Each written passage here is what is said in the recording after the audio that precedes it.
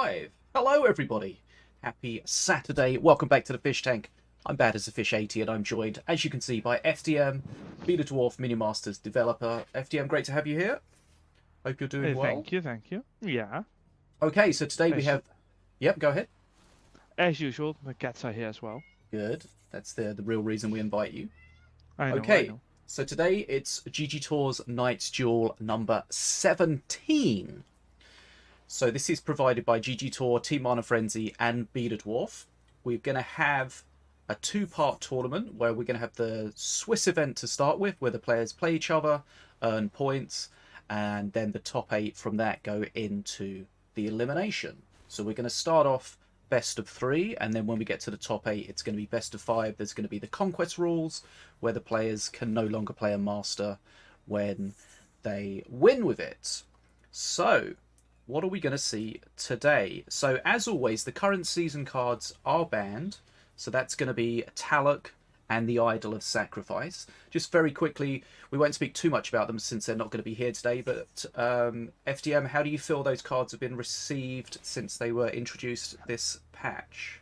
I mean, I've seen a bunch of Taluk, so that one seems to have found a space into, obviously, the Slither decks. Yeah. Neither of them have really been introduced with great celebration, I think. Idol of Sacrifice, I don't even think I've seen anyone play it. The PTR has a buff for him for obvious reasons. Nice. But yeah, Taluk found its spot, I think. Nothing special, but it's there. Yeah, often it's the cheaper of the cards that are introduced that people feel more comfortable just sliding into some decks. So sometimes when these new cards are added, they don't really particularly find a very strong place in the meta, but other times they do. And I think that's when we can talk about the season cards that were banned from the last event, but are now going to be available for this event. I'm out. Which of course is Feng the Wanderer and Rampant Growth. Now, Rampant Growth you probably won't see, but Feng is definitely going to be on everyone's lips today. So remember, Feng is the monkey who gets buffed based on the faction cards in your hand. So for example, when you play him, if you've got an accursed card in your hand, he gets Spirit, a Zenshi card in your hand, he gets Giant Growth, etc. So basically he can get up to 3 buffs. And Feng is definitely a new card that has been played, has been strong, and we've seen a lot of him, and we're going to see him today for sure, FDM. Oh yeah, I know. Are you surprised? I'm just hoping we don't see him too much. Are you surprised quite how strong he's turned out to be? Not really. So I know he did get slightly adjusted in the last patch, and I know from the PTR there are some additional changes to him as well. But yeah, very strong. I did discuss whether or not to nerf him earlier than this patch, so last patch. But the thought amongst the others was that the main strength of him was the giant growth. Okay. And that without that he would drop more than he has. Yeah, so the giant growth is going to buff him in terms of his HP and his attack, and then you've got all the other buffs that he can get either directly from his special ability, or the other buffs you can give him through various other means, whether you're picking up extra rage from Volko or the whatever. Interesting thing is that I don't think he has a very hard set combination of buffs at the moment. You usually want at least Spirit buff or Giant Growth, if not both. But the third buff can be relatively flexible, especially combined with different masters. So in that sense, he is working. He's just too strong while working. Yeah, and obviously you have the offshoot of that is you've got the limitation with the deck building where you're going to need to include these cards. But it seems like he's not, as you say, he's not really hell-bent on having these 3 specific buffs to make him work. So with regards to the deck building, and also when you're playing him, because you need to pay attention to what buffs you're going to get when you play him, the fact that you have a bit more flexibility there makes it a little easier. You don't have to kind of keep cycling through till you get your 3 buffs of choice. It's also that some of these cards that have been used to get the buffs that you want are just really good in combination with him. For example, Glenn's Brew has been a little bit of an issue, at least at the higher ranks for a while, because it's mostly been used to just throw it on a minion that's on phase, right? And get extra phase damage that way. And that meant that Feng is just really difficult to counter, because he gets that Stout Heart buff, which is a good buff, and then he also gets that extra HP, right?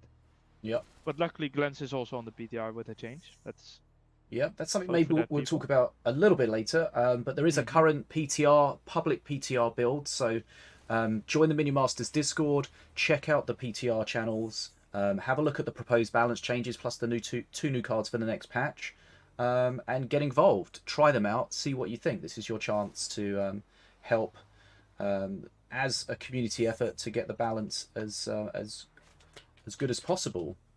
Lots of interesting changes after the tournament, in there. Of course. After the tournament, of course. So how long is that PTR going to be open for?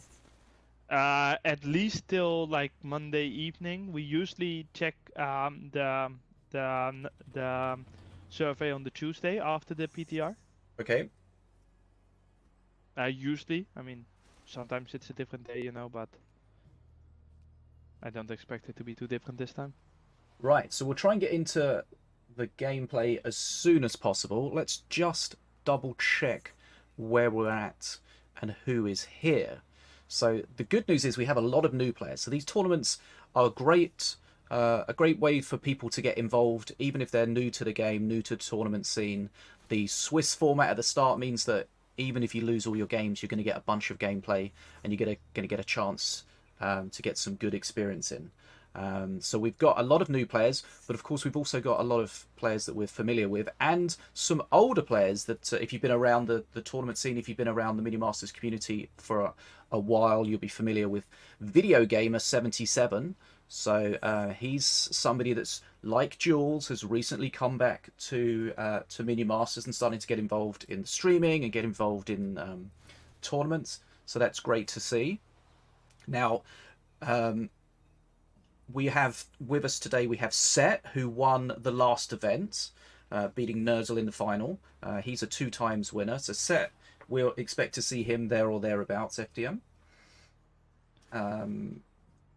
Speaking to him, he was quite confident with this event until Nerzl signed up almost at the last minute. So he feels like Nerzl's going to be someone that he's going to really have to put everything out. I'm not seeing Nerzl on the list. I think Nerzl's on there's a second page. Yeah, there's a second page. So we got Nerzl there. Nerzl is a 3 times top 3 finisher, so a force to be reckoned with. We've got DarkCrow here, who's finished twice in 2nd place, so looking to get his first win. We've also got Nataraja. Yep, Nataraja, previous tournament winner. Memfisto, previous tournament winner. Memfisto, of course, and Video Gamer will probably be very familiar with each other. They were players that were definitely in the early stages of Minion Masters. Did you just sit in a hole or something? What? You just seem to like disappear down the bottom of your cam. Oh no, I decided to show my cat off more. Oh right, I looked around, I was like, just saw the top of your head. Okay. I just decided, like, we all know what people want in this camera. True. It's not my face.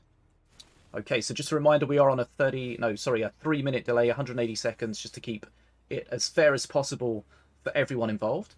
Thanks for everyone being here.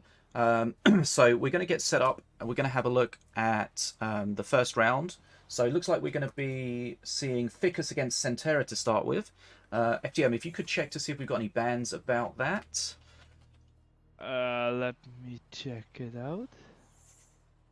So remember, we have ban powers for the players, so they can ban a master and they can ban 2 cards, and that prevents their opponent from playing either of those, and of course their opponent has that power back towards them. So let's see if we're going to see anything. We have the bans. Yep, so both of them banned R3KT, so we're not going to see R3KT. Also, both of them banned Ritual of Servitude, so we're also not going to see Ritual of Servitude. But then the third ban is different, although it is both monkey. Ficus banned Badjo and Sentera banned Feng. Interesting. Yeah, they surprisingly similar, and I do think that when Badjo isn't there, Feng is weaker, because that means he's actually swarmable. What I've seen a lot is that Fang and Badjo get used together, because together they're insanely difficult to counter. Yeah, they kind of fill in for each other's weaknesses. Mm-hmm. Okay, so double Rect band. I know you shared some stats about win rates, and Rect, I think it was last season, Rect I think was the highest solo win rate master. So... Yeah, R3KT has been strong for a while, and the last time I updated the stats, R3KT was second, with 54% win rate, where Diona had 55% win rate. So that's, and then the third one only has a 52% win rate, right? So R3KT and Diona are really at the top. But we're partially okay with that because they're also very skill expressive masters, right? Yeah. That's going to be one of those masters where if you look at the win rate based on rank, you'll see the win rate's much lower at a lower rank, I would have thought, compared to higher rank. That is generally true. And sure, they might be a little bit too strong, but that is also so that they can actually be played at lower level. I don't know what the perfect balance that would be. Yeah. And what people would prefer. It's either going to be too strong or too weak somewhere, however you balance it. Oh, yeah. Okay, so we're going to have Ficus against Sentera. So let's get this set up on my screen here. We should have our dual decks if we have both players. Okay, so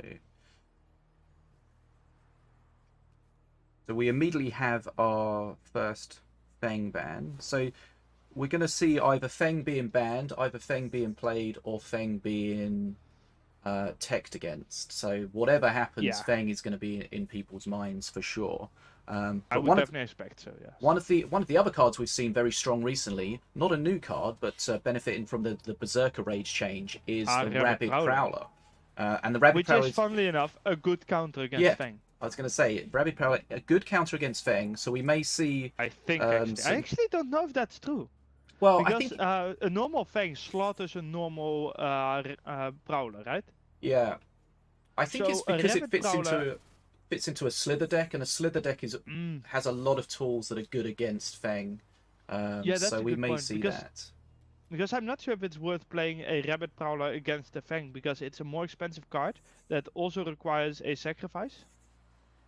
And it will not win very hard. It will probably win, but not extremely hard. It might be one of those situations where you just let Feng get on face and then you DPS it down real fast. Oh yeah, that's definitely possible, but that's the problem with Cleanse, right? That does cost you a decent amount of HP. Yeah. Health is a resource, but it is limited. Right, Sentera against... Okay, let's put the bans in the chat so people can see those. Does that show? Looks like that showed. Okay. I am also ready. Okay, guys, we're going to be going into our first game here in GGtoor's Night's Duel, number 17. Thanks for joining us. It's going to be Sentera against Ficus. Just for the record, by the way, I think we turned the bans around, whereas Ficus was the one that banned Feng, and Sentera that banned Rituals, that banned Battle Shield, because they added to each other, you know? Okay. Yeah, Sentera is the one that banned Battle Shield. Oh, okay, so he says at Sentera, so that's Ficus speaking. Yeah, that's Ficus, yes. Okay, glad we made that as straightforward as understandable as possible. I mean, I think we all know that one of them is going to play Feng. Okay. And neither of them are going to play Rect, so, you know, we've got kind of an idea. I'm honestly surprised Ritual of Servitude is banned, because I personally feel like Ritual of Servitude can be outskilled. Yeah. Especially if you already ban R3KT, who seems to be the main strong master with Ritual Servitude. Yeah, Ritual of Servitude, of course, I think in the last tournament we saw a lot of it, and it got nerfed in the latest patch, so the 6 mana Ritual was no longer a thing with the 8. So I really don't think it's ban worthy. Like, my experience with people playing Ritual Servitude is that I slaughter them. Well, the thing with the bans is, of course, if you're using your ban power to ban that, then something else is not getting banned. So that's like the opportunity cost of, is it the best thing to ban? Yeah, and I don't think it is. At least not for me. Perhaps it's their playstyle that doesn't work well against it. Yeah, we always discuss about the bans, and the players have the different ideas about whether they're banning what's meta, whether they're banning what's good against their deck, whether they're banning what they think their opponent is very good with. Banning the Scrat Reckinator against Memfisto. Yeah, exactly. But of course, you know, the other side of that is you're almost forcing your opponent to ban something, and then you can play around that. Big D SoCal says, is there somewhere that shows the win rate of the Masters? Not really. Yeah, I also said in the chat, but the whole thing about public stats has been a thing we've discussed a couple times, but it's just not something we are prepared to do at this time. Just both because of the resources it takes to actually do it, and because of future. Once we do it, we're sort of forced to keep it, you know. Yeah, I know you did give us that peek behind the scenes a little while ago. So that was interesting to see. You posted a picture of the win rate in Discord. Okay, yeah, looks and of like course that particular into one is only one of the many things that we have what we can see, you know, but... Okay, here we go, our first game. It's Sentera against Ficus. So clearly Fishy is going to be biased here, because one of them is in the fish tank and the other one is in the wrong guild. No, not at all. Okay, so we got Setsu and Ravager.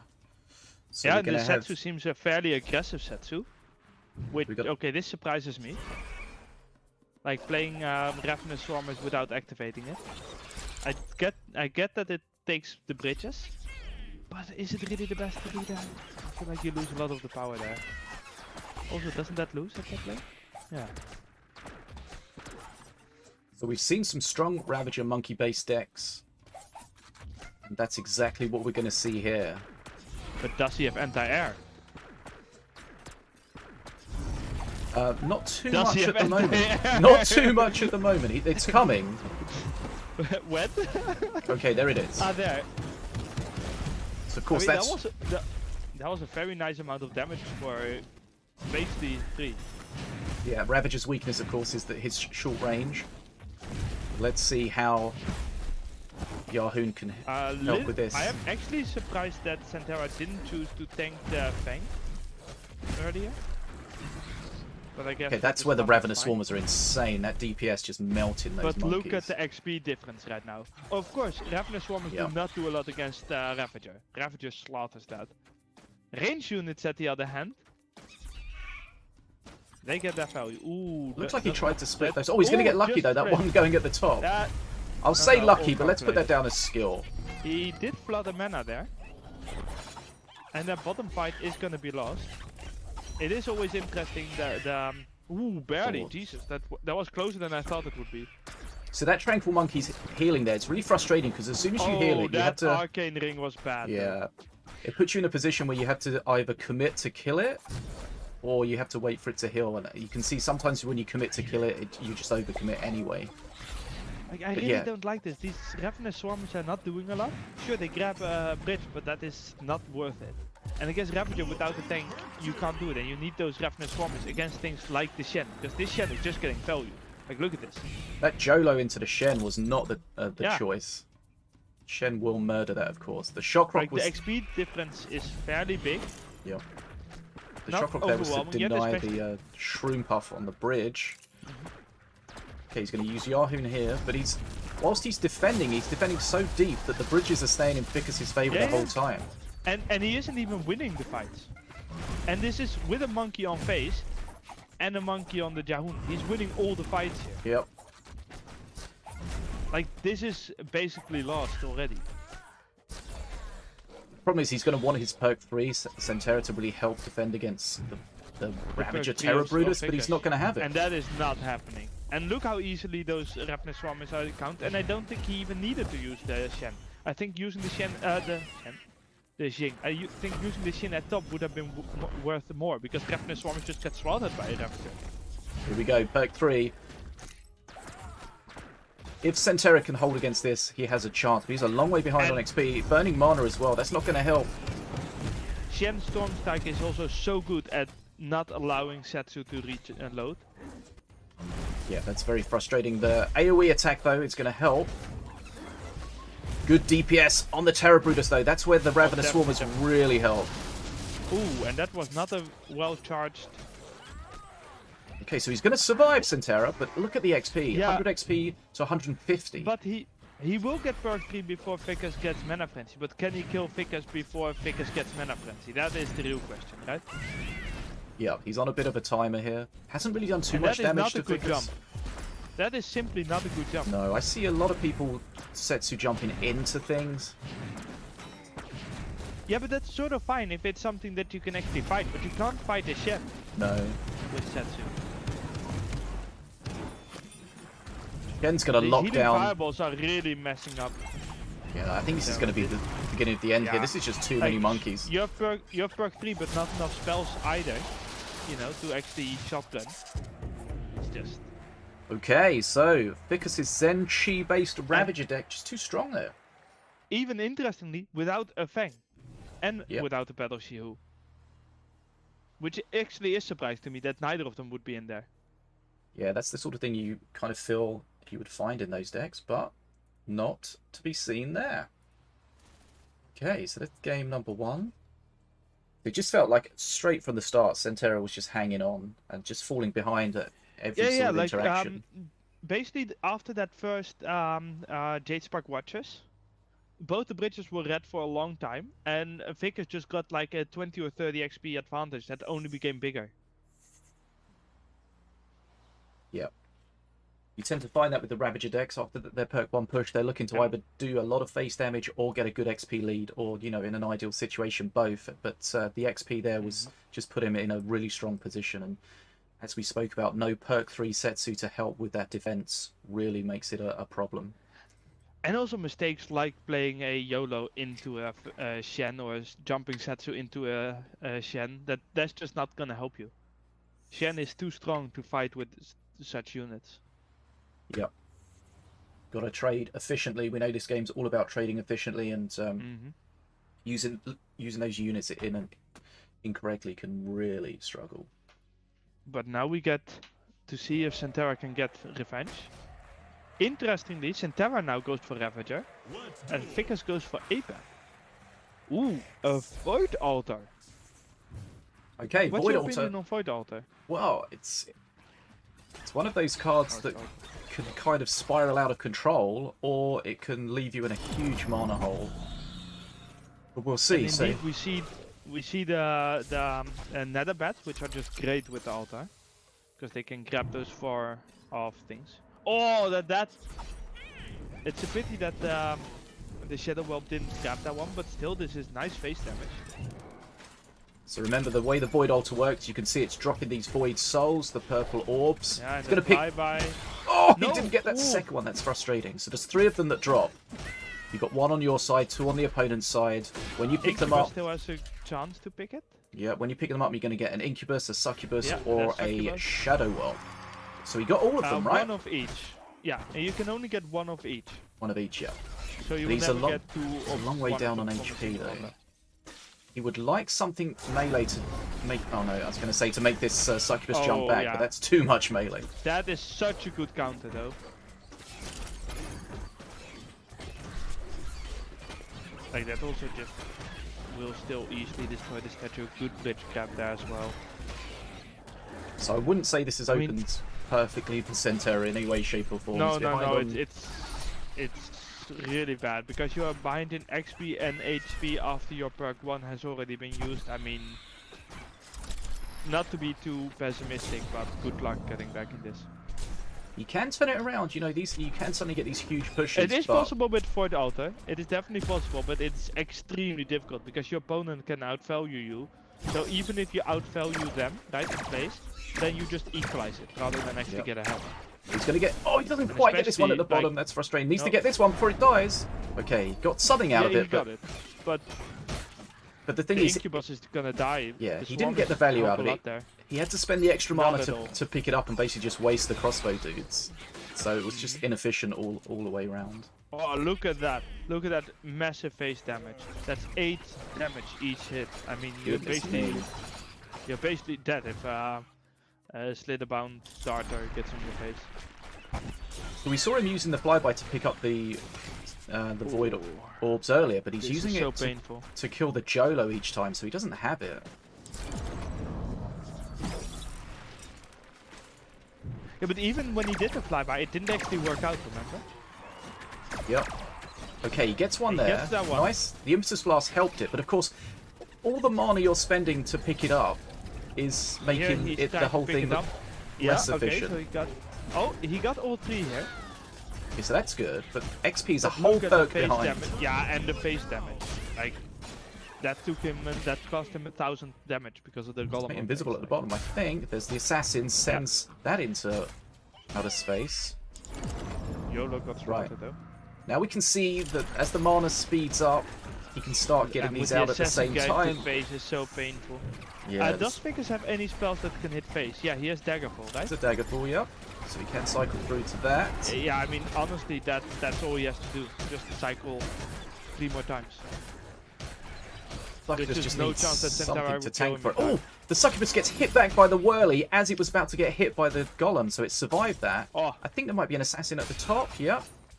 Yeah, but I mean, with YOLO on face as well. This yeah, is it's going to be too much. He can't tank this. Wishes he had a shield totem like his opponent does. And the assassin hit, I'm assuming. Okay, so that was an interesting Void Altar deck. Not one that we see too often. It can get out of control, but as you can see, as we saw there, it can also get shut down. He didn't really have that many... He had a few tools to help him pick up the orbs. But... Yeah, but I don't think that was necessarily the issue. The issue was that the Brutus push got 0 support and just got easily countered by a blue golem that was from rock rifles that then could also still easily deal with the statue, meaning that you didn't have a perk 1 at all, you know? Yeah. And without the perk 1, I mean, honestly, a different Master and Ravager would have been better in the end. If you can't support your push, Ravager is just bad. Yeah, on his own, easily dealt with. Okay, so Ficus taking that one by 2-0. Always nice to see players trying different strats. Oh yeah, like the idea of a Void Altar can be really nice if you can get it rolling. But personally, I feel like it almost has to work better in 2v2. Yeah. So the ideal scenario with the Void Altar is when you're putting it down when you've already got a push going, so you've already got things picking up the stuff. It's when you have to start or when you throwing can easily mana. throw some swarmers in to run there without it being likely to be cancelled. Yeah, it's like all this mana that you have to put in to pick stuff up. It's just negating the mana saving that the thing that the altar can give you. Yeah, and it basically just ends up you playing minions in a really suboptimal place. Yeah, like we saw the crossbow dudes, they were played in the bottom in the middle to get the orb, and they just got destroyed immediately. That too, but what I meant is the things that come out of the portal, they're rarely optimally placed, you know? Yeah. Sometimes they just spawn into insta-death. And of course, you've got the random aspect where you don't know which one you're going to get. So, you know, sometimes what comes out is not what you wanted. And I don't think that Sentera necessarily misplayed it too badly or anything. I think that the deck just doesn't work against what Ficus was playing. Yeah, potentially. Also, sometimes with that sort of deck, you don't want to necessarily commit to the Void Altar straight away. You want to maybe hold on to it. Wait till the mana gain is a little bit faster. And then play it when, you know, you've got that push going. Once you've got Ravager when you've got Brutus on the other side, you've got units supporting it. If you can then put it down, and as we said, it immediately pick up the orbs without any extra mana, then that's when it can get out of control. You've got your push, and then you've got this support coming from it. So it's kind of can be a tricky card to play, and of course there's certain strats that it's really going to struggle against, certain things it's really going to struggle against. But it's always good to see a different strat that people haven't necessarily seen before, or haven't used definitely. in a while. Okay, so remember, this is the Swiss format part of the event, so we're going to have players playing each other and earning points. So let's... Points? Fuck yeah. Points me? Prizes. Oh yeah, one thing we have to mention is that this event, and possibly the next 2, I think, GGtoor events, the top 8 are going to earn invitations to a big tournament in December And the grand prize of that is going to be the winner gets their name on a skin within Minion Masters. So we've got, we have a couple already, which I think is Cat and maybe Memfisto. Memfisto, and Memfisto, I think. Oh, nice. He has at least 2, perhaps 3. I don't remember. Wow. Because he won KPI 3, remember, but he also won KPI 2. So he has 2 King Puff skins. Who has the Mordor skin? Cat has the Mordor skin. That's KPI 4. Yeah, that's Cat. Who won KPI 1 then? Or did that one not get a skin? No idea. Maybe Oh, Jules can tell was us that that. Rush? No, I think that's Rush 2nd. Ah, And that was before we did the skins, I think. right. So yeah, we have 2 for Memfisto and 1 for Cat. So that'd be cool. I know speaking to Set, he was very excited at the idea of getting that. So reminder that the top 8 in these upcoming events get invited to that. And then as well as... Keep in mind that it's a slow process, so it will not be that the skin is immediately in the game right after the tournament. But you will there. get it and at some point. Can we say also that the winner will get the in-game yellow name like Memfisto has? Oh, yeah. Yeah, okay, cool. Heard it here first. Right, so that's good to see. So that the players will be looking to solidify their invite to that event in December. But obviously we've got a lot of gameplay to come between now and then. So I'm just opening up the bracket here to see where we're at, and then we'll figure out where we're going to go for our next game. Yeah, these were fairly short matches, so we probably don't have all the results yet. Correct. Still surprised that we didn't see a Fang. Nope, but we will do. Okay, so it looks like most of the games have completed. Set beating Jake, Memfisto getting a DQ win for some reason, Nataraja beating the Master. Video Gamer against Badjo is still in progress. Nerzl getting a DQ win against Taurus. We've got Tjaenig against Mag Elridon. That's still going. Zen. Wait, is it? I see a win for a Tjaenig there. It could have just been updated. I definitely noticed from this sometimes what I see and what you or the other commentators see is slightly different. Like, I'm not sure. Yeah, I see only 2 still ongoing, which is the Gamer one and the Ficus one. Yeah. And the Ficus one is already finished. Okay, so we got Zen beating Crash. We got Nick Show beating Dan Espinoza. DarkCrow beating Hiroko. And Koi looks like he gets a bye. Okay, so... I love it when you guys have unpronounceable names. Yep, thank you. And especially if you have different names on the event website, on Steam, and on Discord. If you have different names everywhere, that's really helpful as well. Thank you. Makes the admin so fun. Right, so because the way that the Swiss rounds work is that the players will play each other based on their results so far, which means we have to have all the results in for one round before we get to the next round. But yeah, basically no real surprises this result. This Not yet, tournament, no. right? No. We haven't I'm had just any... looking at Gamer to Badjo, by the way, and that's only 1 minute in, so you might just want to turn that on if you have time. Okay, let's have a look here. If we're waiting anyways, right? Let's see what's going on. Gamer is playing a British round deck that's insanely far ahead in XP with Diona versus a Ravager. Like, he has perk 2 and Brutus hasn't died yet. Wow. I mean, Brutus is on phase being killed right now, but he is already on... Brutus just died when a Gamer had 68 XP. And Badjo had 36. I remember seeing a game once where the Brutus and the Terror Brutus were both alive at the same time. That was kind of insane. Like, really? Like the Brutus pushed all the way... Was there so much healing? Well, the Brutus got pushed all the way across, and then they spawned a Troubadour, so it kited it all the way back. And I feel like that happened a couple of times. And that was also when he still had self-healing, I'm assuming? Yeah. So Badjo seems to be playing Kraku. But a Kraku that doesn't seem to be getting any kills. Although he will get a kill on his tap. Very worth it. We don't have the second player's. We have the brothers. We don't have the second player's hand right now because I don't think they've sent me a friend request. The second player being Badjo? Yeah. Just check in. But yeah, look at the XP. Like, Gamer has twice the XP of Badjo. And he's had an XP. I mean, I would be really surprised if Gamer loses this somehow. But it is Gamer, so it's definitely possible. Like, plays like that, where he could have waited a little bit longer and played the Illusionary Cleaver behind the Annihilator. Burning a ton of mana here.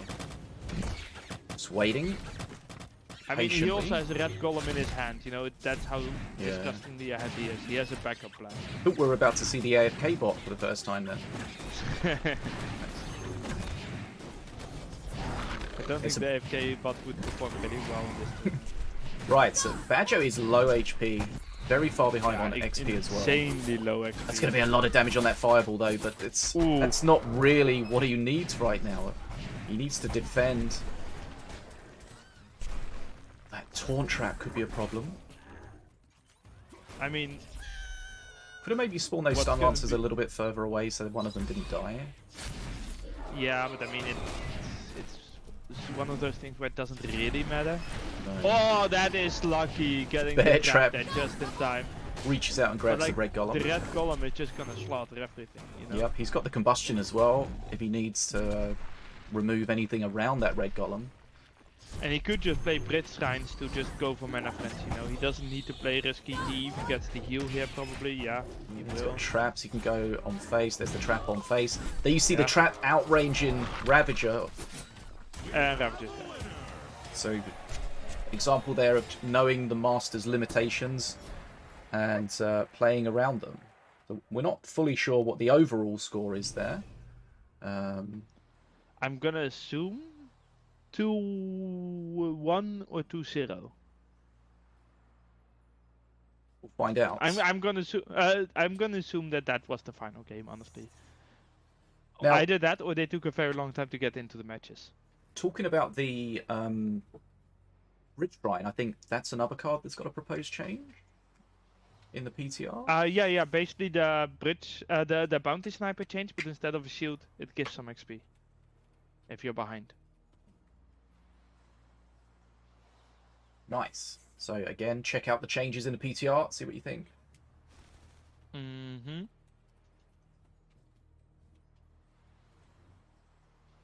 Right, so yeah, sorry you didn't get to see all of that, but we just jumped in to see the end. Video Gamer from what we saw very far ahead. Oh yeah. Bridge Shrine doing Bridge Shrine things. Well, funnily enough, it didn't feel like he was playing the Bridge Shrine that often.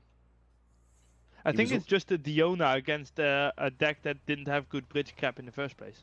Yeah. Because there were very few splitting cards in Badjo's deck, were there? No, it definitely had a lot of heavy pushing cards. Okay, so that looks like that's the first round completed. So then, as we mentioned, the second round, the players will play based on their previous results. So we're going to have some very interesting matchups now. We're going to have Nerzl against Niksho, DarkCrow against Video Gamers, we saw just finishing that off, Ficus and Set. That's an interesting one. Both of those players from Ukraine. Koi against Nataraja, we got Tjaenig against Zen, and so on and so forth. Memfisto against Taurus. Not fully familiar with Taurus, so Memfisto may be getting an easier game than some of his counterparts are getting there. But we will see where we're going to go for this one. But some good matches. We know Set, winner of the last event, 2 times winner. Very worried about Nerzl, so he'll be happy if somebody else knocks Nerzl out, or if he can stay away from Nerzl in the bracket. We'll see. But those guys have definitely been. I mean, they played in the final of the last event, so Set worried about Nerzl, but beating him in the last event. So 2 sides of Set there. He knows he can beat him, but we'll see. Will we have the same final? Not sure, but we will find out. Okay, so thanks again for joining us. If you're just here, this is GGtoor Knights Duel number 17. GGtoor, Team Mana Frenzy, and Betadwarf presenting this event. We've got FDM the developer with me. FDM, are you happy to respond to any questions if people have them? I'm happy to respond, but the responses might not be good. So if you've got any questions for FDM, please let us know, and we will answer. We will endeavour to answer where appropriate. Right, so let's find out where we're going next. Nerzl against Nick Show will be a good one.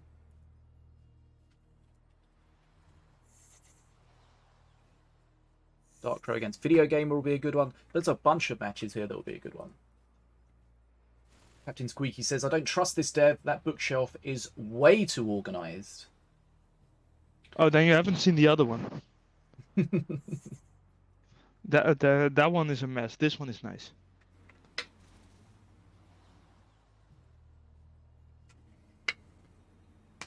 Okay, just a reminder, we are on a 3-minute delay just to keep it as fair as possible for everyone. So if we don't respond immediately in the chat, that's why. Also a reminder, if you are a participant, don't come in straight after your match and spoil it for everyone. And if we take more than 3 or 4 minutes to respond, that's because we don't care. Yes.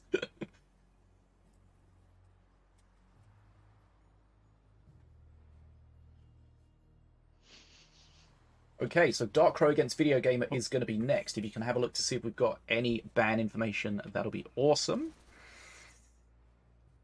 Let's see. Oh, yeah. We already have the bans from Gamer. Gamer has banned basically all the expected ones. R3KT, Fang, and Rabbit Prowler. Okay. And DarkCrow has banned R3KT, Fang, and the Prowler. Rabbit Prowler. So yeah, 2 times the same bans.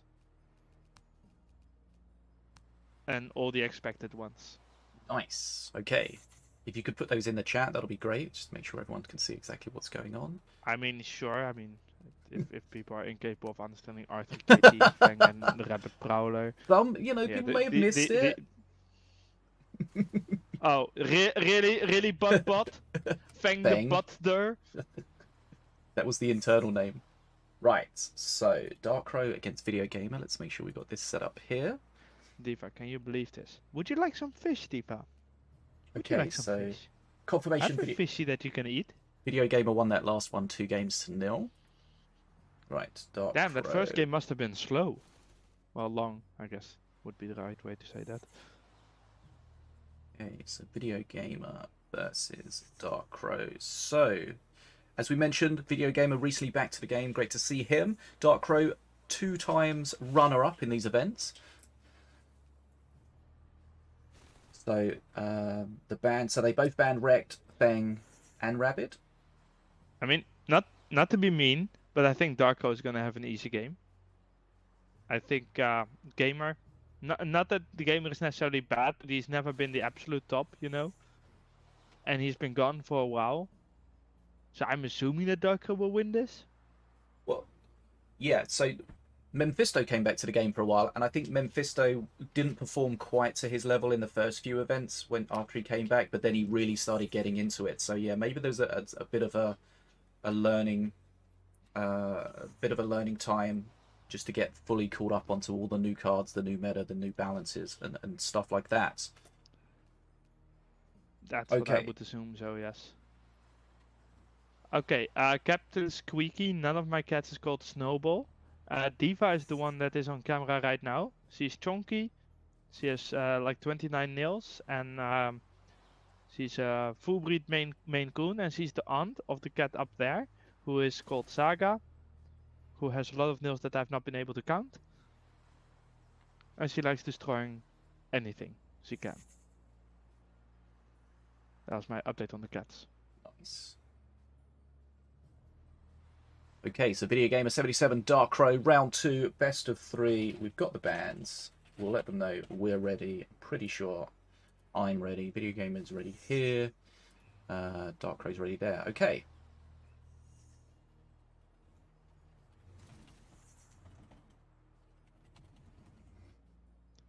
I'm just incapable of using my mouse because of cat. No problem.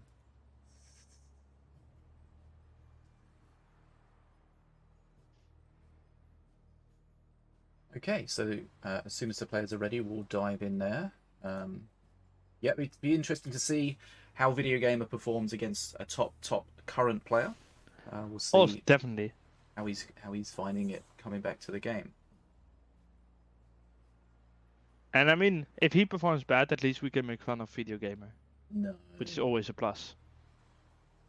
Do you have some beef What do you with him? mean, no? No, it's just fun of making fun of him.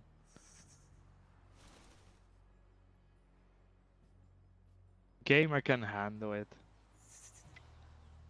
Okay, so yeah, just to confirm, they both banned Rect, which we know is a very strong master. Both banned Fang the Wanderer, and both banned Which we know is a very Rabid. strong monkey. Yeah, and Rabid Prowler, it's a very strong. Which green we all dog, know is a very strong dog thing. lizardy dog thing. Entropy always wants to add to have us add Fat Prowler to the game. Wow. Which is like a chunky version of the Prowler. One of the I favorite don't things. remember what the design was. One of the favorite things I saw was when you were testing Fanreal and you didn't have the model completed for Fanreal. So Fanreal was a Prowler with Felic on top of it. Yeah, and it was a Fat Prowler too. It Like, was perfect. like it was. Oh, we also did that with the bear. That was also a Prowler. Nice. A Prowler that was just completely misshapen. So this is why people should get involved in the PTR and the public PTR. Private PTR, there's always some insanity to be found.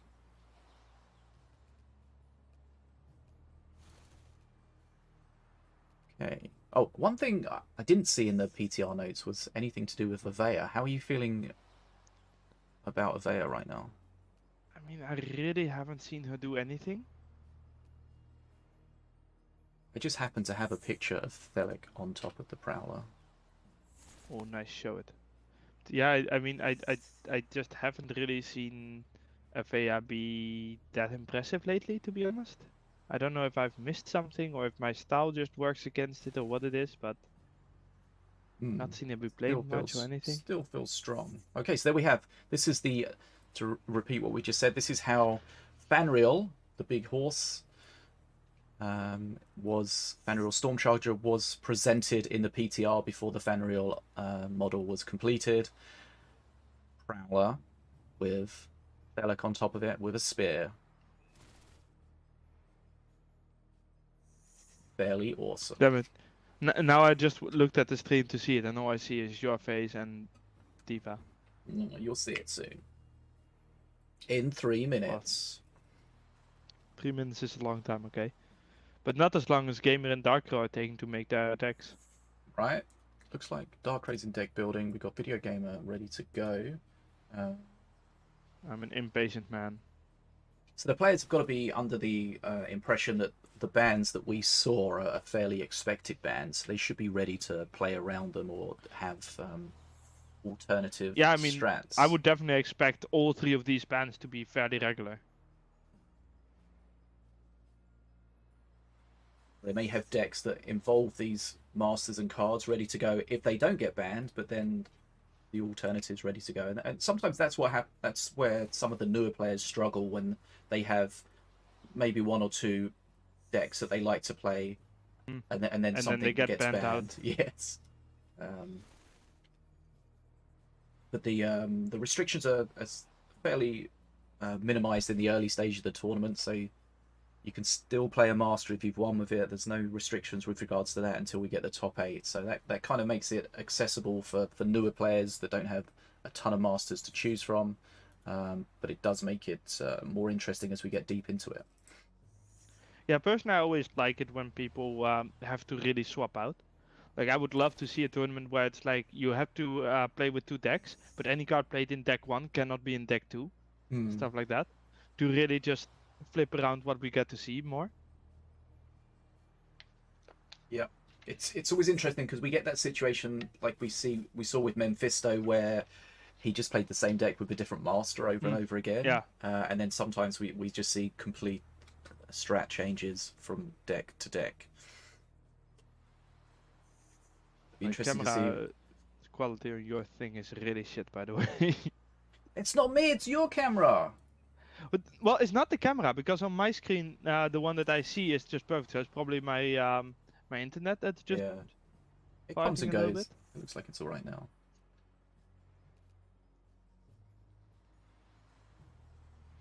Are skins for minions a possibility, says Captain Squeaky? Because I would pay a ridiculous amount for Crystal Elf Scrats. In general, we don't.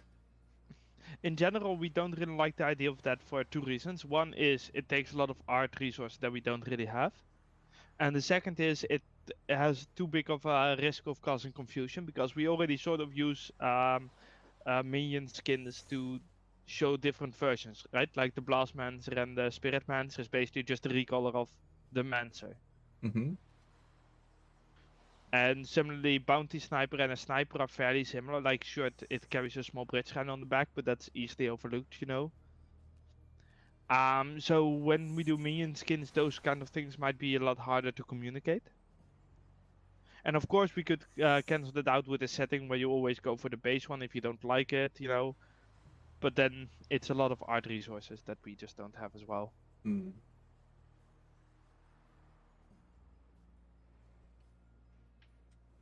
So basically, Captain Squeaky, the answer is: are they a possibility? Yes. Are they likely? No.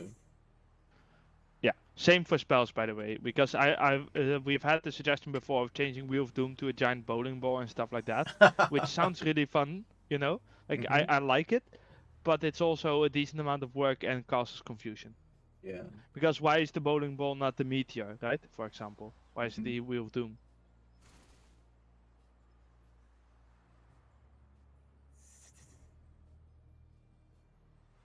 Okay. Sorry for the little downtime here. We're just waiting for the players to be ready. Oh, hold on. Looks like someone's restarted DarkCrow. I blame Video Gamer. I would. I mean, he was also slow in the last round, right?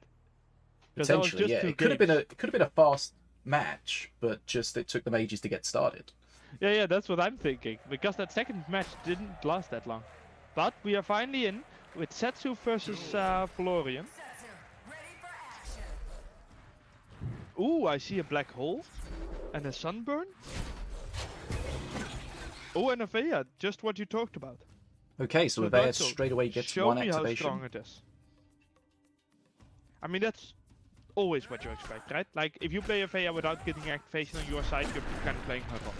Yep. Can he get a second one? Unlike... No, because of the stun. Okay. Well, not just that, it's also that everything around it died, you know? It had nothing to shield at that point. Oh, that is a nice lash. Okay, so this is a lot of early pressure from DarkCrow. He did only get one Veya activation, which was less than ideal. Yeah, but that is fine when you are this far ahead in XP and HP. Like, that statue needs dealing with. Look at Gamer's hand. He doesn't have cards to defend. It's a very aggro deck. Yeah, it's a very aggro deck that's just gonna die.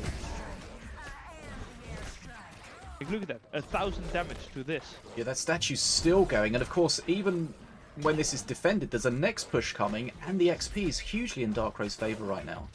And that is while he's playing a Veya, right? Yep, and this Veya also gets a trigger. DarkCrow looked a little late there, Veya getting the activation. Veya's probably going to get another activation, if not, they just win here. I mean, now there is the stun, of course.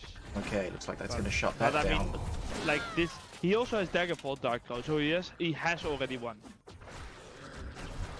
Okay, wow, that was all about that first push. Yeah. That was insane how fast that ended. That statue lasted for so long. Yeah, Gamer's deck had nothing to defend it after he used the cards that he had that then got countered. Okay, so that's a quick game one.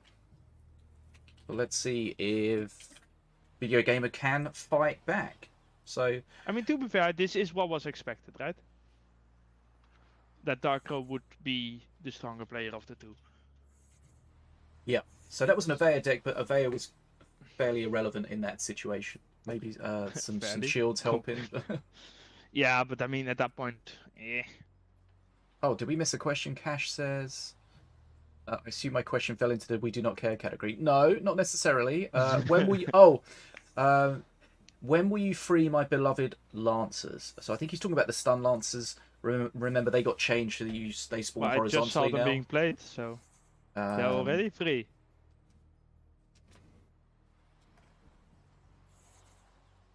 Okay. I think they're okay as they are. They're kind of a little bit frustrating, Yeah. but we still see people play them. They still do exactly what they did. Like, just to throw some stats around again, they have a 54% win rate in 1v1, 51% win rate in 2v2, and are in 11.3% of all decks. So I think that they're free enough. I don't think that they are unplayable at all. I think they're really strong actually in Slither decks. They're just not as strong as they used to be. In But they really certain were too strong. situation. Yeah.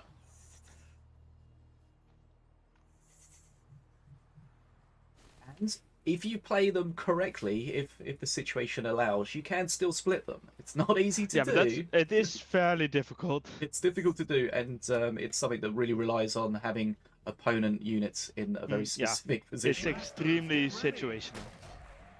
Also, someone just raided and hosted the stream.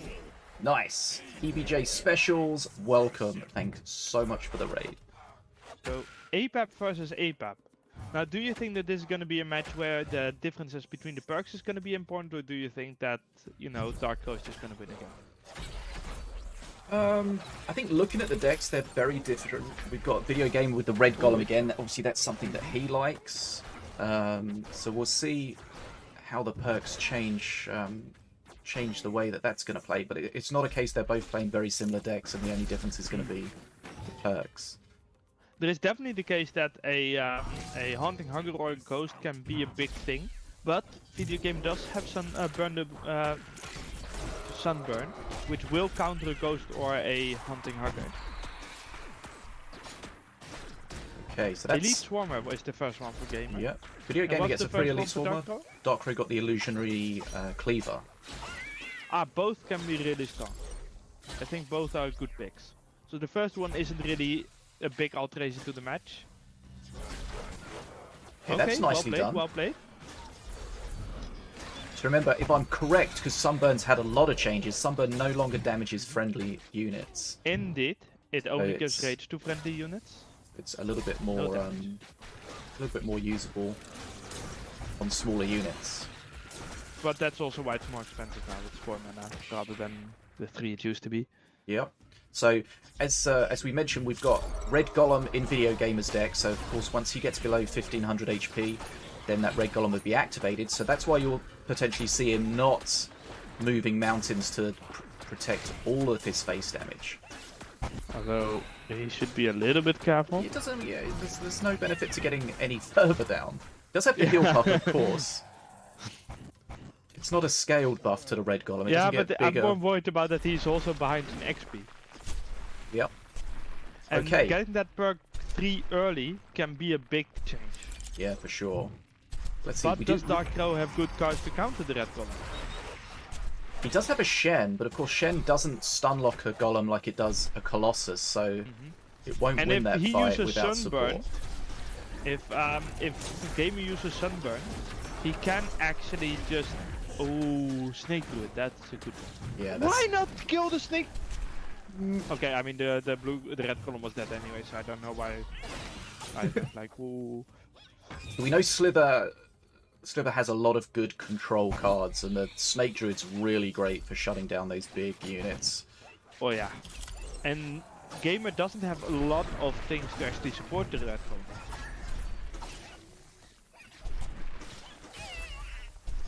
And one thing that you sometimes see... Okay, that's gonna... Also the Assassin just slaughtering all of it. A lot of DPS. One thing you sometimes see when the Snake Druid gets involved is you see an illustration that not all melee range is the same.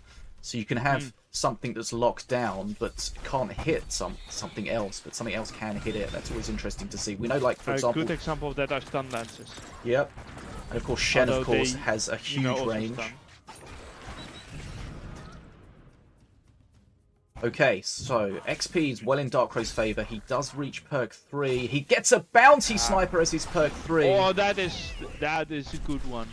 That's a very, very nice one. He's burning mana here, trying to play this. Yeah, but that makes sense because he knows that he needs to be ready to counter the red column, right?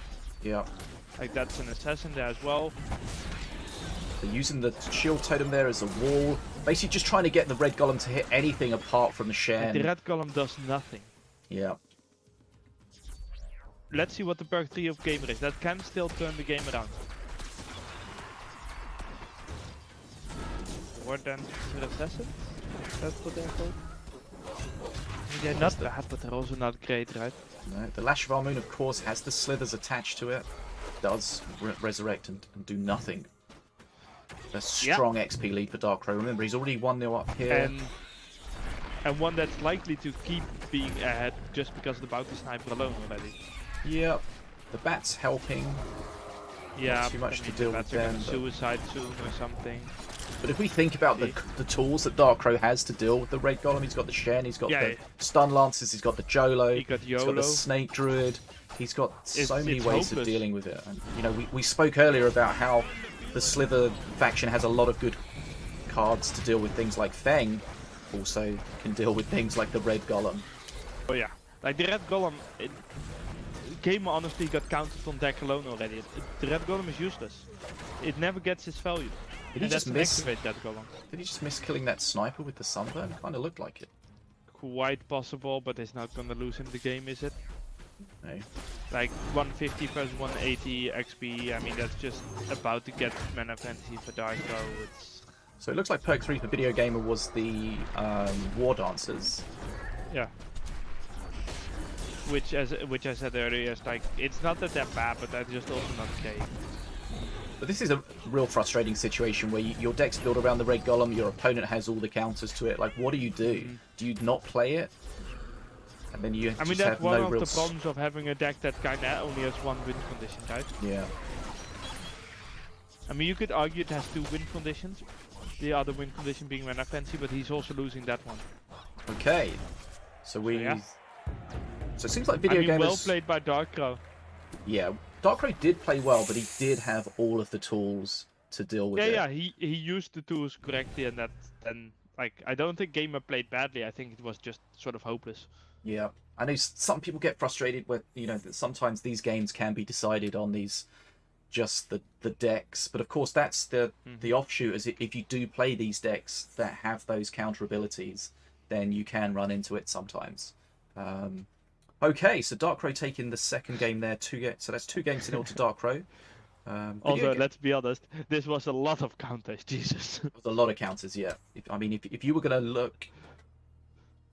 It was almost like he knew what Video Game was going to play. Like, if you saw Video Gamer's deck first, and then you got to build a deck to counter it, there's not really many other things you would have put in there. They really wouldn't, though. So that's... Perhaps like an ATG or something. It's just unfortunate, but that's how it happens. Okay, so interesting to see Video Gamer really liking to play the Red Golem. That's not really something we see too often in these tournaments, but he's clearly trying to make that work. There used to be this player that always played Redbow with the Red Golem. I don't remember his name right now, but we used to have some players that really loved the Red Golem. It can be very strong, but as we saw, it does definitely have those limitations. Okay, so DarkCrow winning that one by 2 games to 0.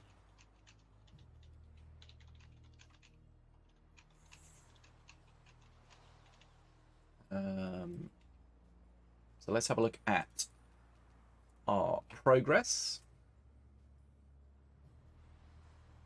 Did you just spoil the game before it's finished? I think I did, but also I mean, I think it was pretty obvious already.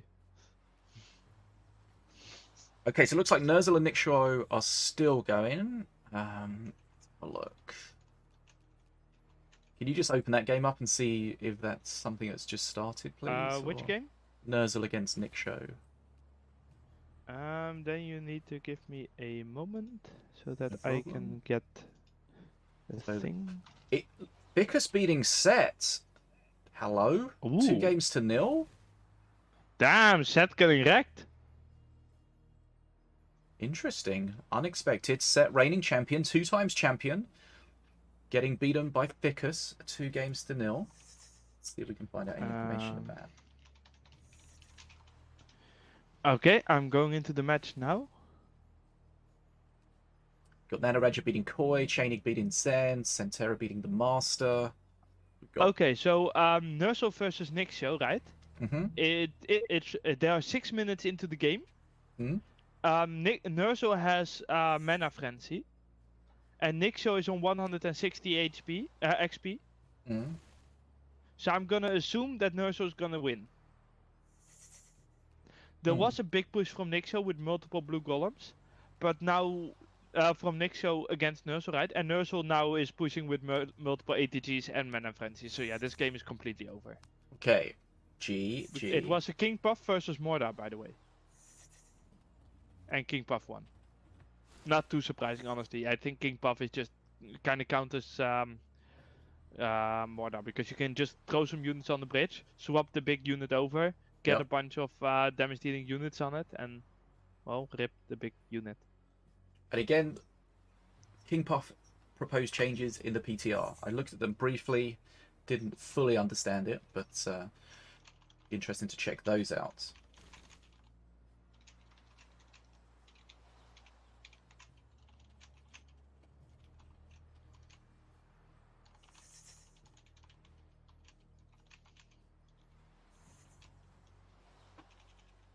Okay, so we'll wait until all of the matches have been reported, and then we will be able to see our matches for the 3rd round.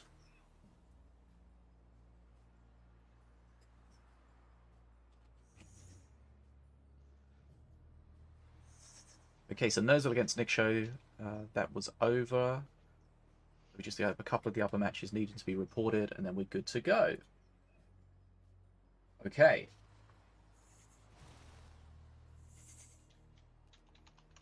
Looks like we had 4 rounds of Swiss, but it looks like it's been extended to 5 rounds now. So it'd be good to see that. Okay, so Nerzl against Nixo winning that. So, reminder, it's the top 8 that go through after these 5 Swiss rounds have been completed. So whether you've lost a game or 2 doesn't necessarily mean it's over. But as we'll see when we look at the standings, everything matters. So did you win? Did you lose? What did you win or lose by? How has your opponent been doing up to that point, etc. Everything matters when it's all put in the pot at the end. So losing, it's not necessarily game over, but it will count against you in the overall things. So, I mean, if we look at the standings right now, the top is somewhat what we would expect, with the people that have 1 or 2 rounds being Ficus, DarkCrow, Nataraja, Tjaenig, and Memfisto. Which is sort of what's expected, right? Like, you might expect someone like Set to be in there, but I mean, everyone can have a bad round. Yeah, for sure. But overall, it's kind of what's expected. What is interesting is that DarkCrow went 4-1, right? Whereas Ficus and Nataraja went 4-0. Yeah. And there is something weird with Memfisto where it says he went 0-0. Which is 0-0.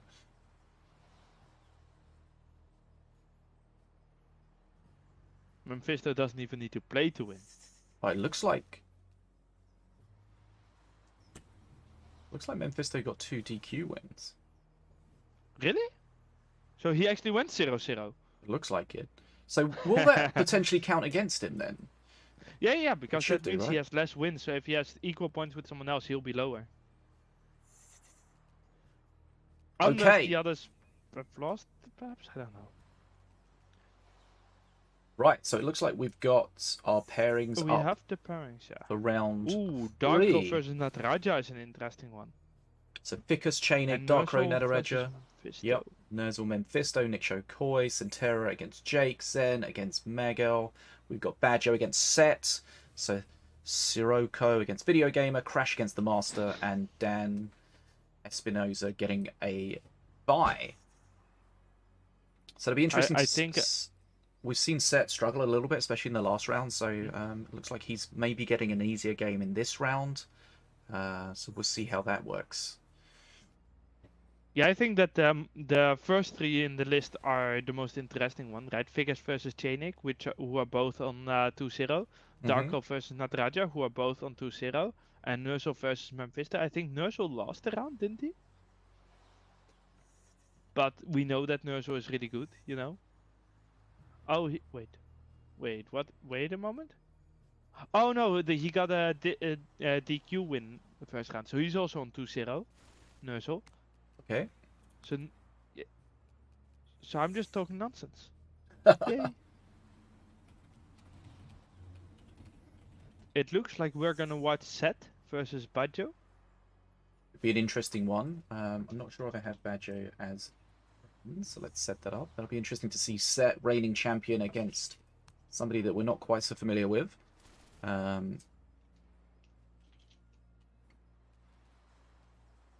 me see if I've got a friend request from this person. Right, friends. Badjo. Badjo not found. So they may have not sent the friend request. They may have a different name. We'll try to find out. I mean, we know that Set has the name Set. That makes it easy. That's for sure. His name is Set. As Set. I can check if there is a Badjo. Badjo, mushroom. Sure. There is a Badjo that's online with profile level 44 at the moment.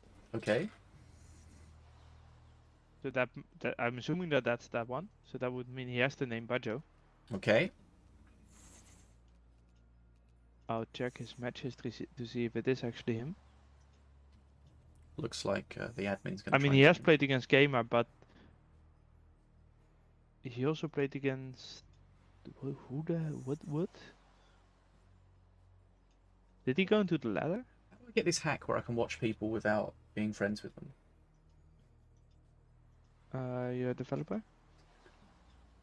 Just, you what know, in the world is match type 6? Just to make my the tournament thing a bit easier. No abuse potential. Yeah, but I mean, you lack other resources to be able to do it. Yes. What, mental capacity? He's playing Mayhem at the moment. I mean, he has, after he lost to Video Game, he's been playing 2 games of Mayhem. Nice. Okay. Oh, we got a friend request from him. Let's go. Boom. Right. Badjo. Friend request. Boom. Okay. What? What? What? I got a weird message, but I think it's fine. Let's see if we have... Right. Sorry for this downtime. We'll get it fixed as soon as we can. Yeah. He has finished his game of Mayhem. Okay, I've got him... He sent me a friend request on one account, but not the other.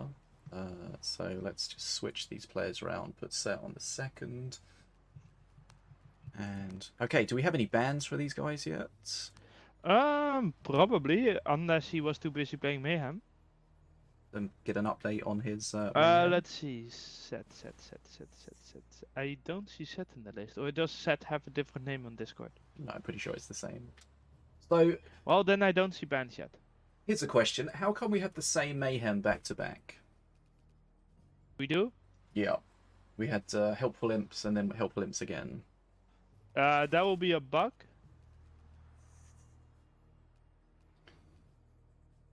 It's got the same rewards as well.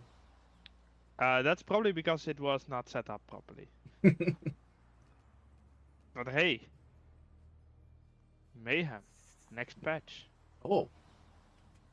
What can you tell us? It's gonna be Mayhem. It's gonna be Mayhem. Nice.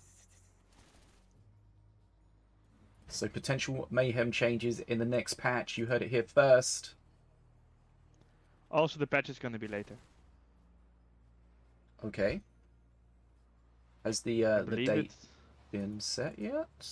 I think it was something like the 14th or something like that, or the 13th. I don't know, something like that. There will be an announcement about it.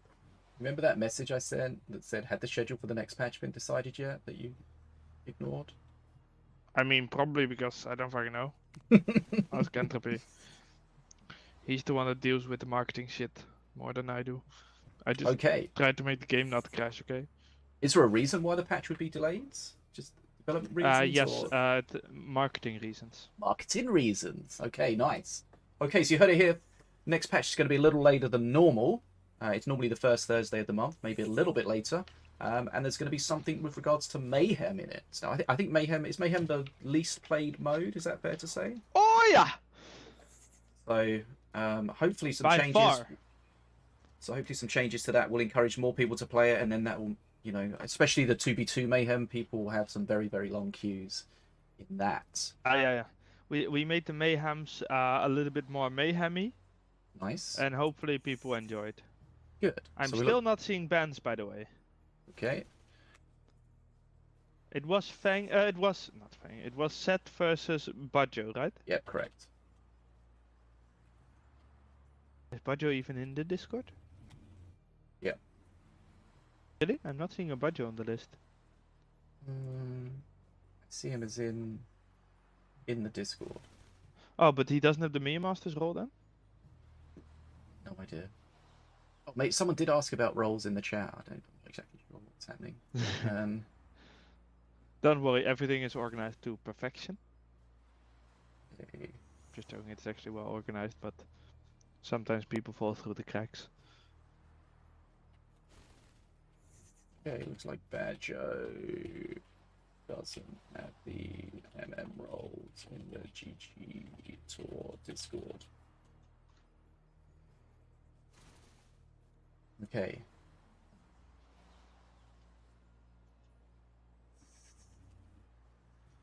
So luckily, we have people like Sinobii to fix issues for us. Indeed. So to clarify what... Oh!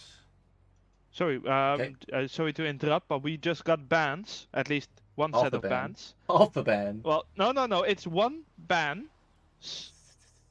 But it's sort of expected, but also sort of not expected. Set banned Melloween, Fang, and Rabbit Prowler. And I'm of the opinion that that means that Melloween is free. What do you mean free? Is it free to play? Well, it's Melloween got banned, not Melloween. Oh god, you're such a fool. Okay, so we got half the bans. Set's banned. We're waiting for Badjo's bans.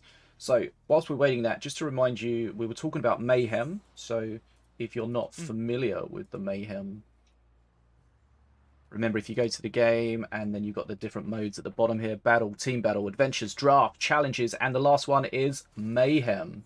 So Mayhem is a mode where you've got to get 12 wins before losing 3 times, whichever comes soonest. The reward for 12 wins is a legendary card, bunch of other stuff as well, and each of the Mayhems has a special kind of tweaked rule set. So the current one, helpful imps: whenever you play a minion, summon a blood imp. And then in 2 days' time, we've got explosive minions. I think that's when a minion dies, they explode, regardless of what they are. And then in 5 days' time, we've got hasted minions. So there's a legendary for each of those available. Hasted minions, of course, everything just has haste. So that's a different game mode that you can check out. It's different if you need a break from ladder or draft or whatever. You can check it out. And especially if you're new, that's a potential way to get some rewards all the way up to a legendary. Oh, but now we had the other bans. Okay, the Badjo other 50%. Has banned Melloween, still not Melloween, Rabbit Prowler, and Chain Lightning. And I'm really surprised about the Chain Lightning. I mean, I'm also surprised about the 2 misspelled Melloweens, but that's a different thing. Chain Lightning. Did you see that one coming? No. I can't remember the last time we had a Chain Lightning ban. I can't remember when I last saw Chain Lightning in 1v1. So the power of Chain Lightning, especially in 2v2s, is it hits so many things. And it gives stuns, meaning like you win a lot things, of trades extra hard. But is it 12? I know it was 10 at some point, but we might have I buffed it to 12. I don't feel know. like it's 12, but it's I possible mean, that I made it it's up. quite likely. I mean, considering you actually read the patch notes, you might be right. Okay, Chain Lightning, yeah, jumps to 12 targets.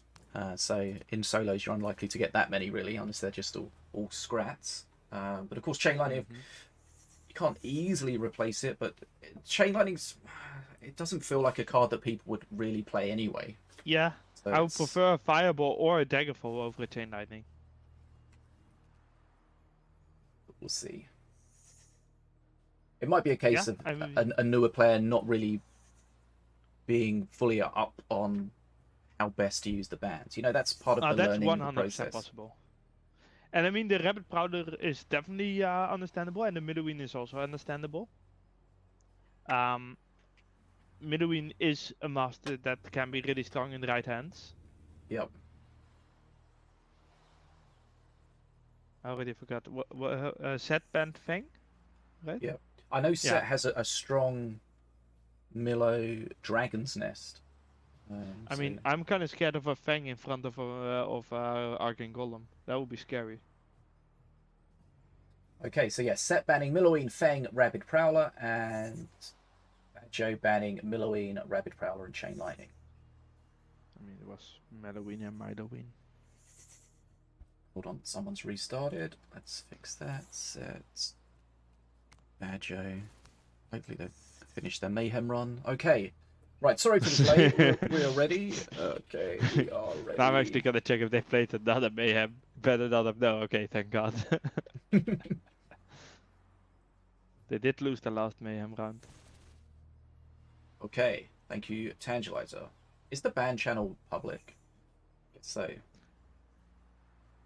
Tangelizer is our ban bot. Nice. See, if I was to copy and paste their bans, I would correct their spelling because I'm not a monster. Tangelizer didn't. You made fun of it. I'm the only decent person here. But they both misspelled it. Come on. In different ways. Yeah. It's not. Oh, and I'm allowed to make fun of Badjo. He's Dutch. Oh. At least he's in a guild called Dutch Masters. Ah, okay. Right, here we go. Badjo, Ravager, Set. Oh, Ritual Servitude. Ritual. Apep, sorry. Then Chain Lightning makes even less sense. Right, so let's have a look here. Ravager. Wait. Is this a Ritual Servitude without high cost cards? Yes. This is a Ritual Servitude played as a blind date. That was unexpected. So the Ritual's just going to give him a random 7 mana card? Should got the 7 mana, yes. So that's it. It's Ritual, but not really huge Ritual value. But right, here we go. Perk 1 for Badjo. Looking to support the Brutus, but the Brutus is just getting absolutely shredded. Stunned by the Shen. Huge DPS coming out from the Zealots as well. Looks like one Zealot went down, so the last one is going to have Berserker Rage. This is super strange. Beam! Beam! But why would you play a Jade Spark Watches? Look at his hand! Card if you are gonna try to play Ritual Servitude? He's got 2 red golems. Wait, what? He's got 2 red golems, one of them from the Jungle Jumble. Oh, he played Jungle Jumbo. I didn't even notice that. Is that also where the... Wait, why are people playing Jungle Jumbo? I don't understand it. Like, Jungle Jumbo is one of those cards that I think is absolute dog shit. I think it's a card that is unplayable, and somehow people are still continuously playing it everywhere, and I'm just confused. Also, why is he not playing Totem? Again, we got the situation. We've got a Shen on the other side, double red golem, but that's a lot of DPS though. That is rough to deal with. What is he? Is he hitting it? Oh, there were spear throwers there. There was something there. Got to be careful though, because he's going to be taking big hits on his face. Oh yeah, is he just? Could be just dead here. Damn. Okay. Okay, so. I mean, it was fun to see 2 red golems, but it's not exactly what you want to get. But I don't understand. Jungle Rumble. Sorry, I don't understand it. Why are people playing it? If someone can explain to me why people are playing it, I would love to hear it, because I just actually don't understand it. I would buff the card if it wasn't already played. So the way it used to work is that it gave you random Zenshi stuff that had growth, had giant growth, I think. But now it gives you cards that come with growth burst shrooms. You can kind of get it indirectly, I think, but not quite so much guaranteed value. And of course, the problem is when you invest that mana at the start, and especially when you get something like a red golem in your hand. So he had 2 red golems in his hand, Which is so rough to play with. He was desperately needing to get stuff out to help and defend. So that was really frustrating. I wonder if we should make it more consistent by saying that you can only get 1 of each card. You know, maybe. 3 unique cards rather than 3 cards. He had a red golem in his deck already. Only one of them. Yeah, only one of them was from the jungle. Okay. Well, in that case, it's his own fault. So he got kind of unlucky. I mean, once again, I don't quite understand the playing of Jungle Rumble in the first place. Honestly, I don't understand why people play the card. It works better in 2v2, but in 1v1 I think it's too slow. It doesn't give enough value for how slow it is. Especially with that early push that he was trying to defend, that mana that he'd invested is not going to help him at that time. No. And his Terra Brutus did his Brutus did absolutely nothing there. You know what would have been good against for a little bit, but you know what would have been good against that big attack? Chain Lightning. Beam.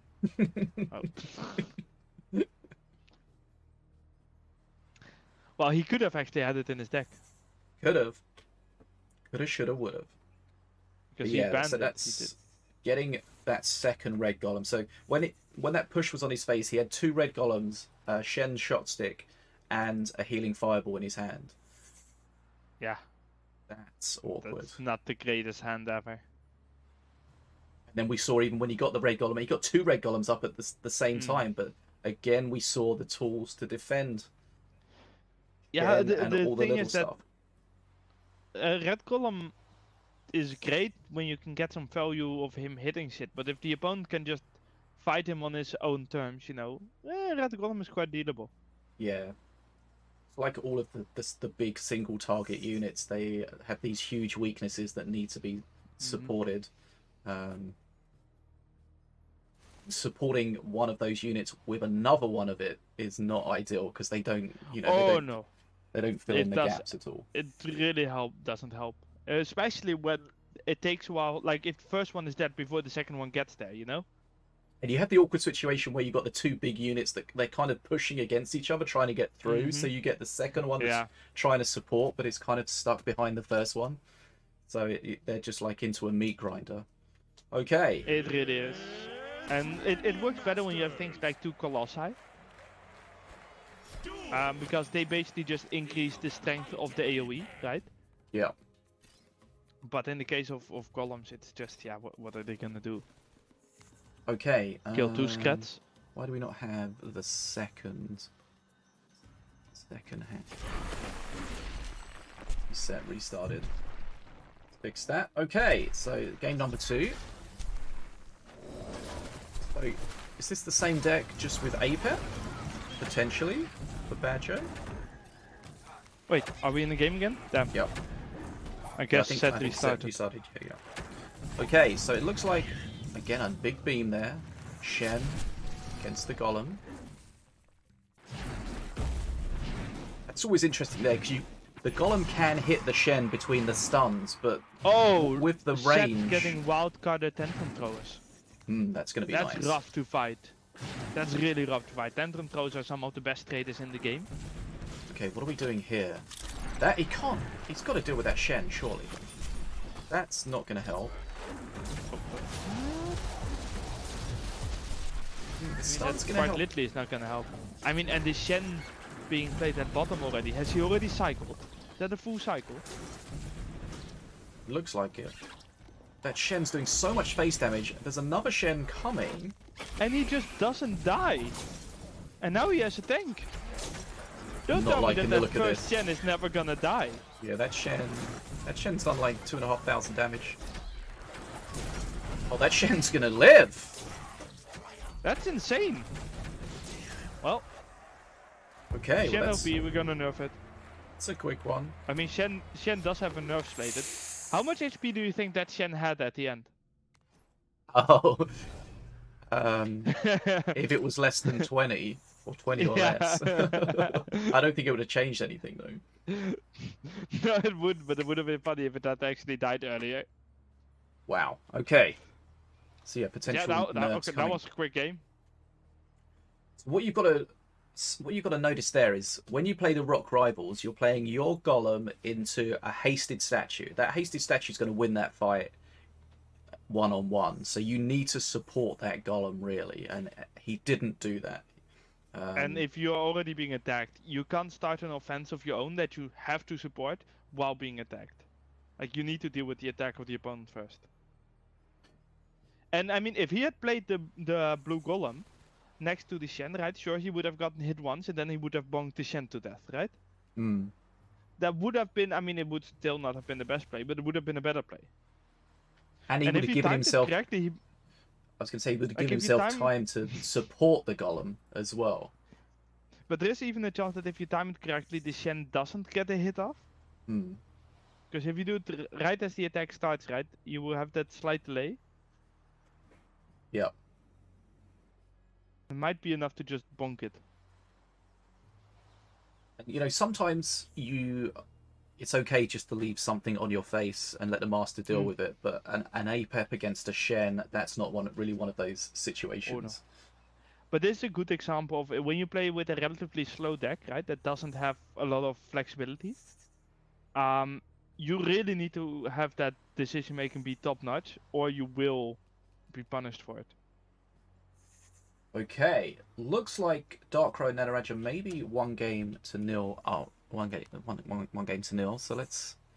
Okay, looks like DarkCrow may be in the menu. Let's see if we can find out what the score is there.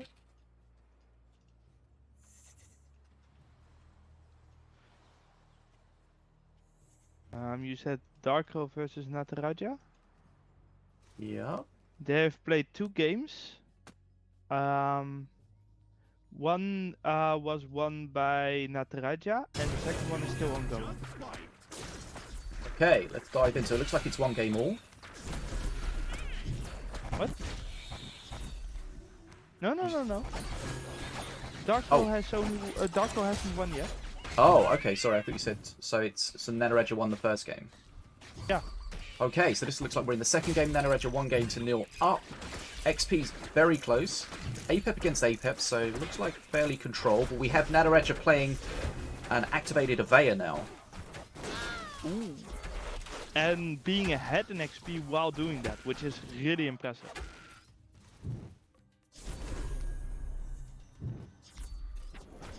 Now, does Nataraja have the right counters against the snake? The answer is yes.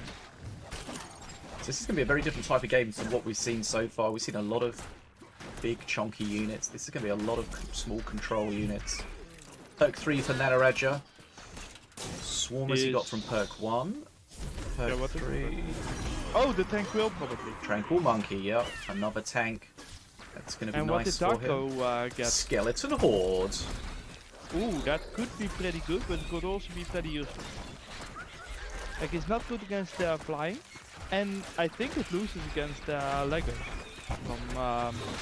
from Avea. It doesn't quite help with the solution, but is there something that really does?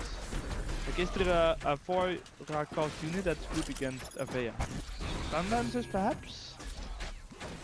DarkCrow dropping low HP some here. Flying? Yeah, Nataraja still being ahead on XP makes it tough. And that top bridge fight is won somehow. I'm actually really impressed that was won. Nataraja even healing a little bit.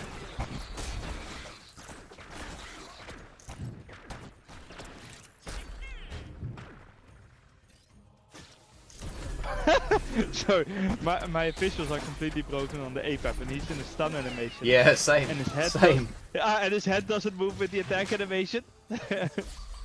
It's just a chest going forward. Perma-stun. This is called a feature. This looks like DarkCrow is going to be... Yeah, this is so difficult to fight. Okay, so there we saw Nataraja 2-0 against DarkCrow. That's surprising. Yeah. Honestly. Tips in the chat says Hasted Statue does not win the fight one-on-one with Rock Rivals. He No, says but Rock Rivals who wins lets with that decent. go? Honestly, who lets that fight go one-on-one? Okay, good to know. Right, so let's just make sure this is up to date here. Okay, just remove that. Okay, so that was 2-0. So, Avea, we didn't see how the game started. What? Why? Hold on. Why do you look like Deadshot? I clicked the wrong thing. Okay. What? Sorry. I'm You are pretty sure I back. don't look like that shot. No. Okay. So 2-0 to Nataraja. Mm-hmm. So let's have I'll a just look. make sure that I read things correctly. Yeah. So DarkCrow against Nataraja. So we need Also, Nick Show and Koi to finish. Interestingly enough, the other match that they played was not APAP versus APAP. So they Okay. did both change deck after the first match. Oh, okay. So APEP against APEP. Remember, back in the day, we barely ever... Oh, God, I've done it again. We barely ever saw Wait. APEP in the tournaments. Are we looking at someone right now? No, Oh, okay. Thank God. Who? nothing thought to I see would. here. I don't know why people are watching. There is nothing happening. I mean, Memfisto, you can say really impressive to be ahead with Anvea when she's activated, but I mean, it's more impressive to get her activated while being ahead. See, I feel the problem with Avea is that you feel like with something like that, you should be behind, and then you get the activation, and then you get ahead. But it feels like you're able to keep in the game and then just get further ahead when she gets activated. It doesn't feel like there's enough of a negative I mean, before she's activated. I know that win rates don't say everything, but she does have a 49% win rate. And I think that that's one of the cases where the good players can make use of the shield so much better than the lesser players, you know? Yeah. The But then difference... There's like a the huge question difference. is, Yeah, isn't go on. that a skill expression thing? Yeah, because I was going to say there's a huge difference between getting her activated after 2 and then compared to getting her activated after 3 cycles. You know, that can really affect not where just the that. game goes. But that's not what I mean. I mean, getting these shields on some random unit or unit where it's good on is also a big difference. Yeah. You know, managing to use it sort of as a banner man, you know, or just get a shield on something that instantly dies afterwards to a fire imp attack or something. Yeah, because you do sometimes find yourself in the situation where you're forcing yourself just to spawn things that you don't really want to spawn just to get that shield. Yeah. Okay, so DarkCrow losing out to Nataraja by 2-0 there. Nataraja, previous tournament winner. DarkCrow, double runner-up in the past.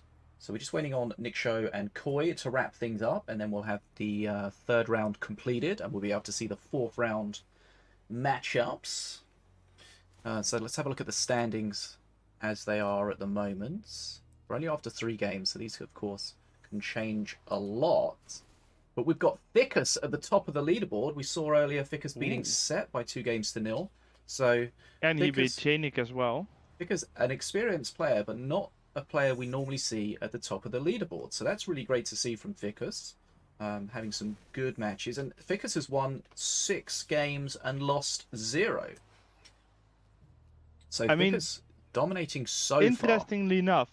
Interesting enough that if you look at Nataraja, has the same stats, but the opponents of Nataraja has performed less well compared to Ficus's opponents. That's why Ficus is 1st right now, whereas Nataraja is 2nd. And then Memfisto, who has performed almost as good, with the exception that he has only played 3 matches. Because he got 2 disqualifications. That's right. So he beat Nerzl by 2-1 and then got 2 DQ wins. So he still gets the points, but it kind of counts against him getting those DQ wins. And let's be honest, no one is here to just win without playing. No. We've got Tjaenig in the top 4 as well. Set, DarkCrow, Nerzl, Video Gamer, Zen, Jake. So a lot of players on 6. Remember, it's only the top 8 that go through to the second part of the event, the elimination. But we're still waiting on Nixo and Koi, who are both on 1, right? Yep. They both have 3 points. So one of them will get to 6 points, which will put them in the top 10 probably. Yeah. So it's looking like Ficus, Nataraja, and Memfisto are likely to go through, but then we've got a real shootout between a lot of these players that are on 6 points, and of course, if these players end up meeting each other, that's when it gets real interesting, because that's the winner takes all in that situation. The winner can go through and potentially knock out their opponent. We definitely had some top players that had some unlucky matches, like matchups, where they had to fight a bit too many of the other top players, and actually got knocked out before the top 8 because of that. Yeah. We saw Set losing. That might help him because he's going to have the worst record, so he won't be playing against the players with the flawless record. So that could potentially help him claw his way back into the top 8. Well, I mean, he is in the top 8. Yeah, but the top 8 finally. I'm sure I mean something sensible. I just you would like claw back, and it's like claw back. Claw his way back into contention for something. Okay, so it looks like the match has been completed. Let's have a look what the result of Nixo against Nixo winning that by 2-1. So he lost the first game and then won the next 2. So that's a nice little turnaround. A reverse sweep. Thanks for the hydrate gore kill. Do sweep really? Is it really a sweep if it's 2 matches? Not really. Mini sweep. Mini sweep. Yeah. Reverse mini sweep, boys. So we've got Nataraja against Ficus. Both those players really dominating so far today. We've got Memfisto and DarkCrow. Zen against Video Gamer. Tjaenig against Nerzl. Nixo against Set. Koi against Sentera. Dan Espinoza against Badjo. We've got Magel Redon against Crash. We've got Jake against Sirocco and the Master getting a bye. Okay, so let's find out where we are going on this next one. I do have to mention that I feel like DarkCrow has been having some rough matchups. Matchups as in players or decks? Yeah, players that he has to fight. So let's have a look. Because he had Nataraja, right? Now he has Memfisto. I mean, he had Gamer, which is a little bit more doable. No offense. And I don't know Skiroko, but I just like first getting Nataraja and then right afterwards getting Memfisto.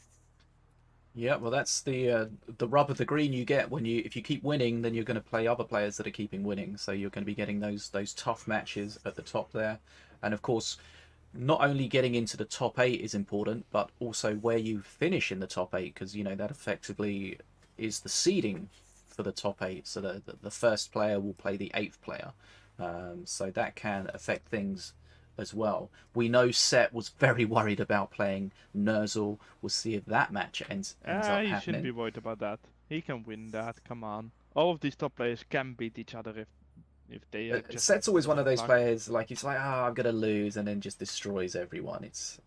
I don't know. I'm the opposite. If that's a strat. I'm like I'll destroy them easy and then I get destroyed. Not sure which of those is the best way to be. Mine is more fun in advance.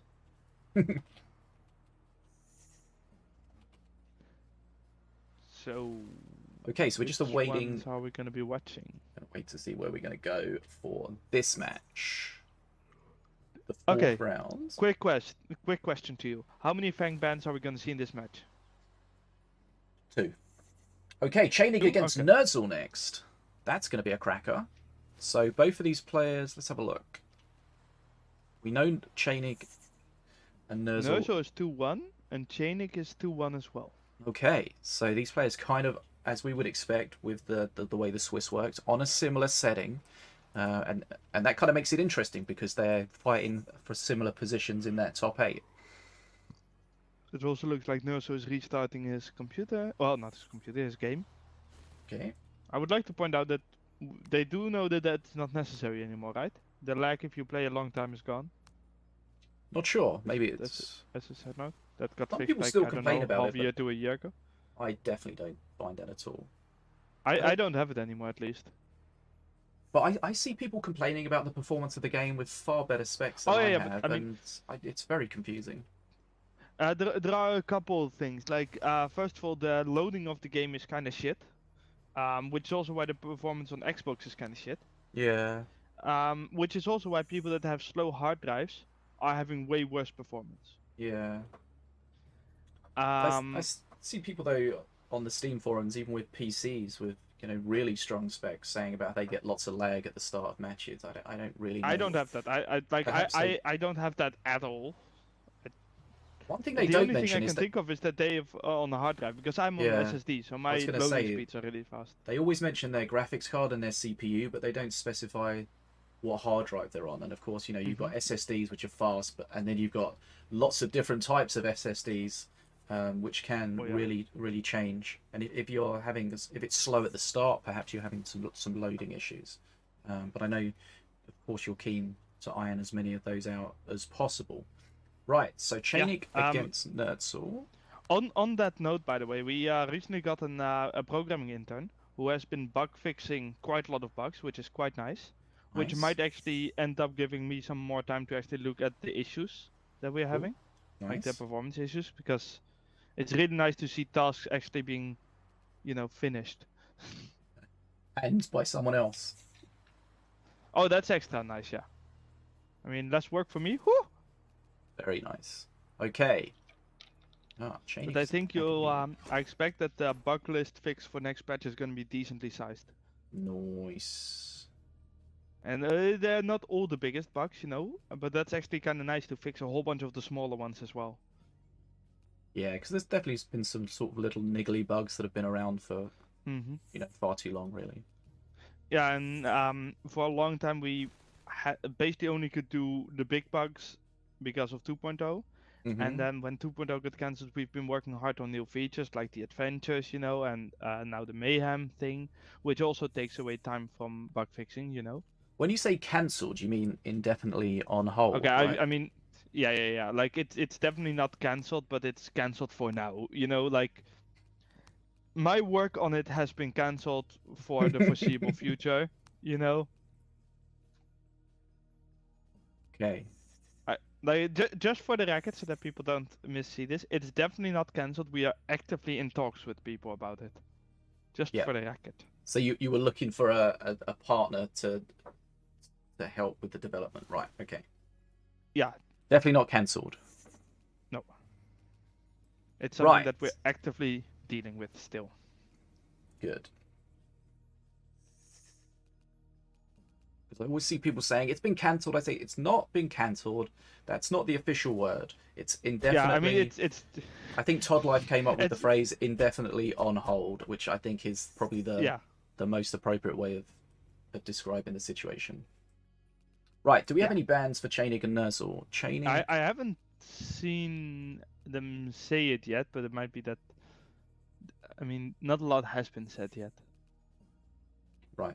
Tjaenig and Nerzl. Yeah, no, right, the Tjaenig last things was against Ficus, so that's not. No bans yet. I'm seeing some interesting bans though, because I see someone ban Jadespark Watches and Ramas. For some reason, no Master. Someone banning Lightning Bolt and Beam of Doom, also surprising to me. Yeah, very specific. Lightning Bolt, not something. Video gamer misspelling Fang. He called it Fang, like when Bang. Yeah, Fang. He's Fang during what the is day. it with he people turns into just a completely ignoring the actual spelling of our fucking units? Hey, there's another Melloween. Damn it. Why do people keep calling Melloween? She's real chill. She's real mellow. Well, people are not mellow about her. You're not mellow at this particular situation. No, I'm very... Take a breath. Take a breath. Oh, I'll just pet my cat. Right. Okay, let's have a look at the band selections. Do we see anything yet? Nick show. Nope. No. Okay. Beam of Doom. See Zen banning Beam of Doom. That's that's not. Yeah, but that was also Lightning Bolt in the same deck. Lightning Bolt is same bands. Yeah. Like that must be like a ritual servitude player. Here we go. Nerzl banning Fang. Ooh. Check. Rabid Prowler. Check. And Ravager. Understandable. And Tjaenig banning Wrecked, check. Feng, check. Spawn of Fury. Oh. Okay. Did not see the Spawn of Fury coming. Interesting. So, do you think there is a specific reason for banning Spawn of Fury? I feel like you would only ban that if you knew that the person you were playing with was planning to do something like that. Yeah, but the only deck that I see that as being a tournament strength danger is Colossus Milloween. And then why not just ban Melloween or Miloween? Yeah, that's just banning everything at source. Yeah. Okay. Someone's restarted their game. Tjaenig. I know Cat used to always restart his game. He always used to make me miss the start of bloody matches. Okay. And Nerzl is finally online.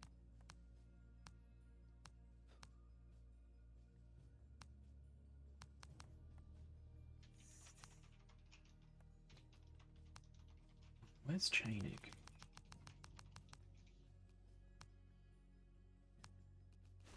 Right. Indefinitely suspended.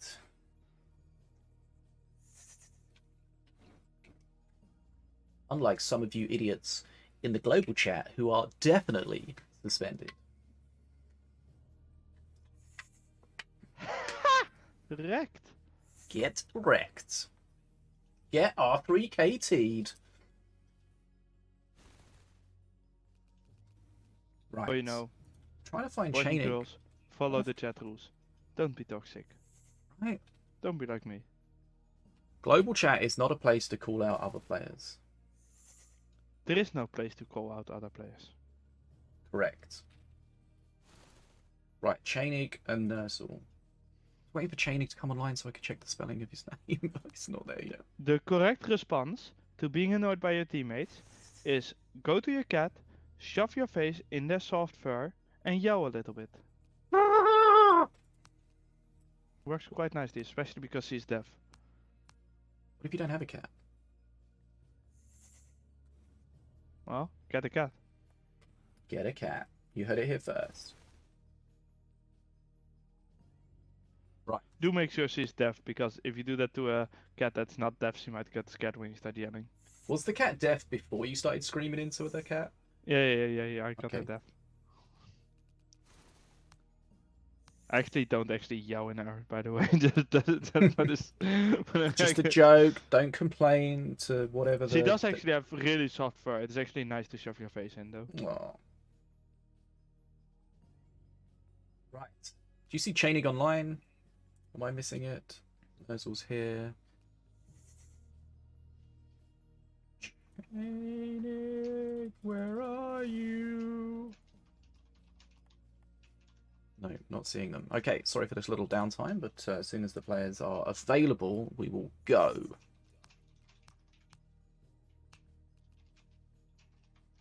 I see nothing. Okay. Where you at?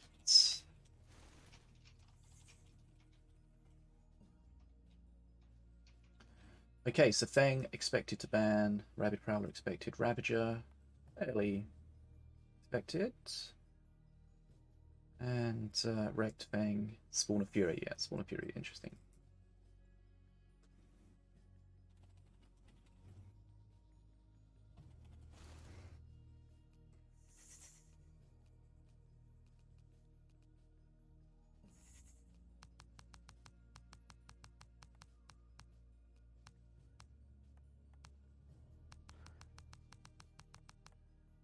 A decent argument that they made in the chat about the Spawn of Fury thing.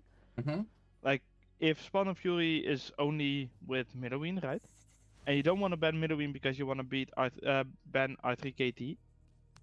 That might be why he banned Spawn of Fury, but personally I would have just banned Colossus in that case.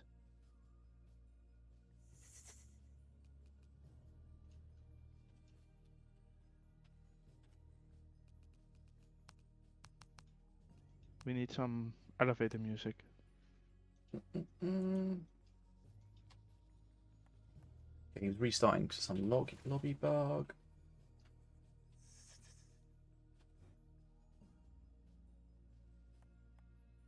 Okay, looks like he restarted his router. I've seen a few people complain about some lobby bugs. Is that something that's on your radar at the moment, where one player sees they're in it, but the other player doesn't see they're in it, or something?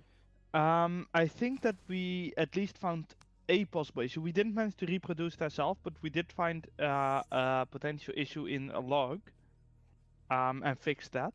Okay. So hopefully we can get a fix out for that. Yeah, those are the worst, I guess, when you can't reproduce them, so it makes it far more difficult to figure out exactly what's going on. Okay, so Tjaenig is restarting his entire setup for whatever reason.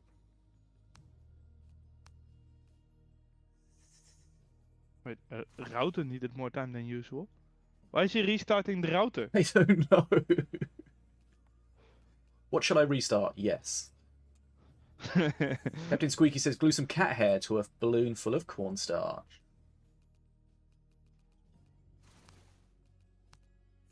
Where do you get the cat hair from? Okay, it looks like they're online.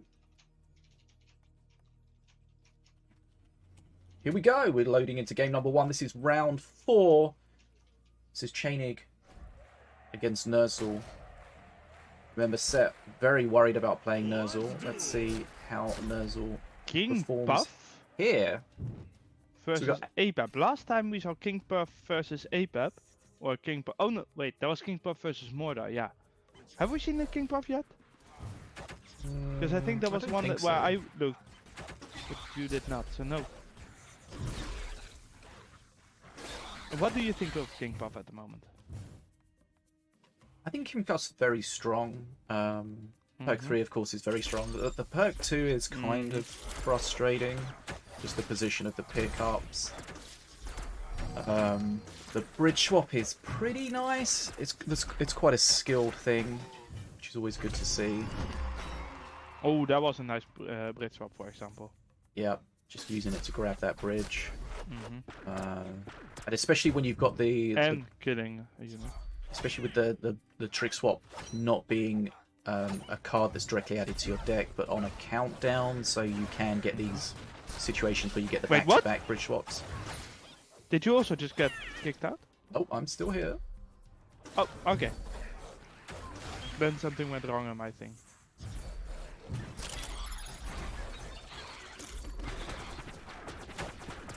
The Nerzl, decent XP lead at the moment. Massive smite coming in. But that ATG drone's going to struggle, of course, against the Vulture. Just going to get fully shut down. And Nerzl is still ahead in XP, but Tjaenig has both bridges, so that's going to equalize. Except that Nerzl uses bridge swap to grab the bridges again, so he will stay ahead. It's almost like this game is all about counters. Yeah. We know, as we've seen is before, not the best counter there. Perk 3 normally is where King Puff suddenly changes the game. But we'll see what Tjaenig gets as his perk 3. Oh yeah. Like something like a Whirly there can be massive. I mean, those Night Puffs, yeah. Like a Fire Imp or a Whirly can really do wonders against all of that. Okay, so perk 2 slightly ahead for Nerzl, but not too much there.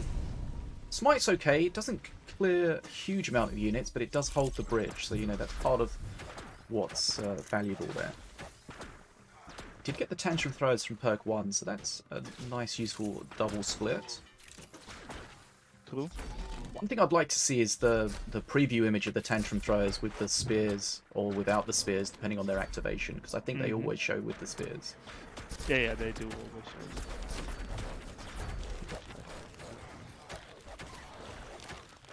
But Tjaenig doing a good job holding in with XP here, but that ATG drone is going to be a bit of a pain to deal with. It is enraged. And that YOLO does protect it against most of the damage there.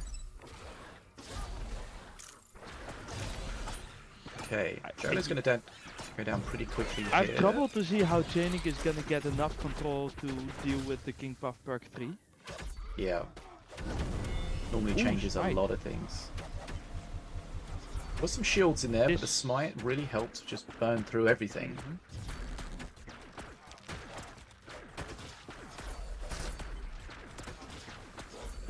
Okay, some decent face damage coming out there onto Nerzl, dropping under 1500 HP.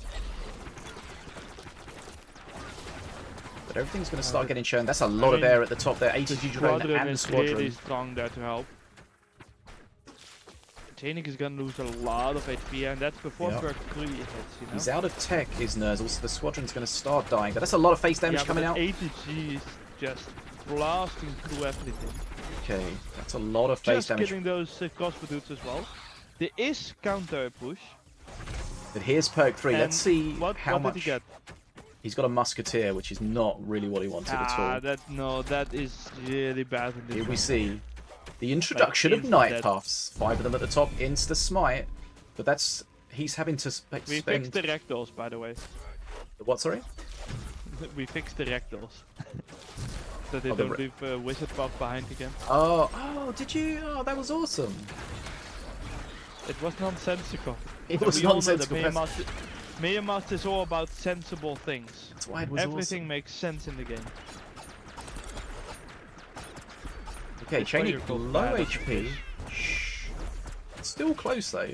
But of course, what we saw there is Nerzl got the 3 Night Puffs effectively, and then his opponent had to spend 5 mana to shred them. Yeah, and here we're gonna see new Night Puffs, like swap, and then dodge. Again. And look at how much that costs. See all the Wizard Puff hats at the top. Oh, that is such a good swap. Yep. Almost back-to-back swaps. I mean, this is the thing, Brit. I dislike that you can actually do that. The back-to-back swaps. It's going to be the first game. Too strong. Yeah? Nerzl, King Puff, perk 3, we know. We expected perk 3 to change the match and really allow Nerzl to push forward, and indeed he did. So, thinking about King Puff, I know there are some proposed changes in the PTR.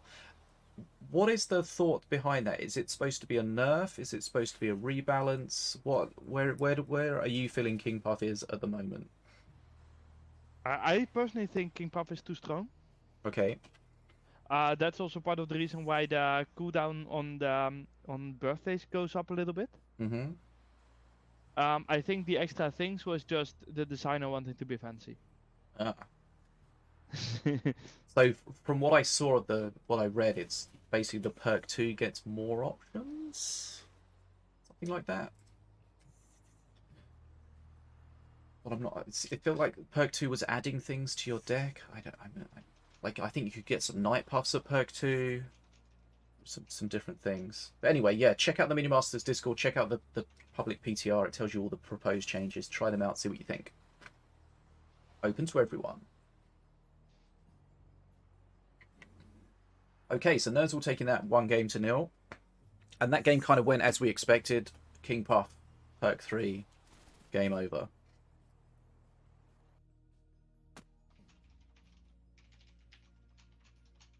King Puff and Skeleton Horde, we see that played so often. But here we go, we're looking to game number 2 of this best of 3. Nerzl taking the first game. Can Tjaenig fight back? What do we have? Tjaenig playing Diona.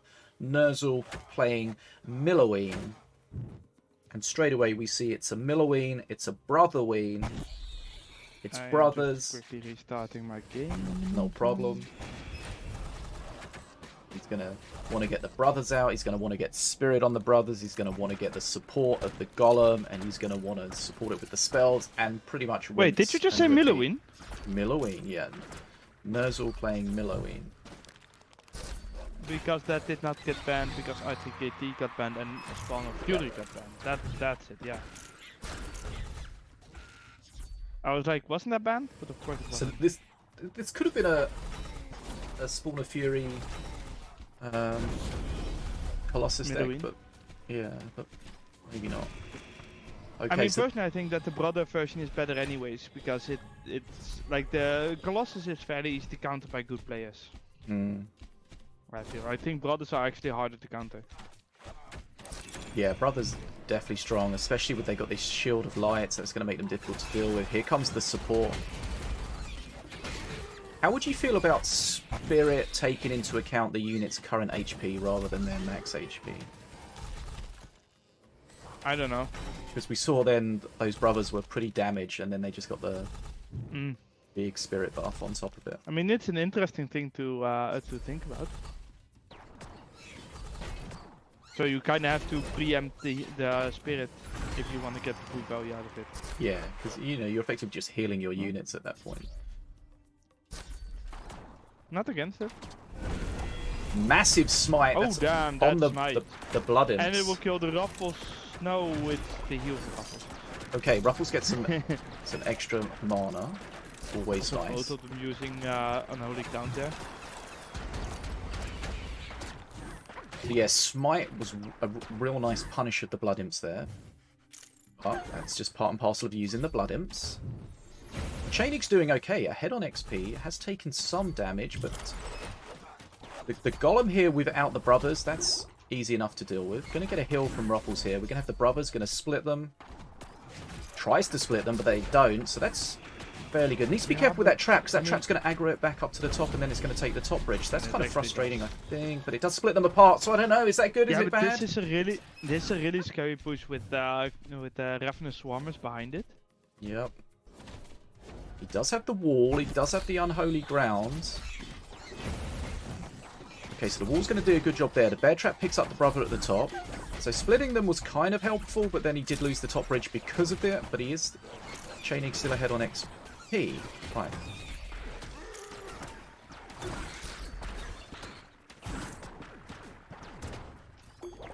But Nerzl's going to be a little bit concerned about using those Blood Imps.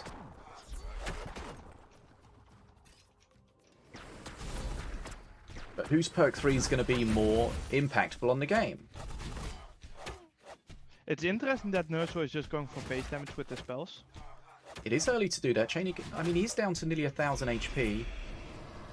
And of course, you don't want to just hold that in your hand. You want to use that damage and get on to the next one. Okay, so the wall really helping the DPS get through that brother before the brother starts fighting back. Again, goes mostly for face there. We've seen a lot of. I mean, this is still a lot of face damage with the Golem. It's hard to see how Nerzl is gonna lose this, unless Tjaenig can get some heals with Ruffles. Did he just lose a Ruffles heal there? I feel like he could have definitely played into it and saved that and saved some face damage. So it seemed like he was a little bit hesitant to play that. But here we go. What are we going to have here? The brothers again being split. He doesn't have anything like a beam to really punish them if they're together. Here comes the spirits. Okay, that brother dying at the bottom before the spirit drop is good, but needs to be careful. Doesn't want to start taking these brothers' hits on face. And he doesn't get the Ruffles again, which is also slightly painful. Yeah. Daggerfall to kill the confidence. Oh, hitting that as well. Now if the shield explodes, yeah, boom, everything dead. Could be too much, yeah. There's no way you can shut this down. Ruffles going for a heal in there. Ruffles! Oh, that could be big, that could be big. Ruffles needs to block this. Blocks it. Nicely done. Well played. Okay, he did a great job there. He's still in big danger, because those skeletons are actually dealing some damage. Okay, that was nicely played. Saved the Ruffles and the face damage. Got the heal. But the problem is he defended so deep there that Nerzl's got a good XP lead now. Yeah, but I mean, he couldn't really defend anywhere else. Like, honestly, Dark and missiles are just going to be thrown face. He has to tank them. He didn't. Nothing. He's dead. Daggerfall. Nerzl was lethal in face. Or Scritillery. Okay. Yeah, Scritillery was enough. Daggerfall wasn't enough. Then he would have been left with 5 HP. Nerzl taking that 2-0. The Brother Ween deck's so difficult to defend against. And he did a good job defending it, but whilst Tjaenig did keep up on XP for most of it, in the end, the pressure becomes too much. Just the cycle, the spirits more and more quickly. The big golem with the support just becomes too much. I've seen a deck similar to that that's very high up on the leaderboard. I'm not really sure what the...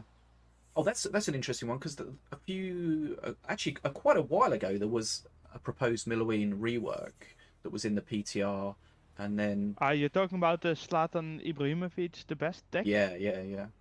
Also, I think that name is a reference to Cristiano Ronaldo, the best. Yeah, I think so as well. It kind of cracked me up. So is Milloween still being slated for a rework of sorts? Because that was in the PTR, didn't get fully tested. Then Milo got a slight nerf whilst that was still being looked at. That was the changes where the Golem was not gonna increase anymore with the spells, but get Spell Surge instead, which was like a haste. And the Golem was going to be mythic as well.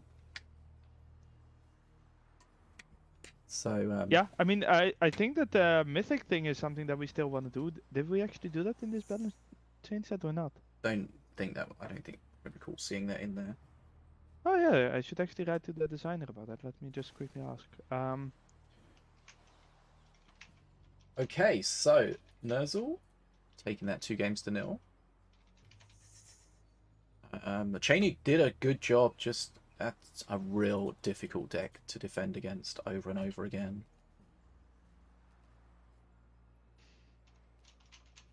So let's. Where are we? Where are we? Here we are. Okay, so let's have a look at where we are with the 4th round. So brackets.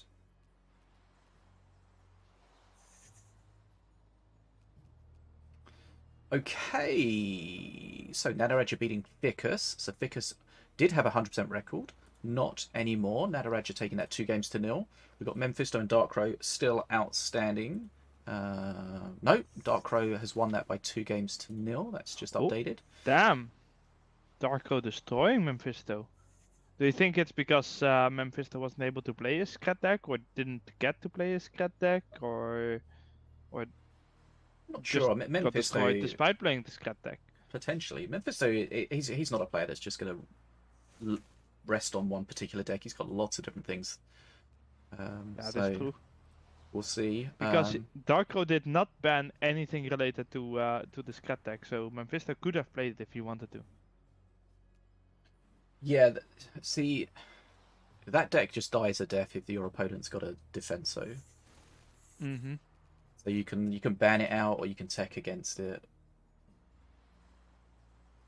Okay, so Tjaenig against Nerzl is not showing as completed here, but showing completed if I click on it, which is a little confusing. But we'll wait for the website to figure out that that's done. Let's just make sure.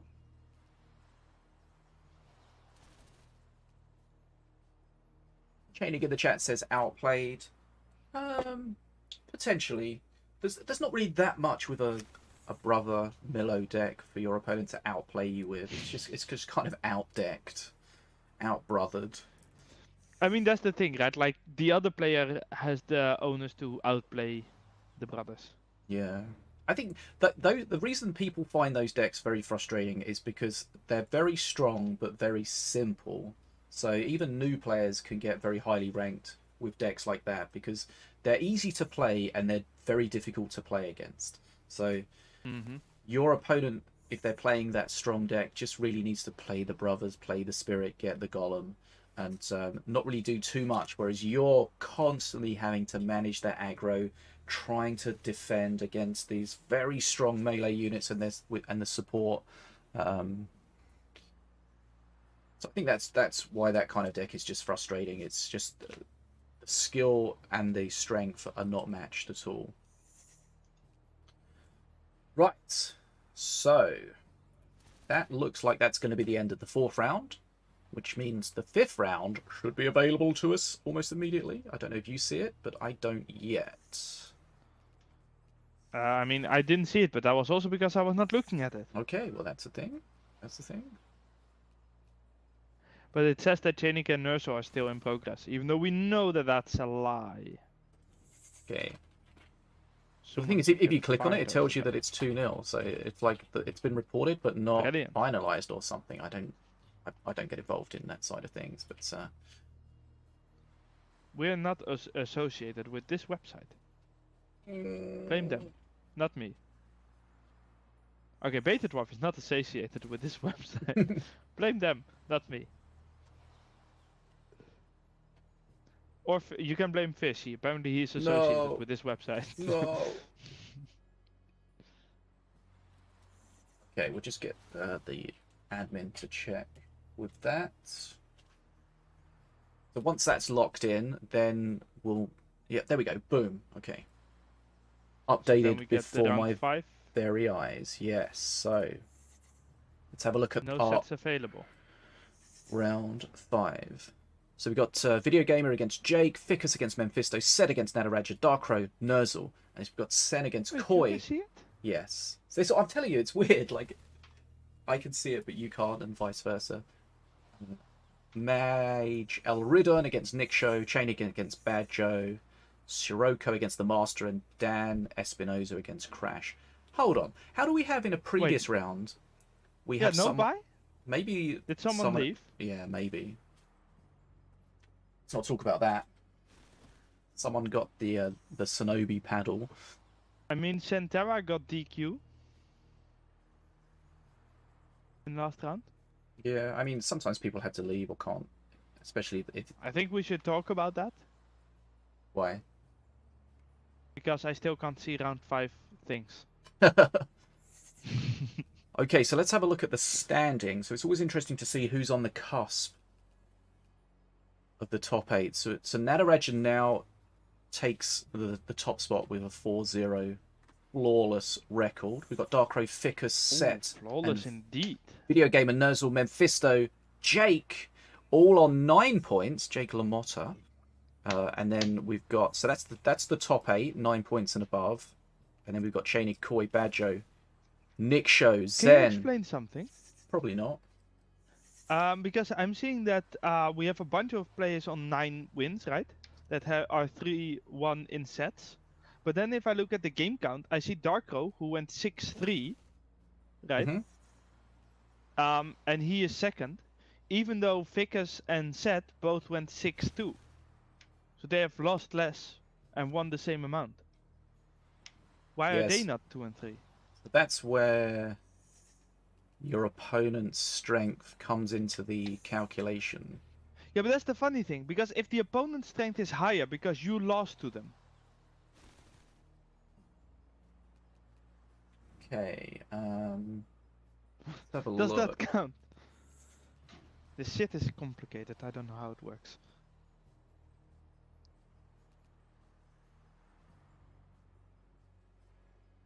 So we're seeing Video Gamer against Jake is going to be the match of choice. Both of those players I get to talk more. Are on 9 points. Do we think 9 points is going to be enough to get through? Let's look at the standings, because 9 points right now is the top 8. Yeah. But we have a whole bunch of players on 6 wins, which will get to 9 wins. So I think if you are at the top of the 9 wins right now, you know, like DarkCrow, Yeah. then 9 wins might be enough. But if you're at the bottom and you are at place 8 right now, you're likely to drop a little bit further, I think, if other people also get to 9 points. Yeah, because they may have a better record. At least you're really not certain there. I would not feel safe if I'm at the lower end of the 9 wins. Video Gamer, who's number 5, right? Yep. He has a decent chance, you know. Like, even if he loses, he still has a decent chance, because he needs to drop 4 whole spots. Yeah, but Jake that means right on the Memfisto and Jake would have to win. And considering that Gamer and Jake are playing against each other, that means that one of them will win, right? Yep. So if Gamer loses and stays on 9 points, he will definitely be 6th or lower, because Jake gets past him. Who's Memfisto playing against? Ficus. Okay, and Nerzl was playing against DarkCrow. Okay, so Nerzl and DarkCrow are both also on 9 points, right? And playing against each other. So one of those is also gonna stay on 9 points. So it's not like the entire top will stay there. So I think, yeah, Gamer has a decent chance, I think. Because he's already above Nerzl. If DarkCrow beats Nerzl, then Gamer will probably stay above Nerzl. Even if he loses. Yeah. But, I mean, you probably want to win. I would advise winning. It's in his hands, basically. If he wins, then he's going to be fine. He's definitely safe. But if he loses, it's like 80% sure that he still is in the top 8, I think. Yeah, so when you get to this stage, you've got like different types of matches. You've got the matches where both players are pretty much qualified and it's just for seeding. Then you've got, like we've got here, where it's touch and go whether the players are going to be qualified, and then you've got some that's you're not going to be top 8 regardless. Because I think if Jake loses, he's out. Because he's already at the 8th spot. If he then loses and someone else wins, I mean, it's going to be really rough to have all of them below that are on 6 points. Like, some of those are going to 9 points. It's super likely that 1 or 2 will be higher than him. Okay, also, wait, Nick show all the way at 12. On 6 points.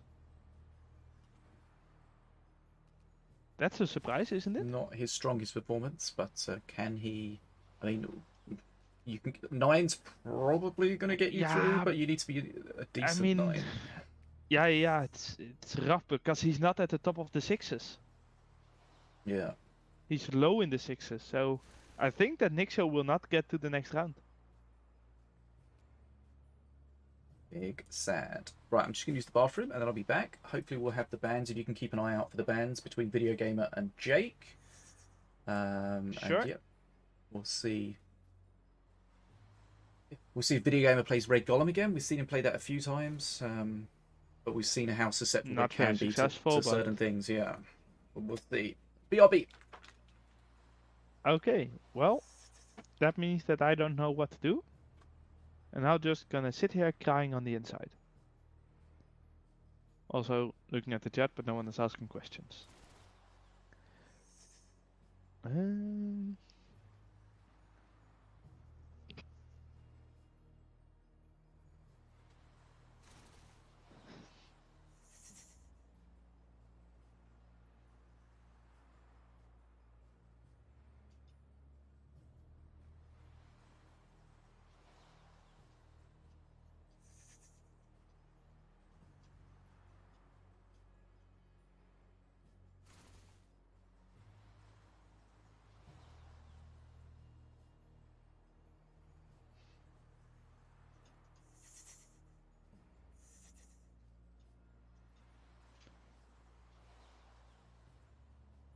Oh, we have bans. So Gamer banned R3KT, Fang, and Rabbit Prowler. And Jake banned Melloween. It's Melloween, people! Melloween! Fang and Rabbit Prowler. So it's basically all expected. Although, why it's always Melloween. Are you guys doing it on purpose? Looks like we've got some bans in. Oh yeah, I already went on a rant about it being Melloween again. Ah, damn it. Why is it always Melloween? But yeah, yes. Fang and Rabbit Prowler for both, and Video Gamer banned R3KT and Jake banned Melloween. Maybe it's doing it to troll you. Right. Okay, I am back. Now, these long events can take it out of the casters and of the players. If you're looking for an energy drink to get you through these long events, check out Sneak Energy. Use code FISH if you wish at sneakenergy.com. Keep you energized and focused. Woo! Right. Never had Sneak Energy. Is it nice? It's awesome. I kind of stopped drinking energy because at some point I drank like a half a liter of energy and I was like, my heart is literally in a different country right now. You need to manage it. I find just one a day is fine for me.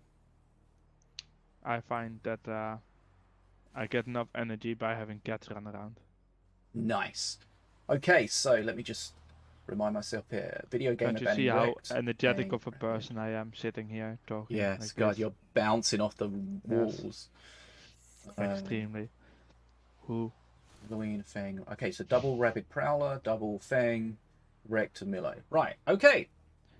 You know, you should also when you do these ads, you should also go like, and I really like this taste. Really like today's stream is brought to you by the flavor Breakfast Orange, which is that really one of the flavors? Yeah, it's the newest flavor that what the hell is Breakfast Orange? So you know, like you have an orange juice with your dinner breakfast. Blue and you know. It's like Oh! I thought orange like the color, and I was like breakfast orange. no, like dinner breakfast blue, orange. No. lunch brown. God, brown lunch. What's for lunch? Brown. Brown. Nice. I mean, chocolate paste. That's brown. Yum. Okay. Okay. I thought that was breakfast orange, but yeah, it makes a lot more sense if you mean like Yes, the colours. juice. They're all just colours. I mean, they do have some colours. They got purple Ooh, storm. that That's a good Reminds one. me actually, it is time to take the cat's food out of the fridge. Right. So, Jake and Video Gamer, we're ready to go for them. Let's see. So, Fang, fairly expected ban. Have we seen Fang in any of the matches yet? Nope. Doesn't I mean, feel it's like also been banned a lot, but a few times that it hasn't been banned, people have also not been playing it. And there is the possibility that people have just intentionally not prepared Fang decks because they just assumed it would be banned. It's going to be banned or teched again, so they're like, let's just... Yeah. Let's make our opponent waste their ban effectively on the Fang that we weren't going to use anyway, and do something else. That's just nah. Okay, so we're ready when they're ready. Deck building for Jake. Deck building for Video Gamer. Okay, so we're still best of 3. This is the last best of 3 round. Once this is completed, the top 8 will be crunched by the supercomputer behind the scenes. Figure out who's going to get through to the elimination. Then we'll be best of 5. There'll be conquest rules where if you've won a game with a master, you can no longer play that master. So that's when the players have to start digging deeper into their decks sets. That's when we start seeing the Fangs. One thing I noticed, you remember I showed you that picture the other day where the new Morelia skin looked kind of weird in situations. Oh yeah. If you look at the puff names, I don't. You probably can't see names. If you look at the puff names in the lobby, which buff names? You know, like the viewer puffs. Yeah, you realize I'm not streaming, right? I know. I'm explaining, and then in 3 minutes you'll see. If you look at like my name at the back here, the right hand side of my name looks weird because that's where it overlaps the background, and that's kind of the same thing that we saw with the skin where it looked kind of weird where it overlapped the background. That was my point. Anyway, we're going into gameplay. This is game number 1. Video Gamer against Jake. LaMotta. In world and not done after the post processing. That's weird. Anyway, you'll see it briefly. Well, probably not. I'll probably be watching the game that we're casting right now. Yeah. You know? Okay. Well. With currently you're doing this sneak orange stuff. Right. What do we see? Oh, brother Ween. Yeah, Mellow Ween with brothers. This looks like he just copied Nerzl's deck. Not gonna lie. Okay, Shen's gonna be a decent way to counter that, but he can only counter one of them at the moment. Yeah, and Catillery could be a good counter in the future. I mean, it didn't really work out here, but who knows in the future.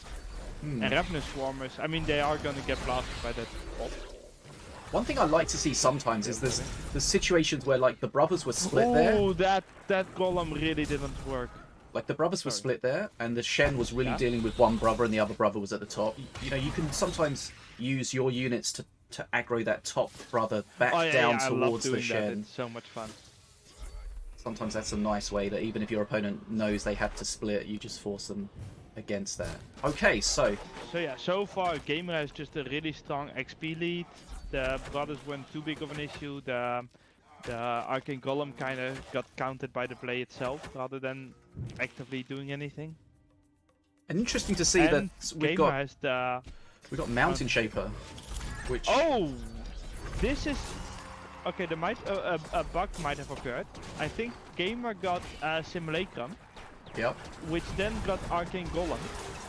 Right. And I don't know if we have fixed this bug yet, where then Arcane Golem goes into the cycle. Okay, we'll see. Video Gamer did a great job there. He knew he had the stuns with the defense, so he just pushed in behind it. Absolutely shut that down. And it's kind of fine to just lose that trade in the end, because you have had the bottom bridge this entire time. Yep. Just getting value. That's a big XP lead right now for Video Gamer. Okay, so he gets the Simulacrum, gives the Blood Imps. Yeah, Simulacrum can introduce some interesting bugs. But not a new Arcane Golem, so I think that we have fixed that part. Okay. Yeah, it seems if you get a card with an ability... Ooh, I it do kinda not like screws those things up. Arcane missiles. Game having such a giant advantage at the moment. Those brothers are not going to do too much either. Gamer can just choose to mountain shape it if there is enough support from Jay. Yeah. And if there isn't, I mean, he can just deal with it, you know, in a more natural way. There he Yeah, goes. see, there we have it. Yeah, kills the golem. I mean, the top one didn't get that damage. There's always some weird things where it kind of bounces over it or something, but... Help is a resource, but he's got a ton of it. Yeah, more than Jake. Okay, so what's Video Gamer going to get for Gamer is perk gonna 3? lose this. Yeah, if he gets something that's really good against the brothers, like a musketeer Hell, or a goat something, would actually also be good. Yeah. Okay, so you've got War Dance, Dancers. I mean, it works. Not the best, but I mean, it works.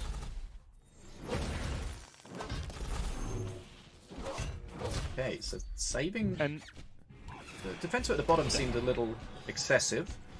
Remember, it's going to take longer for he the... was gonna flat out. Ooh, he actually messed up getting that bridge there at top.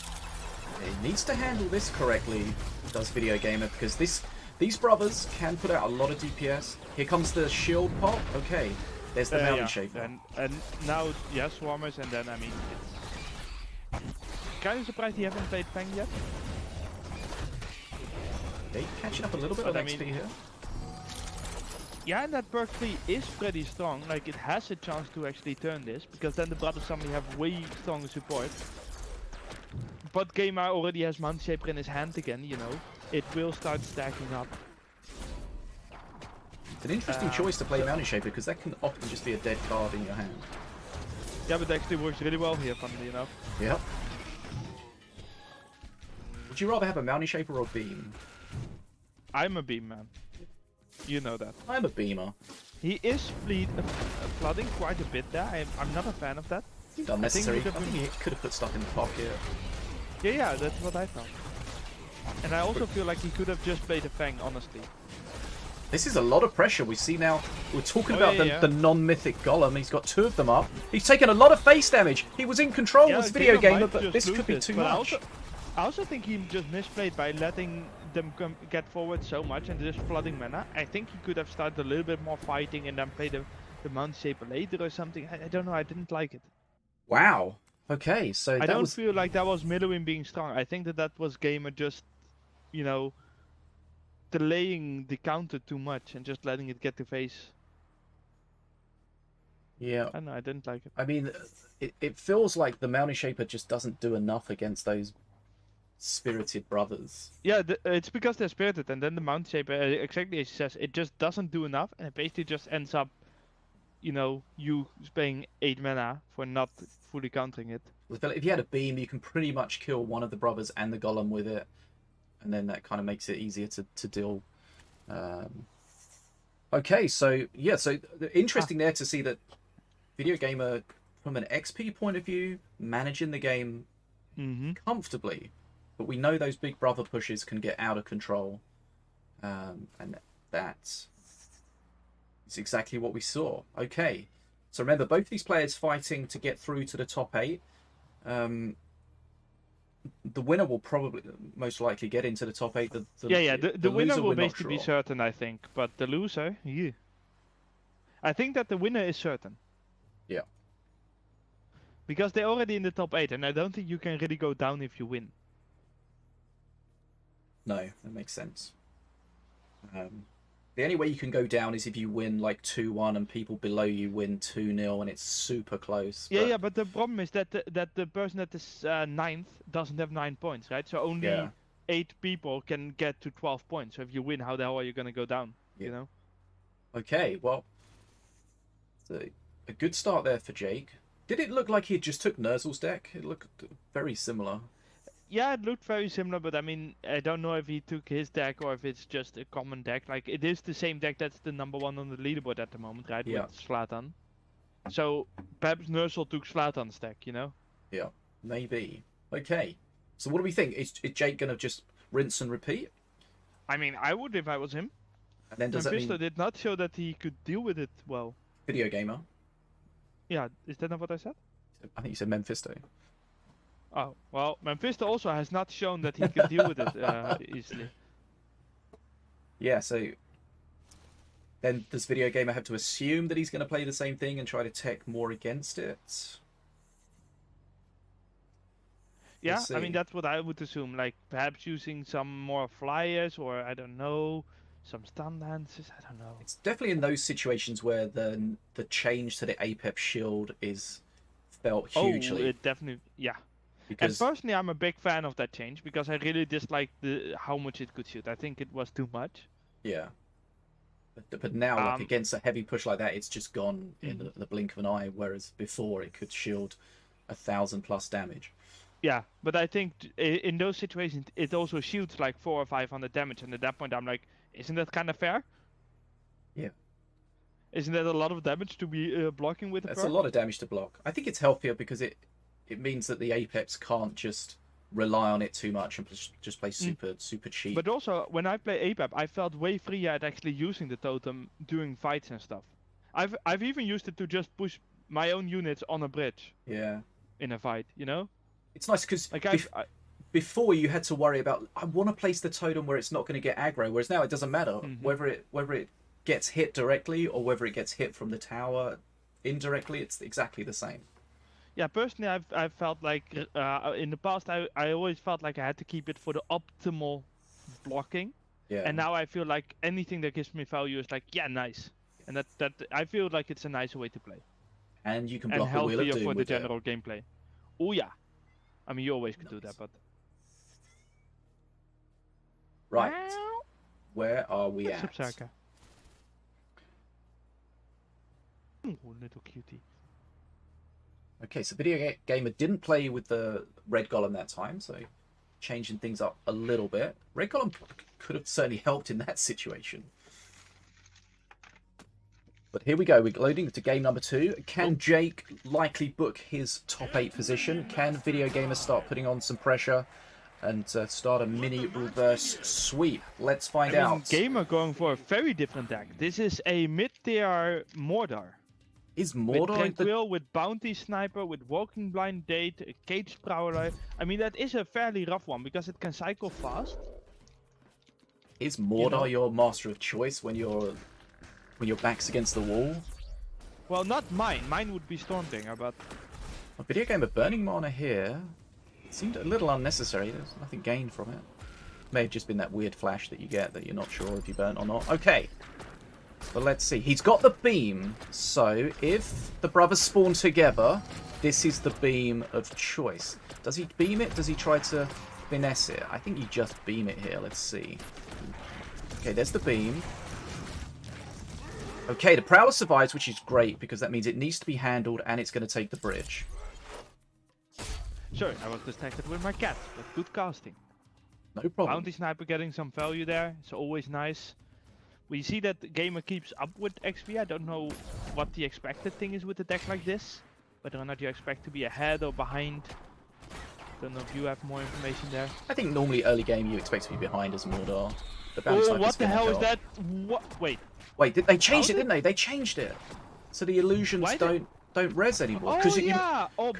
Then we need to fix it that it doesn't get that circle below it. Because there was the bug where the illusions would res as the real ones. Oh, was that the thing? Yeah, and then the fix to that was just to stop them resing at all. I mean, to be fair, I'm fine with that change. It's just I like that, yeah. That circle below it. I mean, yeah, I think Mordor needs a bit of love. Right, here we go.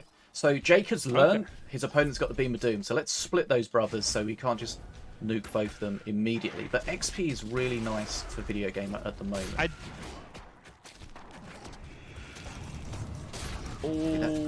Okay, that works. It's a shame about... Wall top, no, okay. I think the wall, it was going to die after the wall anyway. It's that wall at the bottom. Yeah, but for me the wall... What the hell? Eh? Okay. Well, Gamer clearly has been smoking some things he shouldn't. Getting some good value out of the Illusionary Cleaver there, of course. It does do decent DPS, even though it's an illusion, so... Bounty Sniper actually getting multiple hits to face is nice. Gamer is decently ahead in XP, but we have seen what the perk 3 is of Midoween. Although Mordor perk 3 can also be quite a big jump. Yeah. Okay. Ooh, that little bit surprised he doesn't try to protect his Cage Prowler. Yeah, because that Prowler's dead now. Cage Prowler doesn't get out when he is Arcane Missile, right? No. Okay, lovely beam at the top though. Not only clears that, but holds the bridge as well, so that's great. Tombstone's up. Okay, And see that was weird there. Tranquil is always a really nice one to get, because he heals back up fully. It's kind of weird, because the Tombstone was active, but there were no green circles. You know what I mean, right? Yeah, I know what you mean, but what I have to say about that is feature? Feature? Right, and here, pressure. Mordor is actually amazing against things like these Swarmers. I don't know what that Sunburn is. I think Gamer forgot. I mean, that's just bad. I think Gamer just kind of forgot that he was Mordor. Right. This is where the reses. We're not getting huge reses, but they're valuable reses. That if Mordor can be faster than the, oh, Mordor was not faster than the sniper, which really does matter there. Okay. What's he gonna do is here? Gamer just gonna get the bridge? Oh, beam. Okay. Yeah, that beam's good, but I feel like he could have got a res out of that or something. Ooh, there also being a little bit late with the Walking Blind Date. He did pull it off of face, but didn't really pull it anywhere. This out of it, Jesus Christ. That's not what you want. No, I mean, yeah. Okay. And again, that was a game where video gamers seem to be pretty much in control. He got to perk 3, which is some weird plays. Yeah, the really weird plays, like the wall, but also he at the end like letting the I don't think he had to let the brother get all the way to face. I mean, it's unlucky you get a priestess, but even outside of that, I don't know. The sunburn was also super weird. Like I don't know. I don't think that gamer really deserved winning that. Not that Jake did anything that would say that he's supposed to win either, you know. But I don't think that gamer showed that he should be top 8. Not in that match. Todd Life makes an interesting point in the chat about the circle on the illusionary cleaver. If you didn't have it, then your opponent would get the tell that it's an illusion as opposed to a real one. Yeah, but that's irrelevant because we can just make it only show the circle, always show the circle if it's in the opponent's team, right? Like, yeah. But for your own team, we don't need to show the circle. I think that's... And Luke is referring to Fang. Doesn't like the fact people can have 3 Fangs.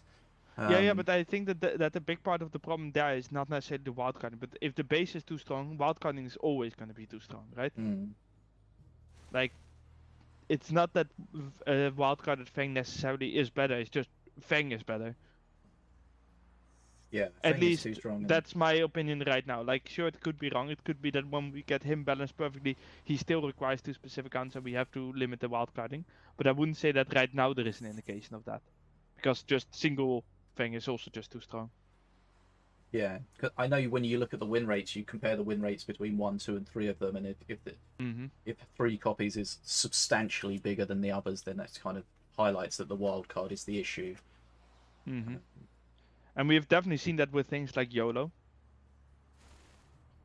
Okay, so let's find out where we're at. So Jake looks like he's booked his place in the top 8. I feel like Video Gamer is unsure. Yeah, I think like he played okay. He was in like contention with those matches. Like you got to perk 3 with Mordor is where you want to get to. The thing is, he was in contention with a master that has a strong perk 3. So you are supposed to be ahead, right? There wasn't something there that told me that he played massively better. Yeah, sure, he had a rough deck to fight, right, with the brothers. The brothers are not easy to counter. But also, you know, he made misplays that are not going to help you win a tournament. No. Like if you play a random beam, a random wall or a random sunburn, that's a lot of mana you're throwing away. Yeah.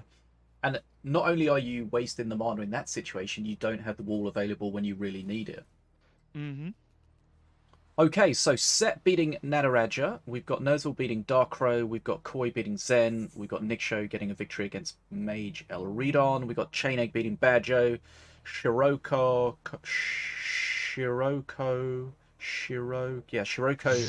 beating the Master. Good job. And we've got Dan against Crash, still outstanding.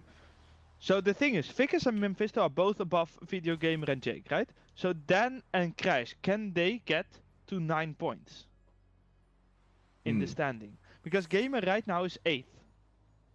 Yeah. So Dan is on 3 and Crash is also on 3. So Gamer is in the top 8. Yeah, we're just waiting for these last few results to come in, and then we'll have our top 8 determined. Yeah, but I'm fairly certain, unless the bottom one changing some stat of how well your opponents played in that somehow kicks Gamer out of the top. But as it stands right now, Gamer is 8th and just barely makes it. Memfisto at the... Oh wait, Memfisto is still playing, yeah? Right? Yeah.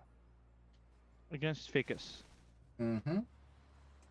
Ooh, but then if Memfisto wins, where's Ficus?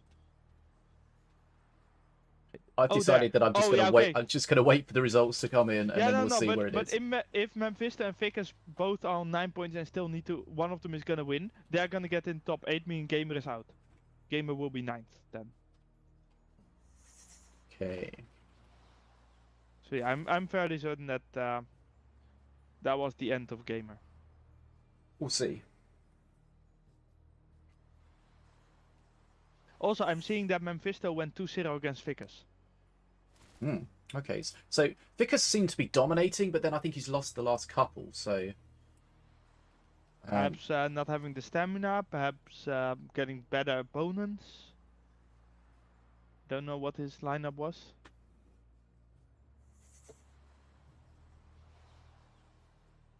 We'll see, we'll see. Right, okay, let me open this up and see if we have all of the information in. Okay, so Ficus and Memfisto. Memfisto won that 2-0, but it's not showing as finished. Dan Which is and weird to me. Crash, yeah, it's one game all. They're 1-1. Like, I don't know if like the players have to report it and then the admin has to like lock it in or something. I don't know. We'll see. Giveaway going on in the chat. Get involved. Details there for you. Giveaway! Giveaway! Now.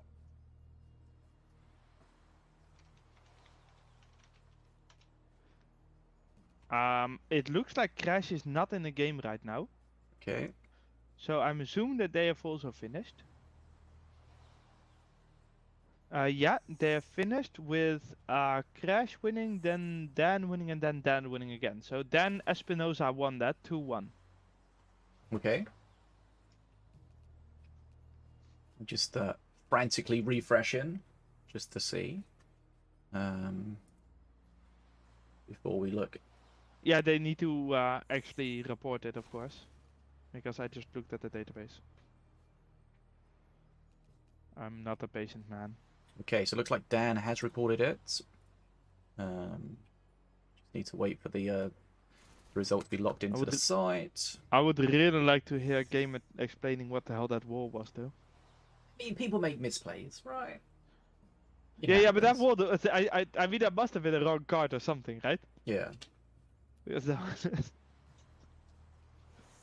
it was just frustrating because it was one of those cards that you really needed, and then you just wasted it. So like, it was a cheap card. It didn't really matter from the mana cost too much, but just not having it available. I mean, the sunburn was a bigger one where you just wasted 4 mana to rage a Tranquil. That's not what you want to do. Yeah, that was. I'm not sure about that. Okay. It's a pity because I think if he didn't do those plays, he had a way better chance of actually winning. Right. So we got Sinobii and Tiglet working behind the scenes, keeping everything running. Looks like everything's up to date for them. I'm still seeing Ficus and Memfisto in progress, so just waiting for that to get locked in. Make sure we give the up to date top 8.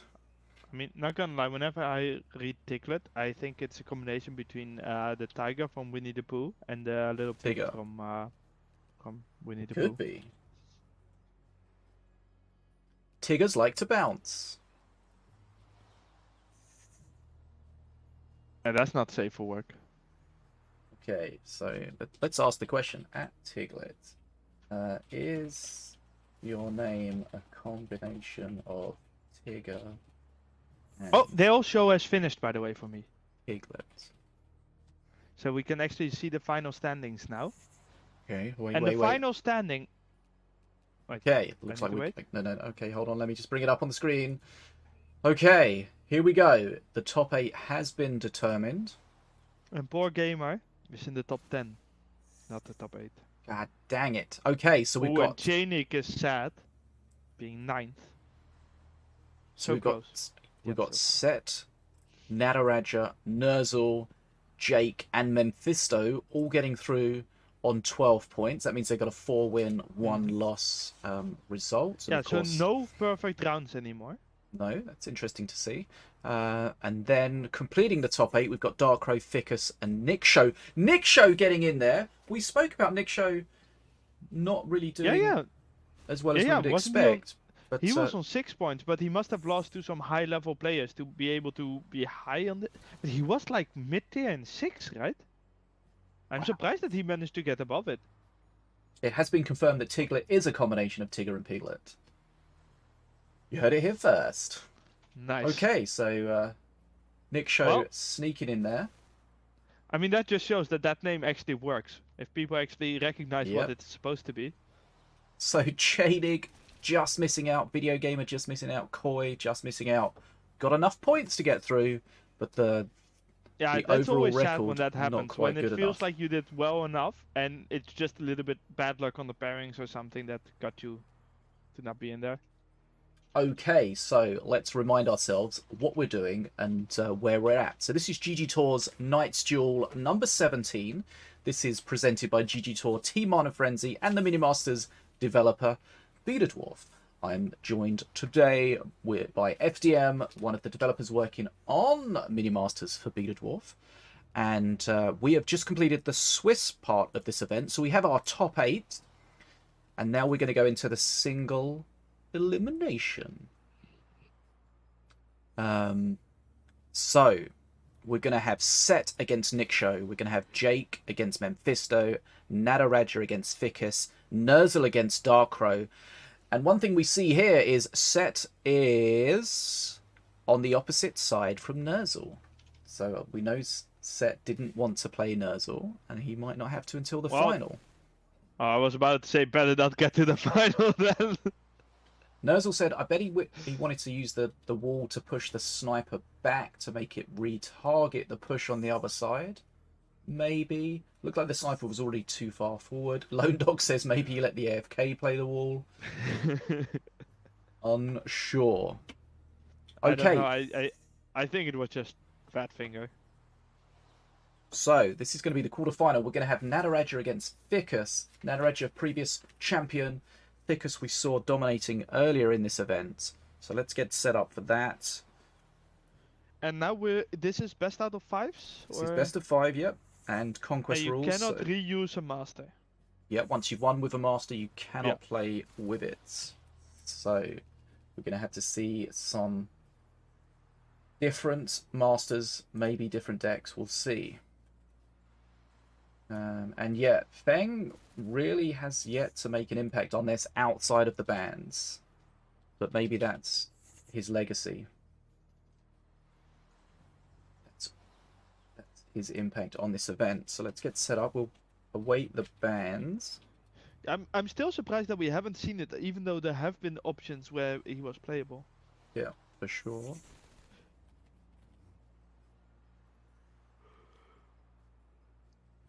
Okay, so just to remind you, we are in the quarterfinal stage. Set against Nickshow, Jake against Memfisto, Nataraja against Ficus that we're going to be watching, and Nerzl against DarkCrow. Just some interesting things that last round, Ficus target banned Memfisto by banning the Zeppelins, but also banned APEP and a Beam of Doom. So Ficus did not ban Rabbit Prowler or Fang in that matchup. And Nataraja did not ban Fang either last round, but went for Avea instead of Fang. So there is once again a chance that we'll get a round where Fang is open. Could be. Okay, so let's see what the bans are looking like. Let's bring up the bans, see what's Todd happening. says that 4 out of the 8 are baddies, so that's rich baddies. Very nice. The guild where all the people that should get banned are of course in.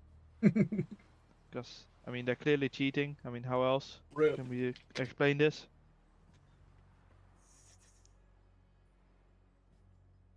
Okay, so let's have a look. So the way the bans work is generally the bans are done in private, so nobody gets the drawback of banning first. So it looks like... hold on, what are we looking at? That's... Oh no, that's half an hour ago. Yeah, that was last round, I assumed. Although I didn't realize that last round took half an hour. No bans in yet, so they'll probably all be banning. They'll all be messaging the admin. The admin will be trying to figure out who's banning what against who. Set wants us to watch Nerzl against DarkCrow. That's because he wants to see what Nerzl's playing. Ooh, I did not get enough sleep tonight. Yikes. You were just so excited, you just couldn't sleep. No, I was setting up the PTR until like 4 AM. Times. Oh yeah. I mean, honestly, Merlin, that would be a fairly fun thing to do, where you just only deck build, then everything else goes with AFK bots. A fun thing of that is that we could you could even do that if without casting and just write a system that automates it, which would be kind of funny. One thing we could just have like a continuous thing for that. One thing we talked about, I know you raised the idea of coming up with some different rule sets for tournaments.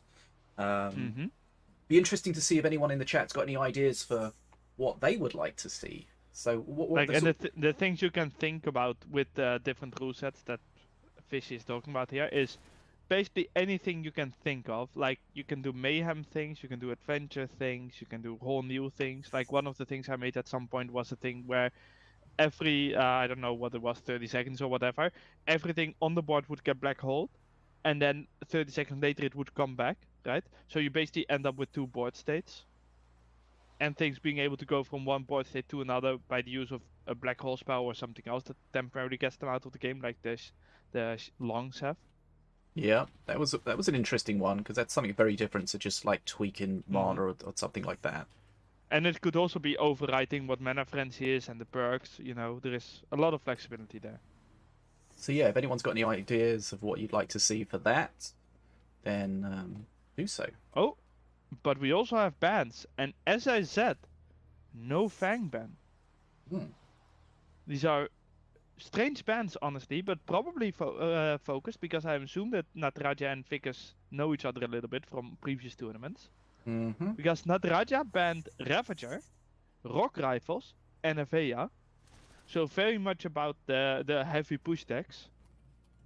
And then Ficus banned Diona, Zeppelin, and Rabbit Prowler. So that's a little bit more all over the place. Avea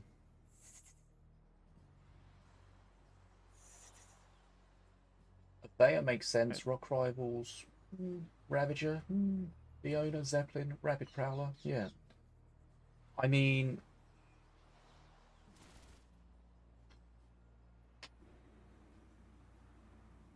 yeah, I mean, if you were asked, of course, is a ban we've seen a lot. If you were asked to guess those bans, you wouldn't. I would have come up with that. Only Rabbit Prowler. I would only have Rabbit Prowler correct. Okay. Nataraja at least is online. I don't know about Ficus. I could figure it out, but I could also not do that. Right, so let's have a look. Ficus online, Nataraja online, bans in.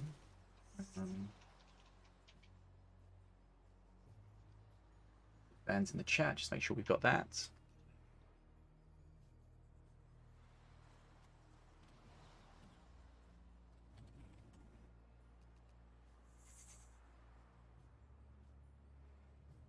Okay, so yeah, strange. We've seen a few Ravager bans.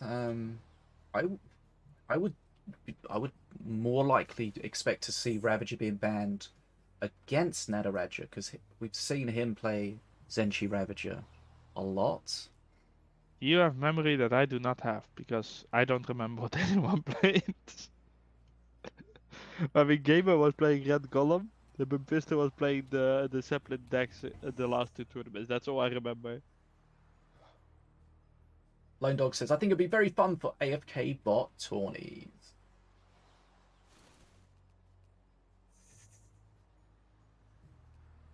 Oh, that's actually also an interesting game mode where bridges don't exist, basically. Mm-hmm.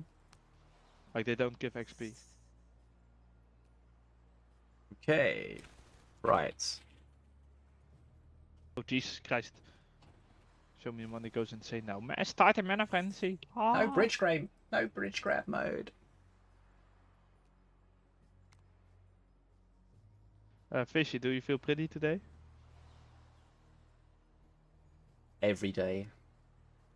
Well, Chef Cruz, that's for you.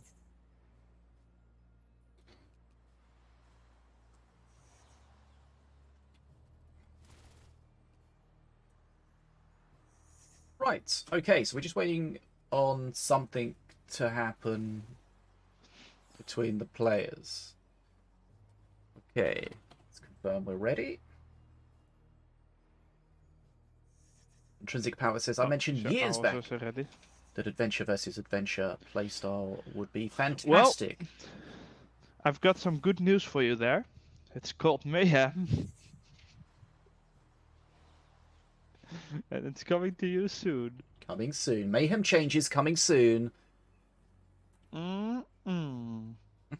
Okay. Draft tournament.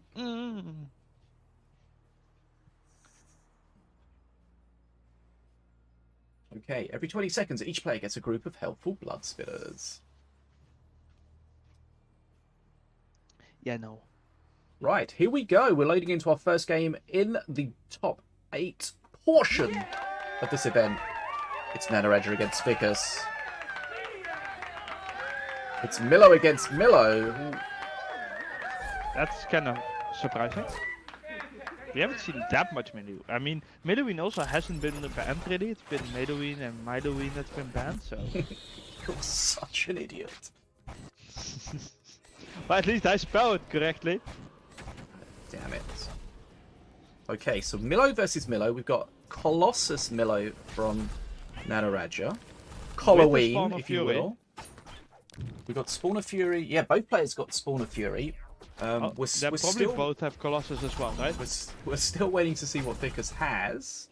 I mean, he has a Colossus. Like, we're not really waiting on it, are we? There's the Spawn. Wait, what? Oh, he misplayed that. Wasn't quick enough. Tried to throw it and then spawn into it. I mean, we did make it a lot faster than in the past. So if he's still used to the old speeds, you know, then yeah. Does he just die here? I mean, with Sunburn, yes. Like, this is just Sunburn. Throw Sunburn on it. Yeah, there we go. Now throw Healing Fireball. Yeah, good job. That's still in range. Ooh, he did not pull it out of range. That is painful. Well, and that's why that one player banned Spawn of Fury. Top level gameplay. Spawn Colossus, split it, win. It is pretty obnoxious to fight, not gonna lie. Wow. Was that decided by the fact that... Hold on, I put 1-0. Was that decided by the fact that the Colossus for Ficus was just buried at the bottom of his deck? I mean, and the fact that they have no counters against it themselves. See, that's why these decks get high on the leaderboard, because they're very easy to win with, but you can also win real fast with them. So you can just climb super fast. We like basically every season I get messages from people of look at these Ramas at the leaderboard, but that's always in, like in the first week when people can just get up there really fast with Ramas. Yeah. But then if you wait another week, they are completely off it again. Because they're not actually good, they're just fast. Play cards. Well, round 2.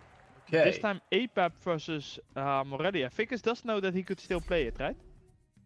Who knows? I mean, to be fair, that Raja probably has that beam for a very specific reason.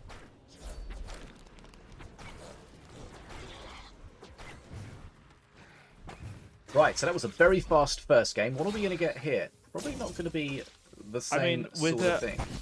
With Morelia, it almost has to be a slower game. Oh, whoa. So I don't like that Grenadier. That's definitely the wrong lane for it. But players do have the Beam of Doom. We've got an Avea deck from Nataraja. Rock Rivals. Oh. Waiting room for Ficus. Okay, there's the first activation from Avea. Oh, I mean, ATG is good against Avea. The Blood Imp but sent there is in... a decent amount of flying support. Yeah, the Blood Imp's there just to take that and that shield. is a second activation. Beam in the corner. That's a nice beam. That's nice. That's a nice beam. Right, at least be careful with this ATG drone. Dealing with the swarmers. This might just be another quick victory for Nataraja at this game. Because that ATG is not going to be that big of an issue, is it? I mean, it needs to die. He's dropping a lot of HP. Both players taking huge damage. That statue's still alive. Okay. I actually expect that statue to do more, funnily enough. Remember that statue was from the Ficus Rock is Rivals. ahead in... Yeah, but Ficus does have healing and is ahead in XP. But Nataraja does have multiple activations on the Avea already. Like that's 3 right now, I believe. Yep. And Hilpa. And that's going to be another activation on the Avea, I'm pretty sure. Yeah, without any stuns, it's really hard to shut that down. So Avea's activated. So Nataraja's slightly behind, but it's going to catch up on this push, and Avea's been activated. So that's where I feel like the balance on Avea is not quite correct, because he's not behind at all. I don't like that Avea can give shields to flying, to be honest, because that's just too easy to get in there without being killed. Yeah. Well, okay, massive beam. That is a decent push at top. But there is a Grenadier to defend against it, and there is no anti-air support. With non-accursed Morelia, you're probably looking at your perk 3 push being your win condition. It's gonna be rough to get there. I mean, yeah, it should be doable to get there, honestly. Platinum's kinda greedy. But he does still have, Nataraja does still have the HP to do it. That worthy dealing with the heal buff is nice, but it doesn't matter too much. Okay, that's gonna be good. And here we can see the ATG. Wow. Ooh, that's also a nice, nice lockdown there. On holy ground, getting huge value there. The bat's being annoying though. Is there anything to support that? He doesn't want the ATG to die. And here's just the cycle. The next Avea is ready.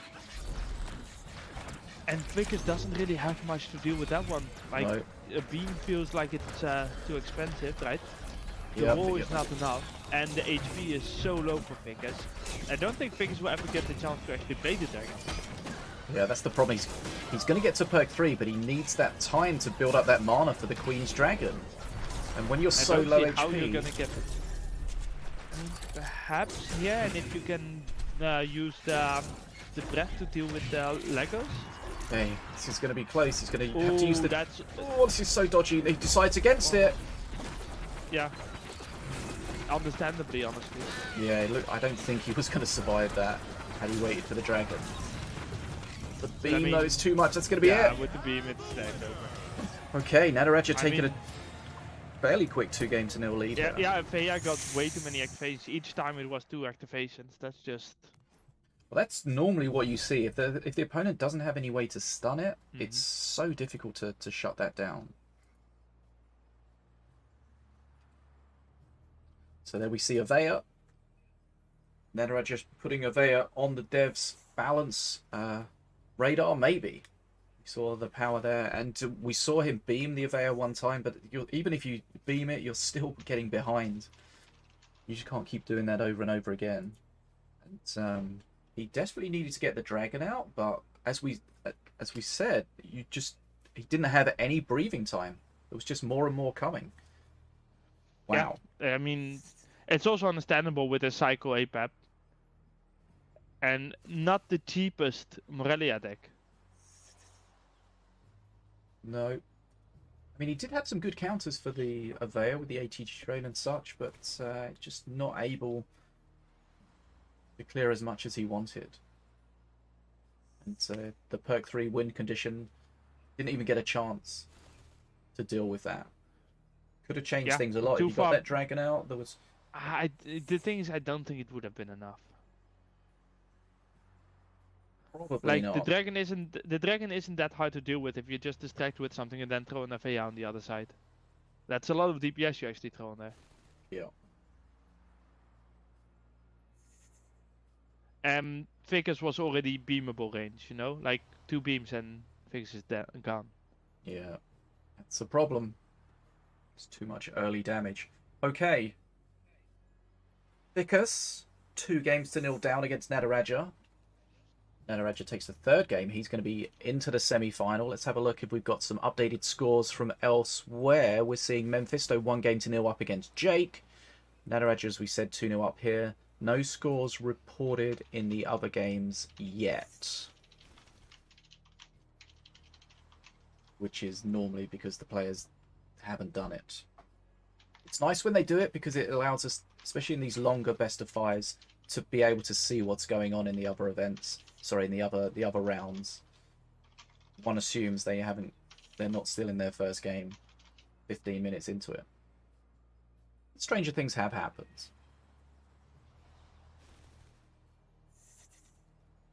We can get an update.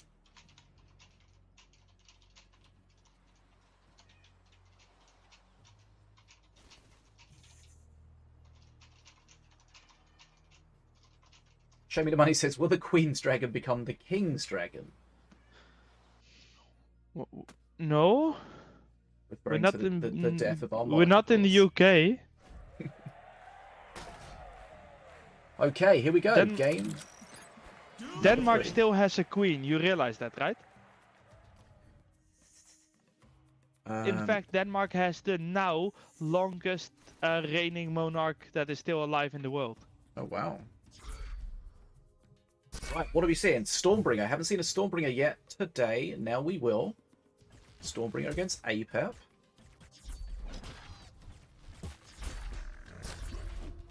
Right. I mean, Stormbringer is my base, so... Okay, there we see the once Wait, bidden. call to arms. Once bidden twice. Oh, Shen shunning. Oh, this is... Spawner. This is a spawner. Shen absolutely murdered those werewolves.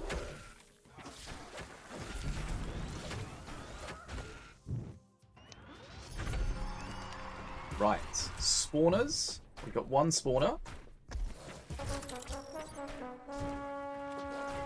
Remember, the call to arms now heals one of the buildings. Your building of choice, based on where you use the spell, it gives you a warrior and some crossbow dudes. Let's see if you can get some good value out of this. We're not seeing anything really allowing Ficus to push into it. That Whirly's going to be good against it for sure. Here comes the counter attack.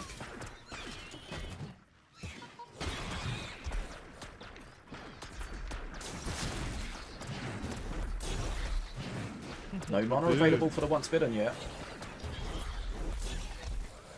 I mean, this is actually surprisingly equal. Yeah, considering the fact he wasn't really able to shut that swarm of building down at all. I really felt like Ficus was dealing a lot of pressure there, but then ends up being pretty equal. But he does have the bridges now for a while. But now that Swarmer totem is there again, it's gonna get called to arms, and that should equalize it again, right? Yeah. Okay, so the wolves split. We saw the first lot of wolves get absolutely shenned. Let's see what happens with the next set. I mean, these have been quite effective, I would say. Yep. Grenadier needing to go down, it was just murdering Ficus everything having there. a decent XP advantage right now. And that Whirly will basically deal with that for now. Like that Swarmer Totem is not gonna do much there. I mean, okay, it does actually get killed faster than expected. Interesting that he's only got one spawner building. You normally see them using the Crossbow Guild as well. Yeah, and it takes away a lot of your pressure, I feel like. Like Ficus still being ahead in XP is kind of weird to me. Those Flingers doing a great job at the bottom there. Oh yeah, they really control it a lot. And these, we normally see a perk 3 Stormbringer, it really can change the momentum of the game, putting on a lot more pressure, start pinging all these little units.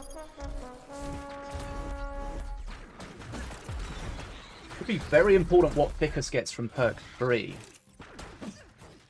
As to whether it gives him something that allows him to push into these spawner buildings or not. I mean, that's definitely true, but the question is, what's the XP difference once they get there, right? Because right now Nataraja has a lot of control. And if the Stormbringer gets to perk 3 early enough, he could actually have quite a bit of control there. Because those constant packs, while having a spawner building, really do add up. And we're seeing it's already almost 10 XP. Yep. Swarmer Totem goes down, but is immediately able to be replaced. I actually think that Cult Arms might have been a little bit early. Like it does get that warrior, I guess. I was more thinking that I would really like to have that top bridge if I was Nataraja. Yeah, there. We haven't seen walls for a few cycles, not really able to get them out. Shen's a real problem for the wolves. And here we see the packing, that really adds up. Just both the bridges being in control by Nataraja for quite a while, who's like 15 XP ahead right now. Yep. Assassin, not really exactly what he wants. It's another body, but it's not ideal. Yeah, but it's kind of shit against this deck. That is the risk that you run when you play APAP, of course. Cannonball not getting too much like value either. It's just popping up against Nataraja does feel like really in the driver's seat here. The assassin can punish the blood imps though, but yeah, but it's not enough because like the control of Nataraja is just way too much right now. It's 20 XP lead right now, still constantly pressuring. The squadron isn't that great against the Stormbringer and perk 3. Yeah, see, Stormbringer perk 3 just having changed everything really. He was already kind of, I don't think he needed the perk 3, but the perk 3 changed a lot of it. I mean, the perk 3 is sort of necessary to offset of the assassin, right? Because the assassin would give some value otherwise. Yeah. Like, look at this, like that cannon roller is not going to do anything. Just Stormbringer is just enough to deal with it. Yeah. Stormbringer doesn't even get a shot off. Shooting twice as fast. Assassin at bottom. Well, gets the will assassin on the bridge. That was nicely done. Oh, the wall, sorry, yeah. Okay, this is looking like the beginning of the end. Nataraja 2-0 up, looking to close it out and take. Damn. Yep. Some quick yeah, that games. first game was just insanely fast. Yeah, the double Colossus. I mean, this was a fairly long game, but I mean, this is just a control Stormbringer that just didn't have enough counters against it. Yep, no way to put pressure on it, so that basically had one lane always locked down by the spawner push. The second lane, he was able to put pressure on every now and then. Wow. Okay, so Nataraja taking that by 3-0, booking his place in the semi-final in fairly substantial form. So let's put here on my list. We got Spawner Bringer. Okay. Right, so let's see what is happening elsewhere in this GGtoor Night's Duel number 17. So it looks like Memfisto is 2-0 up. So we've got Nataraja 3-0. Nerzl against DarkCrow looks like it's 1 game all, so we might be able to jump into there. Not sure what's going on with Set. Yeah, with how insanely fast this was. So Nerzl? Yeah, let's do Nerzl and DarkCrow. Okay, let's just update. Okay, 3-0 Nata. Because that was just insanely fast, I feel like, how fast this went. I mean, that last game was fairly long, but still. It's the wrong person. It also... I didn't feel like any of the 3 matches there was really a question about who was in control. Hmm.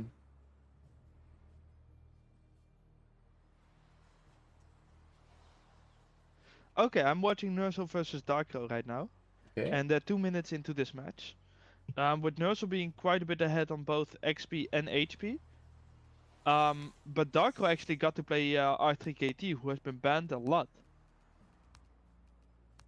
Okay, let's try and jump in this with Nerzl you. is actually playing the similar deck to what we just saw, where he's playing Spawner Stormbringer, but he does have a Glen. But also Cold War. Okay. Probably why he's so far ahead in XP. Okay, so this is a quarter-final game. We're not entirely sure. We think it's 1 game all. If we go by the website, it's 1 game all. You want me to check? Sure. Quickly check how they did. So they have played. Whoa, what? No, I think it's 2-2. 2-2. Because this is the 5th game in a row, and they didn't play last round against each other, right? Okay. Or did they? We think it's 1-1. We think it's 2-2. It's one of the 2-2. But let's have a look. This is this is double spawner building, which we're surprised we didn't see in the last game, but this time we do. And what we're also seeing is the Stormbringer just being really far ahead in XP makes it really tough to see how DarkCrow is going to come back, especially with so little HP left. Feels like a desperate freeze there. Yeah, I've seen some of the top players do play freeze with quite a lot of success actually. It's some interesting usage, but I mean look at that golem, it just dies there.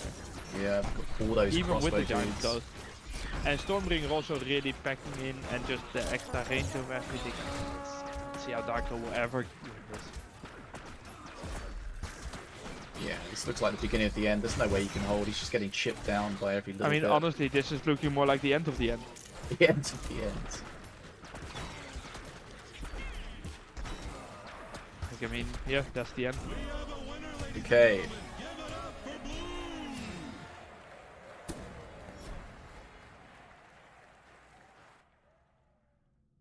Right. Didn't get to see too much there, but we'll try to figure out exactly what the score is. I think that makes it 3-2, because what I'm seeing here is that Nerzl just won, right? Mm-hmm. I mean, it's weird. Has this final been lasting over an hour? This last round, this quarter final? No, Nerzl says it's 2-1. I'm so confused So... because I'm seeing 5 games in the database.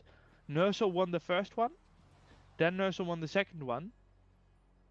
Yeah, then DarkCrow won the third one, then Nerzl won the fourth one, and Nerzl won the 5th one. So I'm really confused here. If they played against each other in the last round, that would explain it. Because then it would be 2-1, and last time it was 2-0. That makes sense, right? Yes. Okay, hold on. Let me just No. check. Okay. If we go out of the bracket thingy. So that's 2-0 up against Nick Show. Nerzl says it says best of 3 on the website. I don't think so. Oh yeah, Nerzl and DarkCrow played against each other in the last round of previous thing. That's unlucky. So that explains that Nerzl won 2-0 in the previous round, Okay. and now it is 2-1. Also to Nerzl.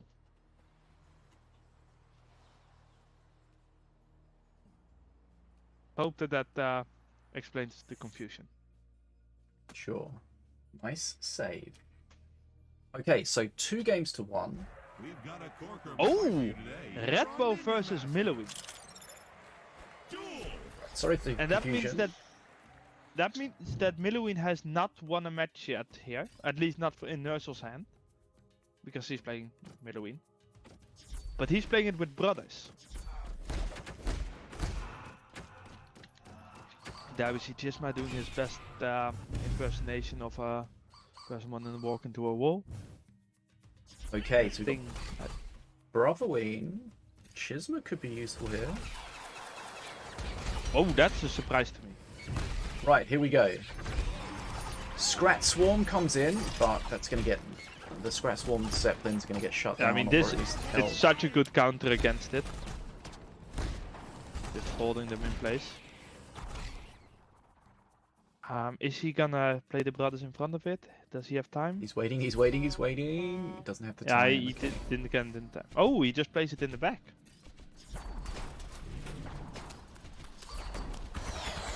Then a prime, yeah. Yeah, the Boom Buggy could get some good value here. Chisma as well. Yeah, Chisma Wow. as well. Ooh. Yeah, their brother melts at the bottom pretty much. I mean, I'm a little bit surprised he didn't play in the Arcane Golem behind the Golem at the top. He did have the Arcane Golem in time. Chisma's How one is of he those gonna cards deal that with could be really mishandled. How is he gonna deal with the Chisma and the Yeah. Boom Buggy here? Especially if it's got the That could Swarm. actually absolutely destroy things. Like, look at that. The Arcane Golem just destroyed, and then Zeppelin's behind it. Ooh, that can be nasty. Okay, the Scatillery dealing with that quite well. Then Swarmers are not gonna do that much, are they? Feels like there's a lot of pressure on Nerzl. His deck relies on him with getting this setup that he wants, and he's not able to do that because he's constantly having to defend. But the interesting thing is that both of these masters have a perk 3 that is quite strong. Even though most people don't see Redbow perk 3 as strong, we often see that once the perk 3 of Redbow gets achieved, that's when Redbow suddenly just jumps ahead in XP because of the amount of scats that continuously get spawned. It is a really underrated and overlooked perk in my opinion. But at the other hand, the level 5 Arcane Golems. I would not want to be a Scrat fighting them. Okay. The dagger Ooh, that was a nice dagger. was okay, but it would have loved to have Dagger. killed something. Oh, dagger, The sorry. dagger. Yeah. The dagger was shit. I was gonna... This is just throw in the Scats to kill the Scats. This is rough for DarkCrow. Yeah, he's got to be so careful with the shield on those brothers as well. It just murders everything. Yeah. Wow. I mean, he might just die here. Yep. Damn, I did not expect that. Yep. Okay, that's it. That's going to be the game. Yeah, okay. That was set. unexpected. And that Okay. makes Nerzl 3-1, yeah.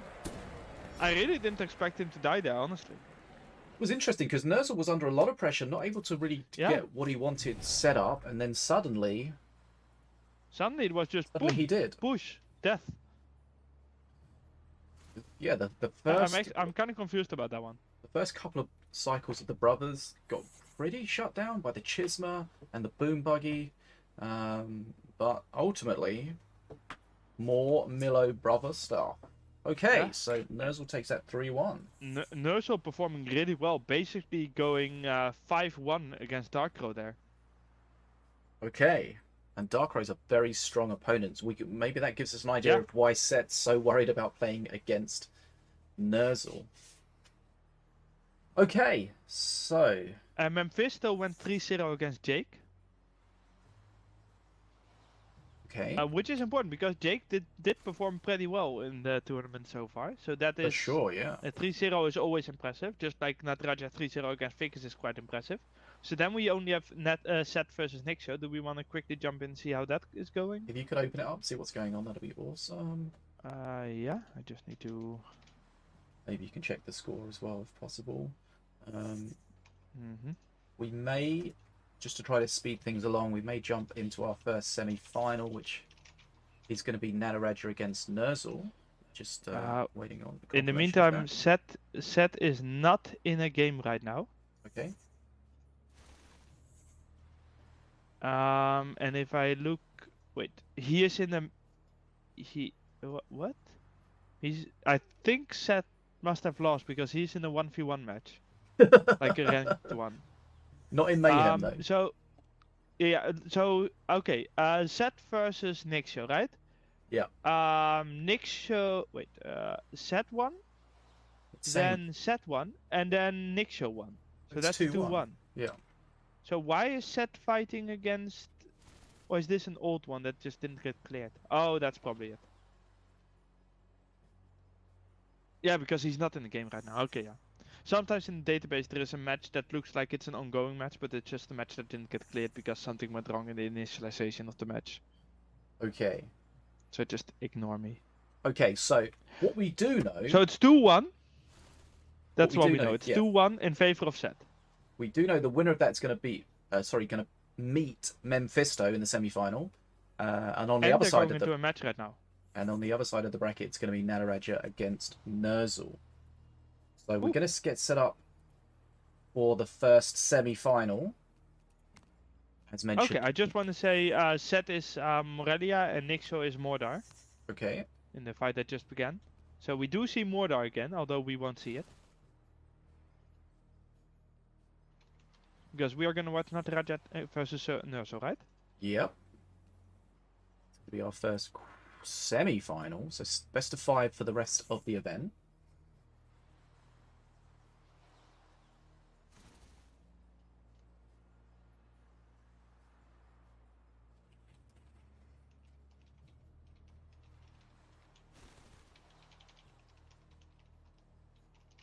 So we'll wait for the players, we'll wait for the bands, and then we'll be good Nerzl is to go. offline, so probably restarting the client again.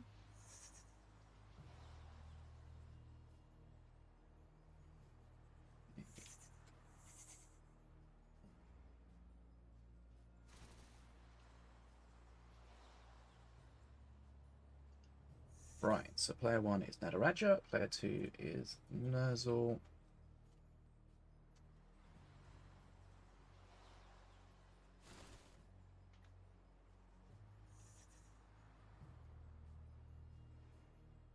Merlin says 1 misplay is all it takes for the Brotherween to win. Yeah. Mm-hmm. So the solution is don't misplay. Don't misplay. Easier said Be like than cat. done. Oh, I pointed the wrong thing. Be like cat. Be artificial intelligence. Wow.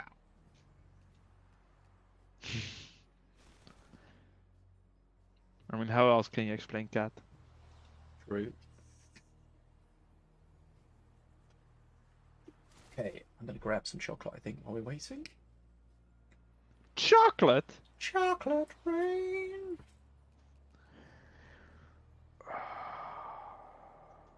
It was quite the sight. Yeah, I just looked at the people that's been flagged for griefing. Yikes. Am I on the list? No.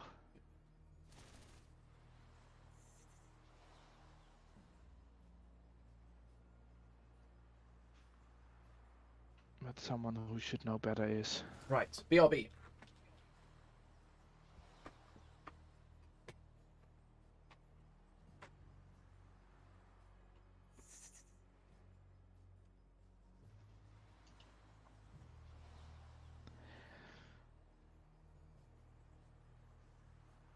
Well, multiple people on the list that should know better. Jesus. What are you guys doing with the grieving and shit? Stop being toxic. So I ask. Stop being toxic. Don't make me ban you. I've got other things to do, like pet my cats.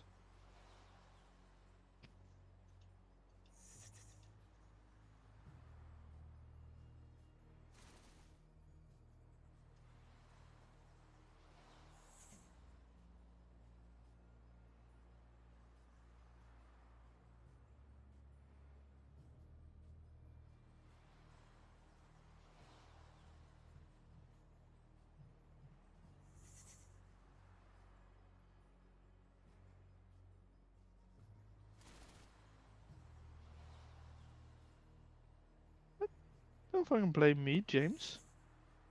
I didn't do anything. And no, that's not the reason to blame me. It's a reason to not blame me.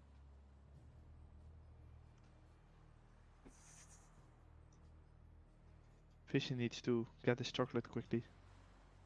Also, I'm hungry. I'm looking at food. That's the important information.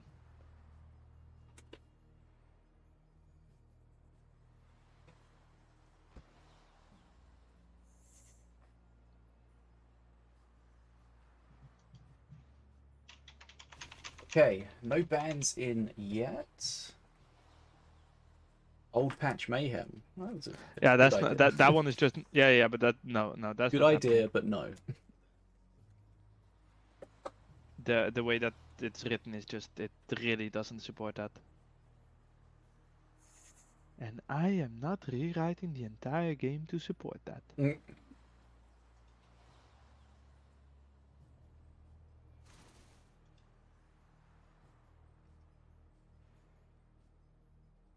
One thing we mention a lot, and that's kind of based on what we were just saying just now, the report system in the game, when you report a teammate for griefing or leaving or whatever, it does work. Your reports do get recorded and they are actioned. Just because you report someone doesn't mean they're going to be banned.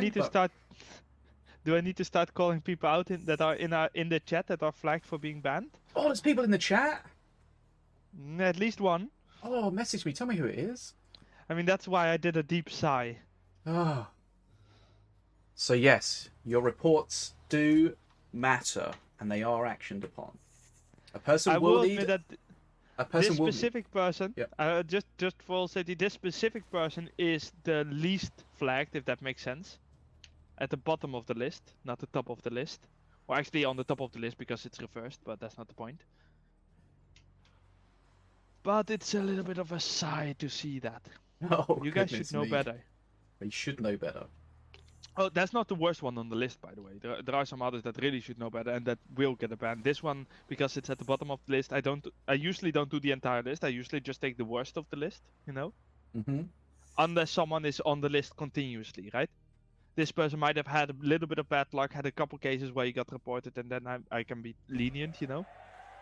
Something's happening. What's happening? There's a game. What's we happening? Are we going into a game? We have any bans? Oh shit, I was not spectating. Because they restart their things all the time. Start restarting your things, people. I'm ready. Did we get any bans? Wait. Wait. Oh, we are in the next round already. We they're all are not bans. ready for this. Oh, okay. Nataraja banned Miluin, Squadron, and Rabbit Prowler. And Nerzl banned Fang, Rabbit Prowler, and Miluin. Oh, so it's Miluin and Rabbit Prowler have been banned by both. So we're not seeing that. But Nataraja banned Squadron, Nerzl banned Rabbit Prowler, and Nerzl just left. What happened? I don't know. Nerzl just left. What the... Okay, what... Oh, that's because they got told to reset, I think. Sinobii said that they were told to reset. Okay. They're still playing though. Well, Nerzl left. Oh, it's the AFK bot. Yeah, it's the no, it's not the AFK bot, it's the Lever bot. Which also means that Nataraja might not know that Nerzl left. Oh, Imagine people just following instructions. These guys should know better. Okay, so Nataraja also left now, so when no human player is left in the game is cancelled, abandoned. Didn't happen. Okay. I believe. Either that or one of the two sides is getting a victory. I actually don't know. Let's check that. We can I check that? I don't know if we can say that. I thought it was the last person that leaves gets the last. Yeah, I think the last that leaves is the one that loses. Okay. But yeah, just don't leave your game if you can prevent it, then you also don't have to know which one wins. Okay, Tangelizer, we both know that we don't have 10 years to wait for him to finish rewriting the game. Okay. that was a little stressful. Oh shit, I'm not spectating again because... Oh, Nerzl is offline. Rage quit. Oh, I'm confused. Right. It's official, people. I'm confused. Well, I got asked what my favorite card is, but first I'm gonna ask Badass a Fish, what is your favorite card? I really like the Tranquil Monkey. Saving a Tranquil Monkey with 1 HP and getting a brand new one is awesome. I love that. Internally, we call him Value Monkey. You monkey. He gets all the value. I mean, if you had asked me before the spell nerfs, my favorite card obviously would have been Beam. We all know Beam. Mm-hmm. I do really enjoy Dragon Ball, but I think that's a little bit of a cop-out. I think if we look at the more interesting cards, right? Because we all know that it's not that interesting of a card, Dragon Ball. I mean, it's a fireball that spawns a dragon. But my favorite card is not the card that I necessarily play. But I do love it when I see top players play with what's it called? The blast thingy that pushes things away. The I was thinking Impetus Blast. Impetus Blast, that's the thing, yeah. Okay, right. Looks like we had a false start. Not sure what caused it, but I'm also confused. Am I just incapable of doing this? Are you? They haven't started yet, have they? No. Have they? No. I don't know. Why am I spectating Nataraja twice? Giga Brain. Right. Okay, I think I need to restart my thing because of how he left. My spectating just broke. I see Nerzl online. Okay, that's good, Okay, at least. right. Start again. So let's just clarify. Restarting with same decks, question mark. Okay, very quickly. Nataraja bans... What? Oh, Milloween, Squadron, and Rabbit both- Prowler. Yeah, they both banned Rapid Prowler and Milloween, but Nataraja went for Squadron, but Nerzl went for Fang. Okay. They're going to restart with the same decks. We're ready. Yes, we are. It's, my heart's just about recovered from that. It freaked me out because I had only one spectate set up, so suddenly I heard the game sounds. I wasn't even spectating because Nerzl wasn't online for one. That was the one I was gonna spectate. I just got super confused. If I didn't have that one spectate up, we could have missed that whole game. Right. Okay. Here we go. Nerzl versus Nataraja. I have no idea what the deck is. We have not seen anything. Yes. Oh, Interesting enough, this is the first Battle Shihu we see. It's kind of surprising that Battle Shihu hasn't been played more. yeah. Okay, so we got Ratbo, and we've got Morelia.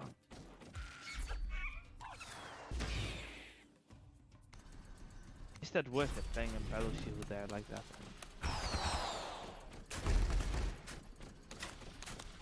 Also, Battle Shihu without a glance, not as much damage as Battle Shihu with glance. For now. But the change on the PTR will change all of that. If people Yes. don't know that it's a really bad idea. It's a bad idea. Oh, well, what? Why? Did you that best? No, what did you say? It's a bad idea. No, I said if people don't tell us that it's a bad idea. Oh, okay. I thought you said it's a Just bad people idea. tell That's us why I it's- was surprised. No. I'm just saying that if people tell us it's a bad idea, we might not do it, you know? Right. Depends Rock on how many Rivals. people. The Rock Rivals situation has come and gone, so Nerzl doesn't have to worry about that statue anymore. There's a lot And, I mean, it's basically ahead in every metric. So that's kind of scary. of... Yep. Wait, is that the same Rock Rivals?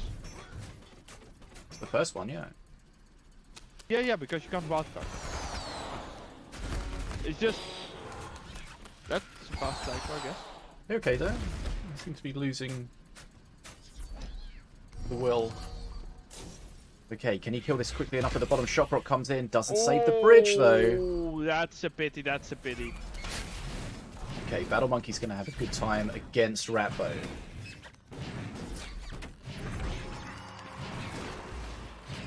Okay.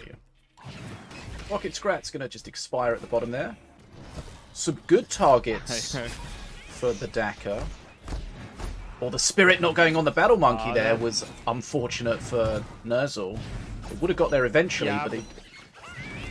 But also, I mean, if you play Spirits that late, then yeah, sure, that's gonna happen, right? Okay. A lot of damage taken by Nataraja, but can he stabilize? Yeah, I mean, so far Nerzl is quite in control. Okay, here comes a Even Daka. that way to say. Great Daka there. All the nonsense. But I mean, the The golem is dead. So is the Sentera. And zo is the Sing. Yeah. But Value Monkey is alive. Value Monkey. Oh, that battles you who is already half dead. Yep. How did it get that low? I'm not sure. I feel like it might have been a Chisma, but I'm not sure. Chisma's one of those cards that hangs around because of the way it comes back and you end up with multiple ones. Nataraja's struggling with the XP at the moment. We know perk 3 is not just with the XP, against... like Nataraja just struggling to get almost on the bridges, but definitely on with getting past the bridges. Okay. Just trigger on the Xinguang Daka, doing but a lot of work here. I mean, that Jing's making the Daka annoying. Oh, lots of damage on the Blood Imps. Those Chismas did a lot of work though, but Breath is gonna clear that up most likely. It's the perk 3 Breath, spawns it defensively, wants to build up a big push. Decently ahead on XP. Let's see what happens. Yeah, that Scrat's gonna hold it up. That's still kinda useless.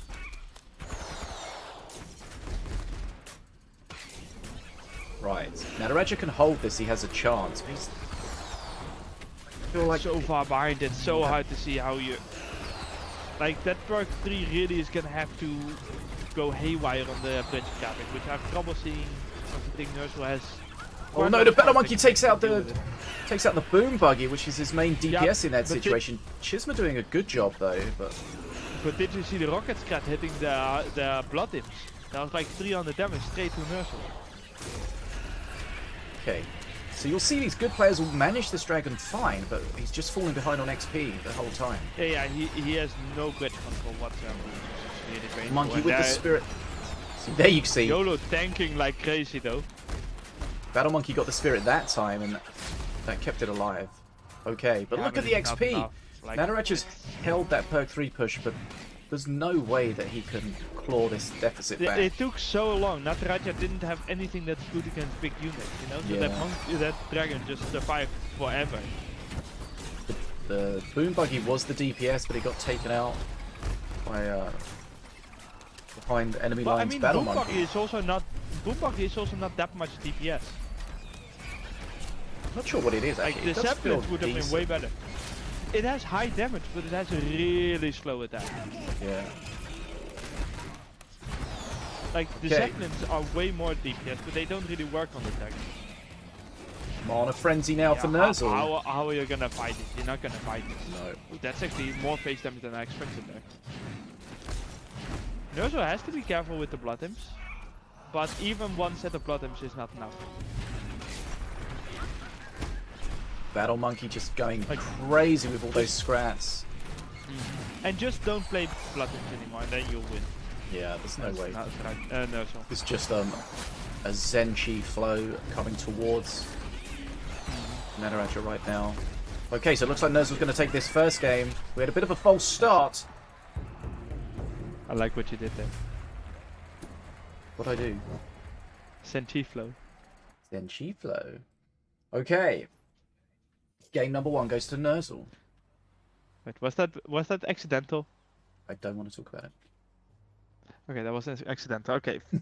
Well, have you ever thought about getting kids? What? Because clearly you're already an unintentional dad. What? Yikes. Hey, my jokes are awesome.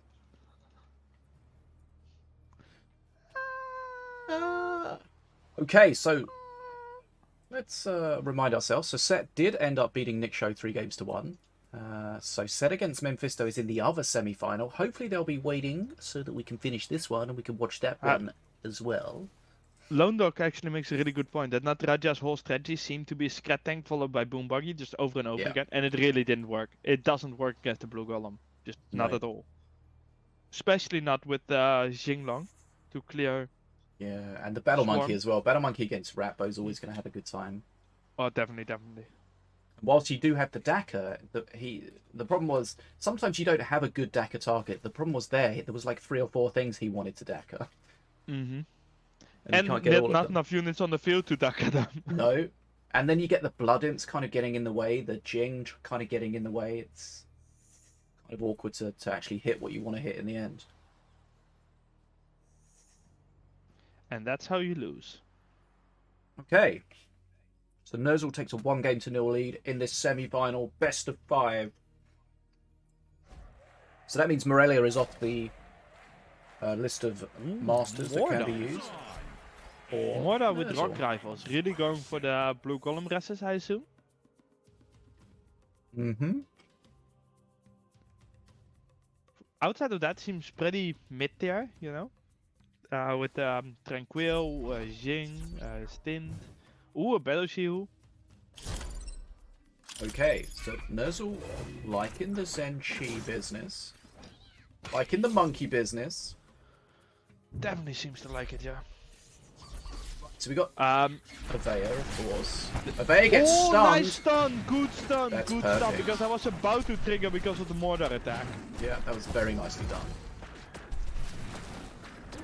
You're playing against Avea and you've got stuns. It's incredible. Oh yeah. It's just, it's game changing. Especially stuns that are nice to play in such a scenario anyways, you know? Right, so we're So looking it's at not the that you have to play something bad to do. we're looking at the tombstone charging. What's it going to be? It could be a Jing. That's not what he wants. It's not going to be a Jing. Okay, That is an Avea activation. that's 1 activation and it's on its 2nd cycle. So that's less than ideal. Yeah, but it will get another Blood activation. imps. Will it? Okay, Oh, it does get it, but I wasn't sure about that there. that battle monkey went crazy. Yeah. That battle monkey's DPS is insane when it's like 180 More DPS than or something 3. insane when it's fully triggered. Okay, XP. Nerzl will be happy. XP's in his favor. He's started with That's the rock another rifles as activation. well. Yeah, the Avea is getting close to being, you know... does not get any support? Oh, that's a surprise to me. Because it's not activated, right? Still needs 1 more, I think. Yeah. So I would expect to send a unit with it, which at least forces Nerzl to use a stun. Where now it was just, okay, just kill it. So the bounty sniper that's getting what some we like. great value. We're looking again at the tombstone. No stuns to shut the tombstone down. There's a beam. That's Was I that like a that good beam. beam? I mean, I like Was it because it cleared it and there was no Yeah, but I golem think it reds. would have died before that anyways. I Mm, think that was unnecessary. right. That push was basically dead already, I feel like. He hasn't activated Avea, but that battle monkey's gonna just slaughter Oh, it was all. so it was activated. Okay, then we were wrong. Okay, yeah. Counting is hard. And Battlesea who hits hard. Massive XP lead for Nerzl. Not what you expect. Apep against Mordor. He does have the bounty sniper. I mean, yeah, but that's not gonna be that has not done 30 kills.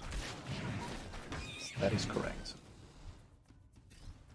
Letting Nataraja heal. I'm assuming that means that Nerzl thinks either perk 3 or, you know, full on needing Mana Frenzy to win. Okay, Battle Monkey res. Ooh, runs straight into a boomer. That's not Yeah. ideal. Nice shock rock for clearing all the air. Right. But Hasted despite Battle Monkey, Despite of that the course. Battleship who got damaged there, it still got a decent amount of value. Like, look at that, actually winning that Yeah. fight. But the bridge has been Nataraja's. So now we're at perk 3, so Nerzl's going to have double tombstones. What is perk 3 going to be? I mean, I think Nataraja's issue here is he's playing Avea, and Nerzl has a lot of good cards against Avea. He's got the stuns, And he's got the good Battle stun Monkey, again. he's got the Whirly Scrap. Like, a lot they of it got is the blue golem. such a good matchup for him. Battle Monkey with 1 Battleship HP. can get forward enough. He can, yeah, Oh, he it takes the explosive tanks it, that and was- fully rest. That's a big one, getting that fully rest thing. And again, a good stun. Skeleton Horde, not Battleship ideal against absolutely the Battle destroying Monkey. everything. Yeah, it's like, what does he That spawn here? He Battleship going can't to face. spawn anything near it. I mean, honestly, I might even have just snap freeze the Grenadier, just be like, okay. Battle Monkey comes back, hasted Battle Monkey. Goodness me. But that boomer will deal with that. Sort of. That Battle Monkey went down kicking and screaming though. Look at the XP. 40, almost 50 XP lead of is Nerzl. so- Nerzl is gonna get Mana Frenzy. Nataraja is not going to kill Nerzl in time. There is just no way. Just snap freeze that. Yes. That whirly scrap with the golem is so nice because it just fills in the golem's weaknesses. Yeah, the boomer will clear it, but I mean, it's just Mana Frenzy is around the corner. It is over. What are you gonna do? Counted by deck. The stuns. Pretty And much. well played, well played. The stuns were well played. Yeah. Let's be honest, he always had a stun ready to do it. I think he kept them ready for it. There were some nice plays in there, but in the end, yeah, out there. And that is a thing that you see often in these, in honestly any card game where you get to the top. That if you have two players that are equally skilled, you know, or at least close enough, small lead for either side in deck building is just gonna dominate. And in Minion Master, because the deck keeps. You want more tombstones? I got you covered. But in 3 Minion Master, bounty the deck snipers at the keeps bottom there. cycling, you know. Right. I mean that's gonna get you mana. But because the decks keep cycling, you know, a small difference in the deck that will allow you to get a small lead will just add on top of itself continuously, making it rough if you get counter-attacked. Okay, so that's 1 game all, right? Nerzl taking that one. Mordor. Interesting, Mordor. You'd expect Mordor against Apep to be behind, but when you look at the specifics of the deck, he had so many good counters against that Avea that he was able just the to FA destroy just it. never got to do anything. Was just a little bit sad in the corner or something. I don't know. Like what you gonna do in that situation? I don't know. Okay. that's So what one does game, that or make the score? 1-1. Oh, that's 1-1. I think so. Didn't Nerzl win? Because when Nerzl- I look at the stream Oh, right hold now, on. it's Whoa, whoa, whoa, 0-1 in the favor of Nerzl, and if Nerzl won again, that makes it 2-0. That makes sense. Mm-hmm. That's the big brain. Okay. So. Sorry about that. Nerzl 2 games to 0 up. Yeah, so he was able to win the first game with Morelia and the Rock Rivals, won the second game with Mordor Rock Rivals, so that's 2 games to 0. So the For third Nerzl. game, he's probably gonna play Apep Rock Rivals. We will see. Right. So this is the first semi-final. It's Nataraja. It's Nerzl. The second semi-final, of course. We'll check that out when this is done. That's going to be set against Memfisto. But here we are. We're loading into game number 3. Can Nerzl close out a 3-0 victory? Or can Nataraja start fighting back? Let's find out. Well, this is the spawner building Stormbringer versus Diona. Okay. So, what do we have? We have Wait. Diona. Did he just flood a couple mana there? It looked like it. That feels strange. Putting some good pressure on that crossbow guild. Yeah, but that was a Dragon Ball, you know. So you don't really get a lot of value there because it gets healed by the Call to Arms that then also pays for itself. Yeah. I don't think that was actually a Dragon Ball that got you a lot, but you did get some face damage out of it. So sure, why not? Hannibal is going to be a little tricky for him to deal with what he has. He's likely to see him using the traps to help his units deal with that. We've got a lot of slither that we're seeing from Nataraja here. We've got Herald Our Moon in there. We know that can be really difficult to deal with. That can be really good against the Swarmer Totem. See, there we see the non-splitting ability. Those stun lancers. That living statue is just straight gonna get there. Yeah. Not enough DPS to shut that Ooh, down. and that is... Actually surprised he doesn't do that against the Vulture Prime, the stun. The taunt. Does he have anything to res? Not looking like it. Nope. Goes down. That's frustrating because that res can really get extra value. Yeah, then I don't feel like that. I don't think that Herald and Moon got the value you want there. Really didn't do a lot, did it? It's also a little bit strange of me to play a Slither deck when you come to Rampant Prowler, which is basically the best card in there right now, right? Like this is a normal Prowler, I'm assuming, considering nothing died. The regular power. It looked like he was trying to jump it over the middle. Didn't quite get it, but it's not going to have a good time there. It's shut Very down. little here is gonna have a good time. Right. So again, Equal XP, very equal HP as well. So it's hard to say who's winning here right now.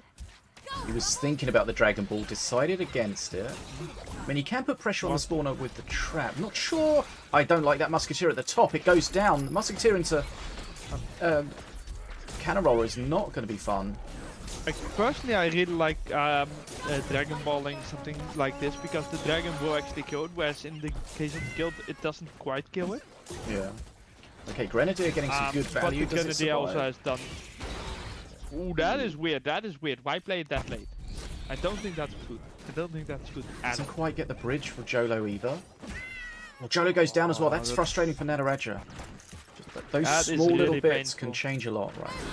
Does Ruffle get a game. heal there. Yeah, does get a heal. Yeah, the heal does.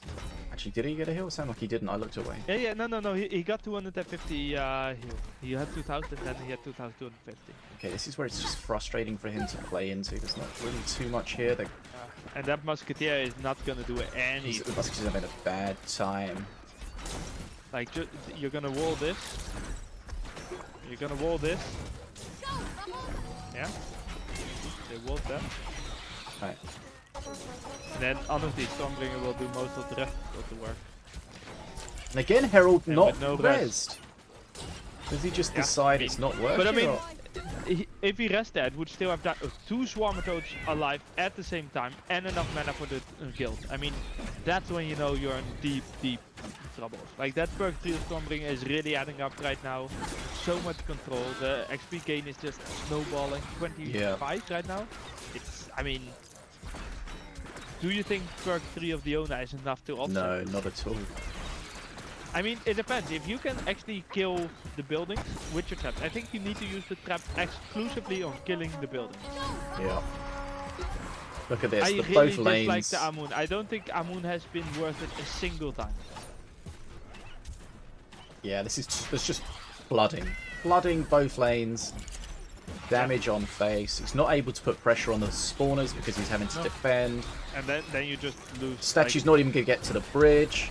Herald on Moon's going to get That's picked insane. off by the range. Yeah. That is just somebody playing against spawners without any sort of anti-spawner tech. Well, that's the funny thing, because he does have Dragon Ball and he does have the totems, right? So I feel like he should have had the quality, but then he used his Dragon Ball against the Swarm Totem that was already almost dead. Yeah. Okay. Then you get the free guild that gets played, you know, and what are you gonna do then? Like, you can't misuse your one counter. So, 3-0 to Nerzl. Nerzl is in the grand final. And honestly deserved. Like, I think Nerzl played really well all 3 matches. I mean, it's not like these were the hardest decks to play. But I mean, still, he did played get, them well. He did get fairly lucky with the deck matchup. So he had a lot of counters for the Yeah. Ubeya in the previous one. He had. I definitely agree. But I mean, I also didn't see him make the obvious misplays that I have seen others make at this tournament so far. Okay, so Nerzl is our first grand finalist. But who will he play? It's either going to be Set, reigning champion, or it's going to be Memfisto. Or Memfisto. Both of these are previous champions. So this should be a good one. In before just super quick finish because someone needs to go to the toilet. Maybe. So do we have bans? You assume that they're ready with the bans and, you know, they've had some time to wait, You so would- they're ready to go you- and there's going to be no I mean, you would downtime. assume so, but we know that that's not the case, and it's gonna be Yikes. someone is eating dinner. I'm never gonna let that one go. Memfisto isn't even online. I should order food actually. I'm hungry. I'm very hungry. Set. It's You people Memfisto. don't know the insane sacrifices that we throw around. It's 8 p.m. here and I haven't eaten dinner yet. Right. Did you have lunch? Yeah, of course, Jesus Christ. All right. Otherwise I would be dead by now. I do take care of myself a little bit, you know. To hear it. Just Right. a little bit. Semi-final number 2. It's going to be set. It's going to be Memfisto. The winner will face Nerzl in the grand final. And that's gonna be a rough matchup. We know, I mentioned a number of times, Set's very worried about playing Nerzl.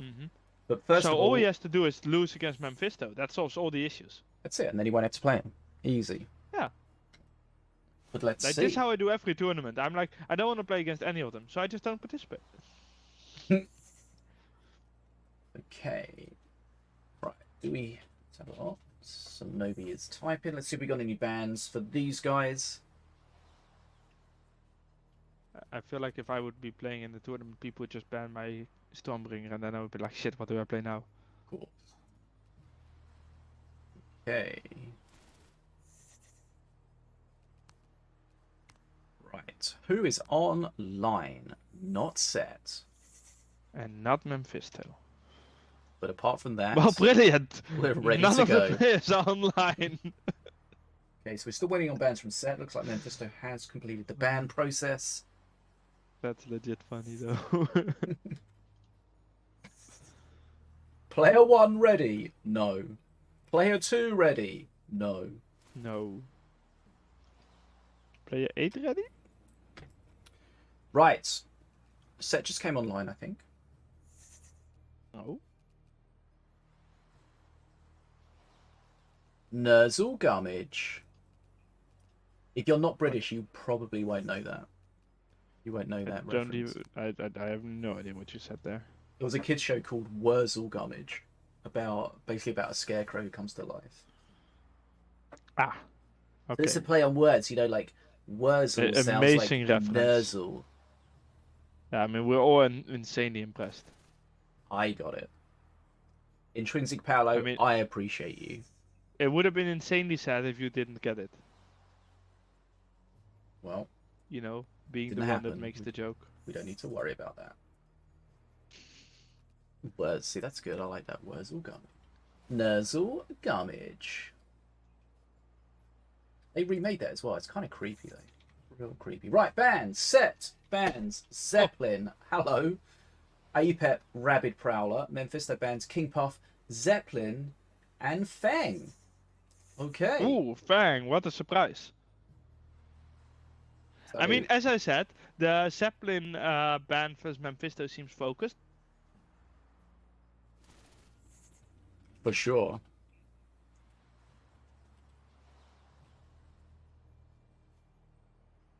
Funny that King Puff got banned. We haven't seen a lot of King Puff bans, have we?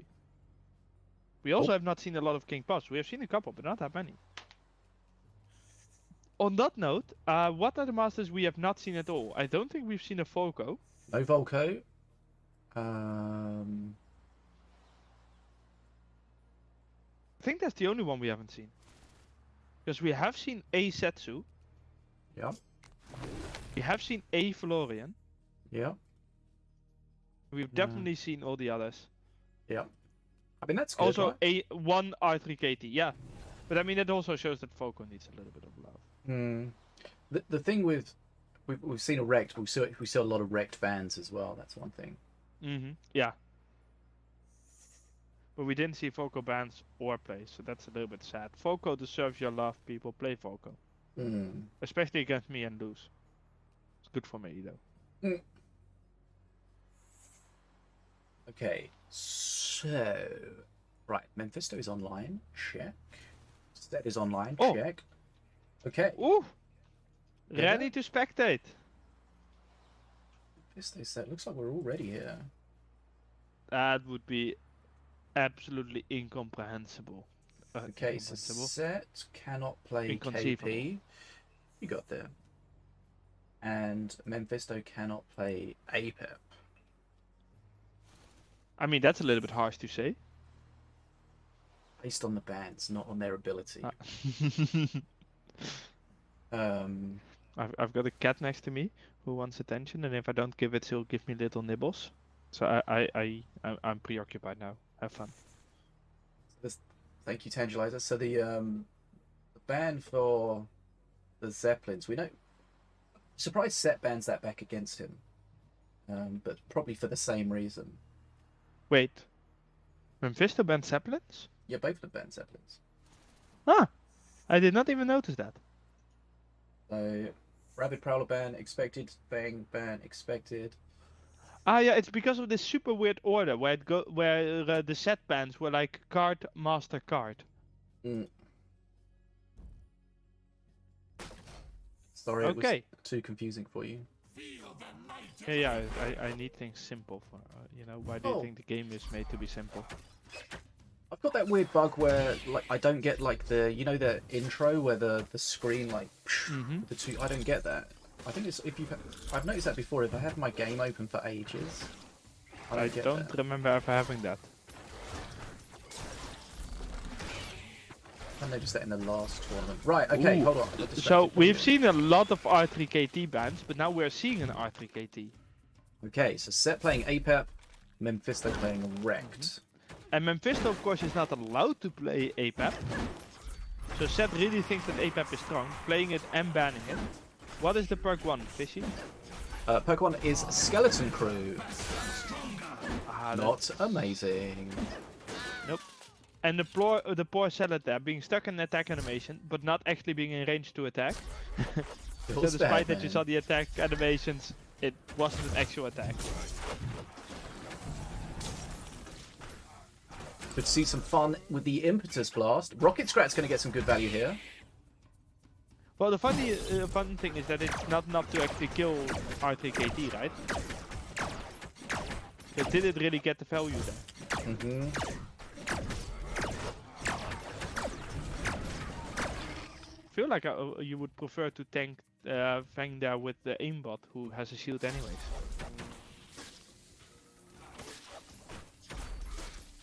Interesting to see Impetus Blast indeed without seeing a Xingong in there. Those two we have seen together quite a lot. I feel like I played against Memfisto playing this deck, and the aimbot with the Nats is just a real pain in the arse. Oh yeah. The Nats don't aggro on face, so anything you goes near it. That Not sure what that was. Weird Impetus Blast. I mean, I know what it was. I just don't know why he did it. Ping, ping, ping.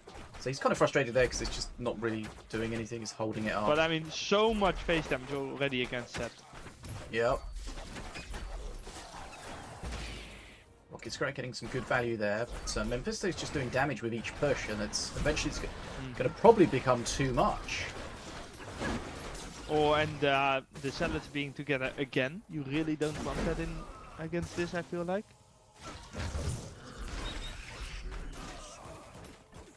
A little bit surprised he put the real R3KT at top. I don't hate that beam because there was some frustrating stuff there that it would have locked that Zealot down, so I'll allow it. Oh, you allow it? I'll allow That it. is so nice. You're such a nice person. I know. Right. Perk 3 APEP could be important if we get there. It's that aimbot that's the real problem though. The aimbot with the Nats on it. I mean, I also think it's just the general bridge control that Memfisto's deck has. Like, look, I mean, he's actually behind me. Never mind, I'm spouting nonsense as usual. Memfisto actually flooding a little bit of Looked like it, yeah. Cristiano Ronaldo says the players here are lucky that I didn't sign up for the Minion Masters tournaments. You do know that you can't triple Scott in 1v1, right? Magma Cannon flooding could another be mana? helpful. It's going to be spawned. Could be. He Why? is ahead in XP, so... Okay, that's Oh, decent. that Impetus Blast actually working. And that is like just 1 point blast phase, and it's the totem would be gone. I think I would have preferred that. Just 1 point plus face to get a little bit of tickle in face. Because you're not gonna get the chance to 1 point plus after the totem, I think. It's going to be a beam. I mean, okay, we like that. He just used the one punch blast, so he doesn't need to worry about that. It's not the real one anyway. Yeah. But this magma cannon's going to really help him solidify this. Oh position yeah, on it's the gonna bridge. help so much bridge control. And in Mana Frenzy, I think APAP's cards are stronger than Memfisto's jumps. I think. Especially with things like salads and the bridge control that the magma cannons can give. Yeah. Because magma cannons in bridge control is actually surprisingly good. In Mana Frenzy. Yeah, Set needs to be a little careful if he gets anything near his face, but he's able just to clear with the beam. The one punch blast was used, so he doesn't have to worry about that smacking his face. And then again, And magma cannon's going to clear it. Just and the bridge, the XP lead just increasing a little bit at like 13 now, which really is significant. Yeah, you think that magma cannon could have been a healer? Would have not had the same impact on the game. I mean, it would have no impact on the game. What I said was true. I mean, Right, yeah, true, needs to true. be careful because He needs to grab control back because this could be still Memfisto winning. Good killing of the Grenadier there. I think that's worth it. feels like Set's being Good a little jump. slow for spawning here. He is close to Mana Frenzy. If he can clear this up and get on the Yeah, but bridges. Memfisto is catching up a little bit, but I don't think it's enough. It's like the bottom is gonna be in Set's favor, and then he will get Mana Frenzy first. Can take the top bridge with the stint if he wishes. There it is. Boom. Yeah. Okay, Set wins. There is just no way that Memfisto is gonna spike this. 4 mana. XP, I mean. You know what I'm talking about? XP's very close. 10 XP for Memfisto, but Mana Frenzy is ticking over now for Set. Yeah, and then you just start grabbing stuff. Just needs to get one bridge He's not really grabbing here, it but- fast enough. He's not grabbing it fast enough. Memfisto actually has a chance here. Yeah, he did spawn Because that very whenever- defensively. That Every cannon. single time you grab a bridge, the timer gets reset. So you just need to make sure the opponent doesn't have a bridge long enough to get mana. You don't Right. have to prevent them from grabbing it at all. So 'Cause now I've heard- just I've heard some people think that the bridge like ticks every 4 seconds, so if you grab it right at the end of the 4 seconds, you take it. yeah, But and that's that is not not how the it case. works. I've checked the stats. I've checked the code multiple times on that, which I do quite often when people tell me that the system works differently than I think it does. You know. And I'm sure that it actually resets the timer. Yep. Okay, this is not over yet.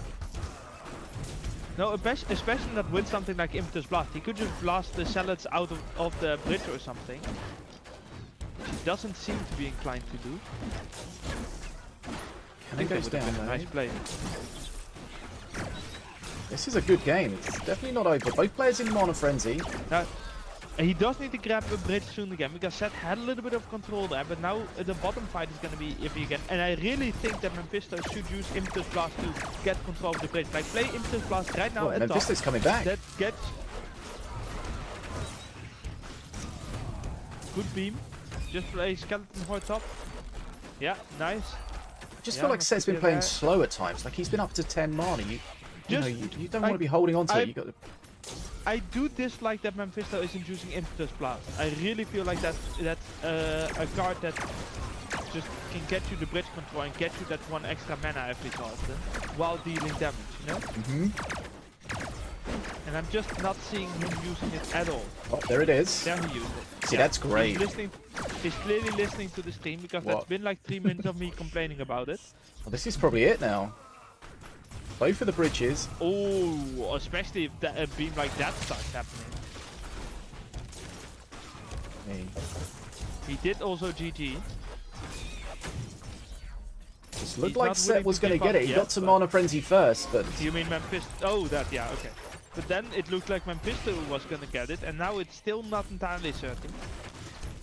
Like, just jump and 1 point blast. I feel like it would have been worth the risk. I feel... Did Set already have the totem there? I don't think it was down. It's ready, but watch. the way he's slowly been playing, I don't think he's going to react quickly enough at that time. That's also fair. Here it goes. One punch blast Like coming jump up. and 1 punch flash. Yep. No, why would you do that? Here it is. Oh, no, it's not. Why is he not? Memfisto could have won that, right?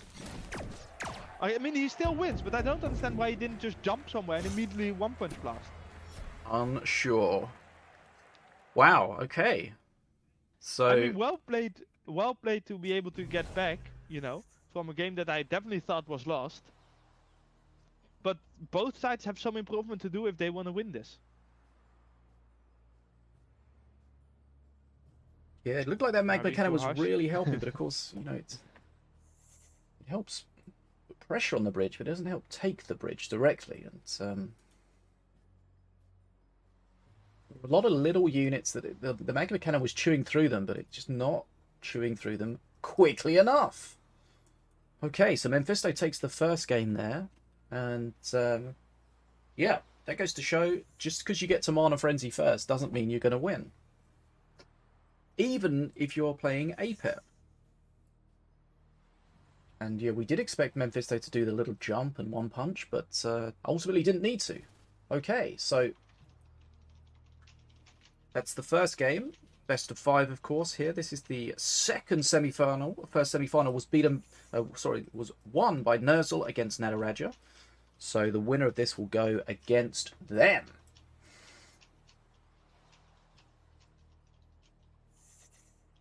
Thanks so much for joining us at home. This is GGtoor's Night's Duel number 17. And we are in the semi-final stage. Best of 5. So, Memfisto cannot play APEP through the ban. Cannot play Rect anymore because of the play-in and winning with them. Set can play what he likes apart from King Path, which was banned.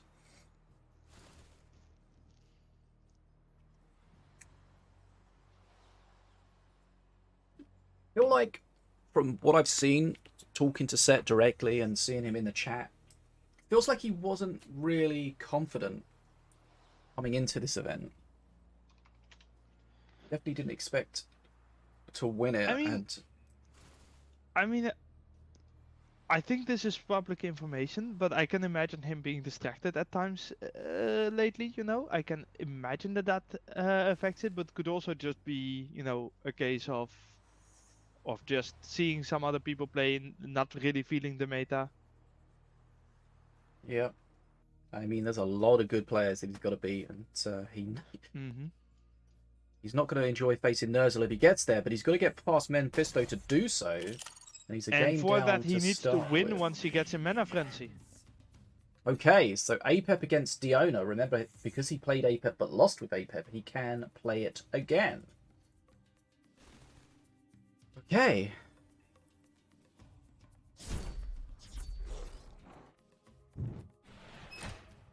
So, oh, Feng.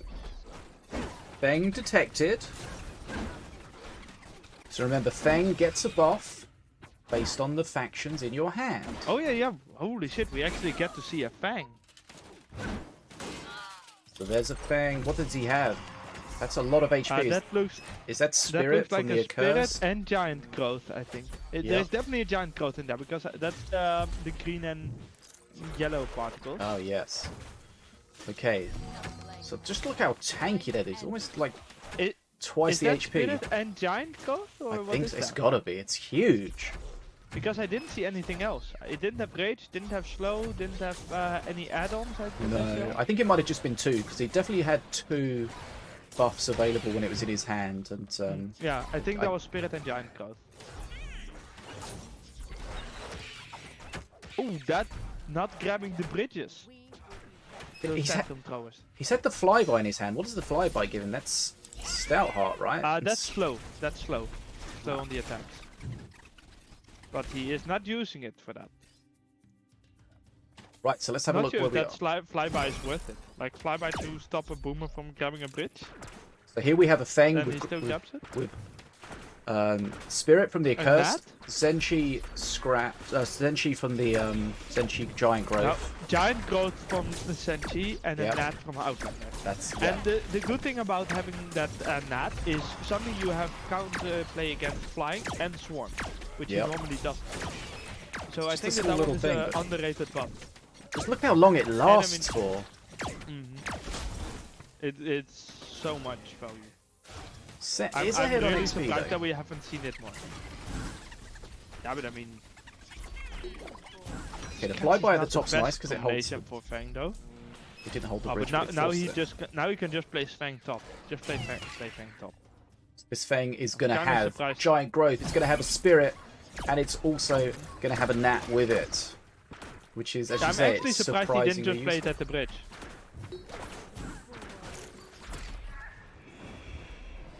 Ooh, and that's well played. He can even stun them all. Yeah, there we go. Boom. Okay. Is Fang just going to kill everything? Maybe. You look at that salad, basically dealing no damage to him. It's insane, right? Shen's not aggroed on the right thing. Look at it go. It's still 50% HP, really, from what it started with. Yeah, The Boomer's going to come and finish it, but how much mana was that It was killed invested so to kill much. it? There was a Shen, Zealot, Boomer. And somehow Set is still ahead in XP at least. The Just- Boomer was 0 mana probably. I'm assuming that was Yeah. the first one. My goodness, you just had to invest so much to kill it. That's why you just end up being behind. Which he somehow isn't. Thanks for Like pointing even that the out. Defenso basically does nothing. Yep, Defenso does nothing. How is that? How are they Seems to not take dealing hardly more any damage? damage.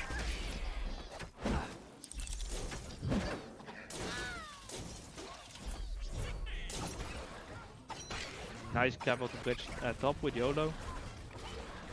Already has the next Fang ready. Poke 3 at the same time, basically for both of them. Undying Skeleton, Memfisto. poke 3 Oh, for this set. is one with rage, but no giant. No giant gonna- growth? no, Or no it's gonna- spirit. No spirit, no spirit. This is without spirit. Remember, Giant Growth is 33% extra HP. And more damage.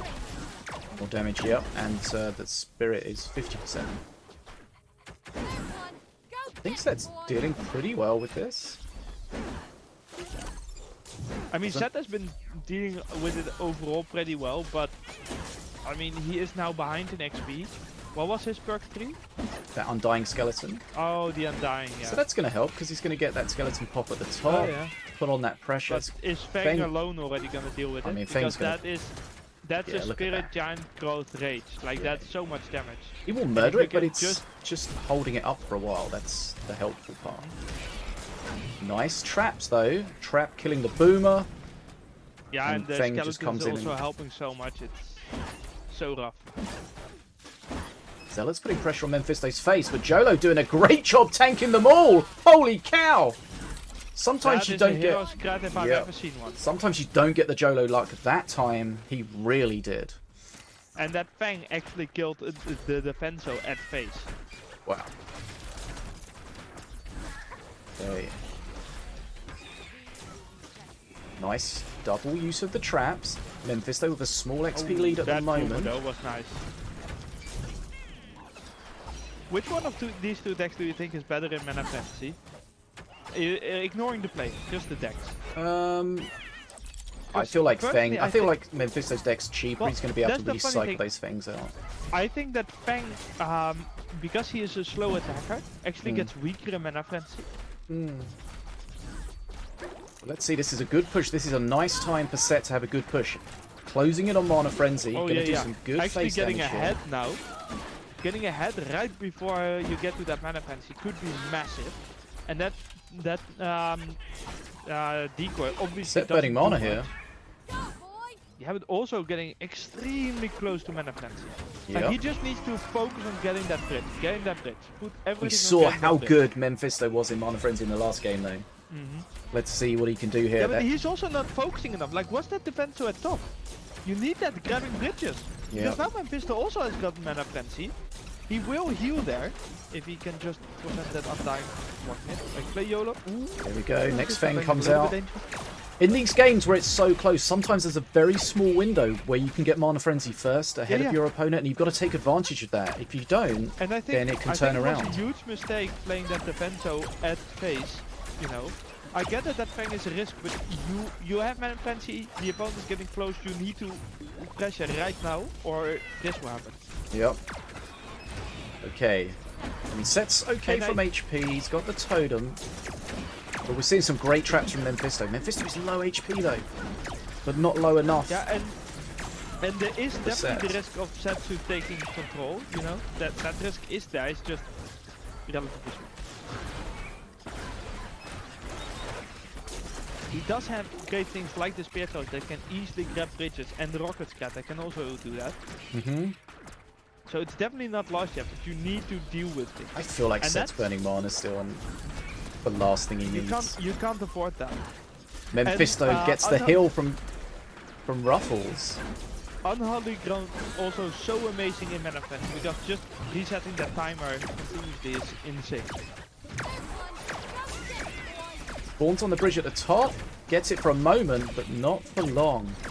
Bang at the bottom's nearly dead though, so there's a chance here. Shock Rock comes in just to slow things down. There we see the trap taking out the Traps back. are also Beautifully so done. good. I mean, Memfisto is just outplaying him. He had a small opening where there was a chance. He didn't take it, and then Memfisto just plays really well in Mana Frenzy. Yeah, these traps just allowing Memfisto's units to trade so much better, but also just slowing everything down, pulling it away from the bridge, remembering Mana Frenzy, XP turns into mana, so the longer you hold the bridges, the more mana you get, the more units you have. And that's normally a good thing. Not over yet, The push though. at top could be dangerous. You do need to block that from dealing face damage, that's Tranquil. Nothing's going for a hill. Can't imagine he gets through that. But again, that bridge at the top just being neutralized. So Set having the bridge 90% of the time, he but not really is- getting anything from it. Okay, Set's fighting back. There is some actual potential here, because Memfisto cannot let Set get to face, right? Suddenly He is Set's got basically a so bleeder. much on the And field. this push is getting really dangerous. I don't know think if that's it. Memfisto can deal with this. Yep. Set held on. Yeah, now he's I'm gonna not fight sure back. how this happened, but Wow. suddenly there is just a giant push from Set. I have no idea how this happened. It's, Like he played a bunch of cards at the top, and then Memfisto didn't manage to kill it, I guess. Memfisto didn't have anything to deal with a group, I guess. okay, so Memfisto employs well Fang, played by but Set, I guess. gets denied. I mean, that might be part of that thing what I said, where that Fang isn't that amazing in Mana Frenzy. Could be. Wow. Okay. And of course, the APAP being really good in Mana Frenzy, once you get the cycle with the free cards. Yep. One game all. So I think turnarounds like that is Set had the boomer, and Memfisto was able to like pop the boomer with traps often. But then if that doesn't happen just one time, that boomer can kill so much that suddenly Set can just get that push, and we saw that. But Set did a great job hanging on. So we've had 2 Mana Frenzy games. Memfisto did a great job in the first game, and Set hanging on in that second game, and ultimately able to come back. Great work. Yeah, Great insane game to from get 2 both games players. in a row where both get Mana Frenzy and really have to battle it out at that high speed. Wow. Now Okay. that we have seen 2 matches, what do you think the third match is gonna be? Are they gonna go for another Mana Frenzy, perhaps even heavier on the bridge control? Or do you think that one of them will go Rock Rivers and try to see if they can actually kill the opponent? We know that this means that Set can't play APAP. I feel like Set used to always be an aggro player, but then recently it seems like he's changed that, and I feel like his results are for the better because of that. You know, he used to always play these I mean, Rammer decks with Funnily enough, Diona. the funny thing is that aggro actually has gotten stronger lately, you know. So you would expect that his results would get better by playing the aggro. Okay, so Set's gonna have to switch it up. APEP cannot rely on that anymore. Neither player can play APEP anymore. Set's got APEP and KP as the masters he cannot use. Memfisto's got APEP and Rect he cannot use. So Diona's still available for him. Bang. I mean, it was interesting there because we saw how much Set had Value the Fang gave. how much Set had to invest to kill, but he was, as you kept saying, he was still controlling the XP. Yeah, even getting to Mana Frenzy first, but not making use of that. But then somehow during Mana Frenzy managed to take control after all. Hmm. Which shows that he perhaps wasn't playing as slow as you thought after the first match. It seemed Because- like it. It's because there was Yeah, times in that yeah, but mana he might- frenzy where he was up to 10 mana, and you think you just spend your mana, but you know you've got to spend it wisely. He might have woken up during the second Mana Frenzy. Maybe. That was great though. That was a great comeback. It looked yeah. like Set was in the ascendancy.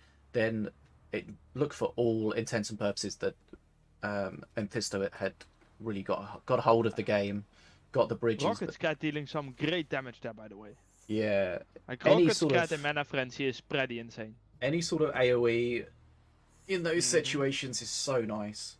Cheap AOE Which is as exactly well. why I said that Fang might not be the best. That's Because that's you his just only. let Fang get Yeah. past the bridge, grab the bridge, and then fight Fang or something like that, you know. You can even fight him on the bridge. Horde is his weakness. Even more so And now that Horde- he doesn't get the thick hide that he previously did, which was made I him mean, that's why almost we removed invincible. it, because it was silly to have him have no counter.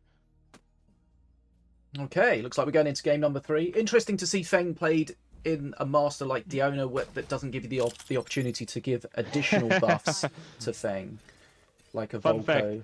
Seth decided to take the Yoda now after seeing Memfisto play it. Wow. Okay. Game number 3. It's one game all in this semi-final. Winner plays Nerzl. This is best of 5. As you see on the screen, it's Diona against Stormbringer.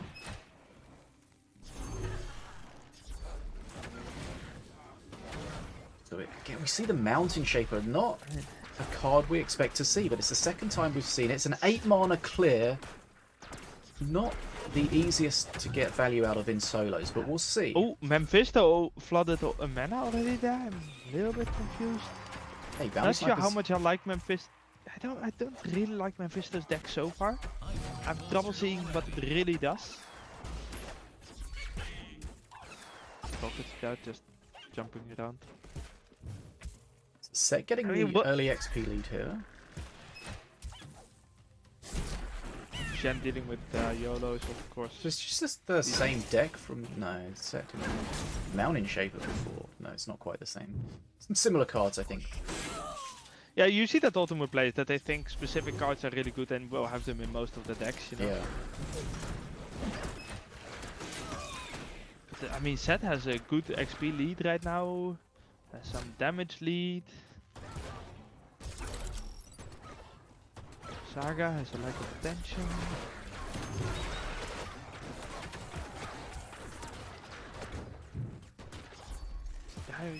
Okay, so not I really, really too much going on, but Set has a lot of small No, units, so that Bounty Sniper's There done is a great really job. not happening a lot, but I also really, I still don't really like Memfisto's deck. I have really trouble seeing what it does. I mean, it might be because it's really good at dealing with big minions or something, but I just really am missing the point of the deck. We almost missed it because of my face in the way there, but there was a great play from Memfisto where Set tried to kill that Bounty Sniper at the bottom with a crossbow trap, but Memfisto reacted immediately, got the Jolo down, tanked it. And, you know, you have to be very quick to pick up the aggro from that, and that's really nicely done. Seth getting 2 mana from the Ruffles. He's gonna appreciate that. Early mana frenzy, huh? A little bit. Okay. That YOLO is not gonna survive for long.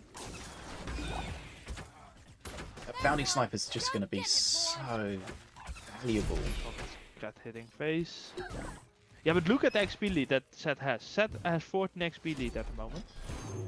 And sure, Memfisto did just grab the bridges, but I mean, already lost one of them. Yeah. What we're seeing is that basically a Bounty Sniper doesn't make up for your opponent having 2 bridges.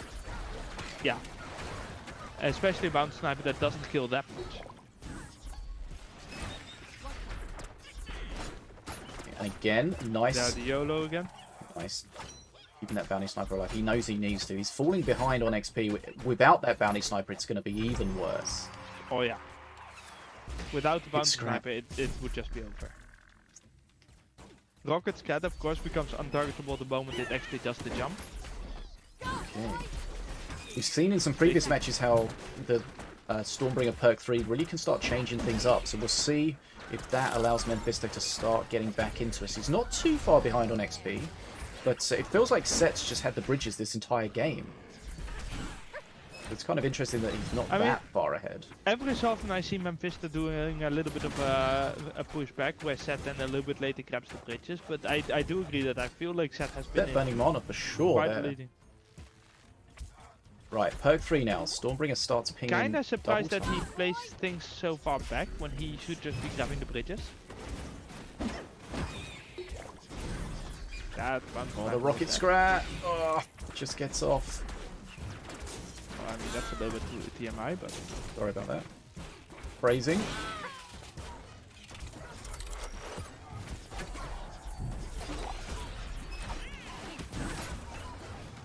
There we see the trap being used to take out the bounty sniper at the back. That's what he's been trying to do the whole game. And although Memfisto shut it down each time, he knew he didn't have the tools available this time. He's still basically 20 XP ahead, you know? Memfisto needs to grab control real soon, or Set is gonna push. And I mean, to be fair, every game so far has been double mana frenzy, so I mean, who wins, I don't know. But I feel like this has been the biggest lead this far in the game we've seen so far. I don't understand why you play Fang there.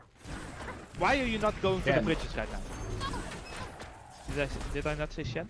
Fang. You sound like Fang. Ah, well, same thing. Same. And I just don't understand. Like, let the elite swarm get the face. Why would you get? Right, Mana Frenzy for Set. 20 XP behind. Memfisto is so fired. I mean, this has to be a loss for Memfisto. If Memfisto can defend against this, I mean, doesn't really have any tanks to deal with these guys. Trap as well. Is Set going to take a 2-1 game, 2 game 1? It really looks like I don't know how you're going to lose this. Yeah, that's going to be it. Yeah. I think the bounty sniper just kept it close. Without the bounty sniper, Set would have been in the distance. Yeah. I mean, definitely, but also, as I said from the start, I don't really see what the Stormbringer deck does. You know? No, it's just range units taking advantage of perk 2 from Stormbringer. Not really much tanking available. No spells either.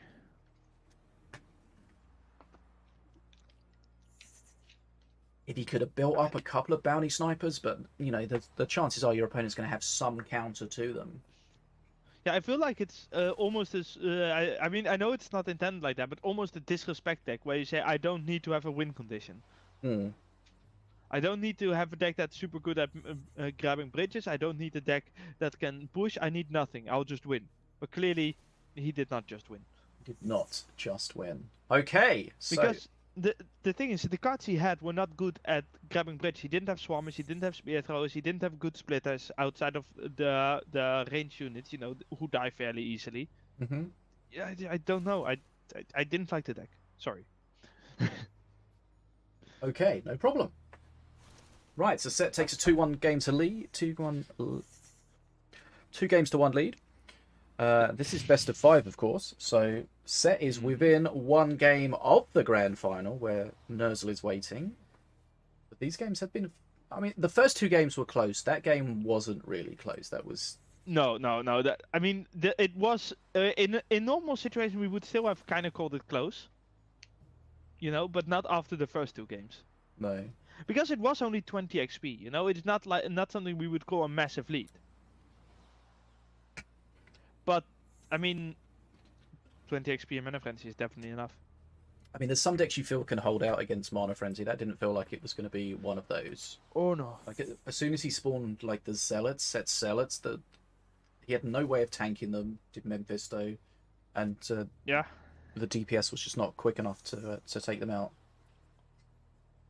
And as I said, it's a deck without win condition. Even Mana Frenzy is not really a win condition, because the deck is not good enough at grabbing bridges. I don't like the deck.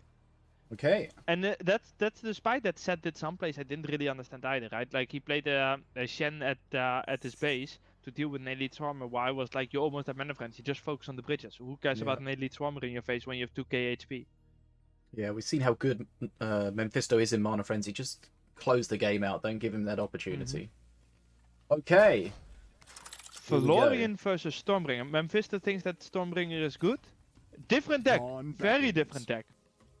I already like this deck more than the last one from what I'm seeing. We see a TAS in there. That's interesting. Not something we see Yeah. too often. A Rocket Scrat, a Malfunctioning Drone Walker, like some cards that can actually grab bridges properly. Ooh, a Disruptor buff. haven't seen I would not be that surprised if yet. we're gonna end up seeing something like a Ruby or something in this as well. Like a Is it gonna Ruby be a together with Scrapyard? a Task can be No. quite nasty. Scrapyard is also a possibility. Thought it was, but I don't think so. So set burning mana. It's grabbing the bridge. Set burning mana. Set burn 2 mana there for sure. And that, with that the Rocket Scrat, oh the Rocket Scrat actually got killed. Oof. Okay, that was nicely done. I mean that Hey. Task didn't do that good of a job, did it? Like Set has a good XP lead, has had the bridges for a bit now. The task is basically finished.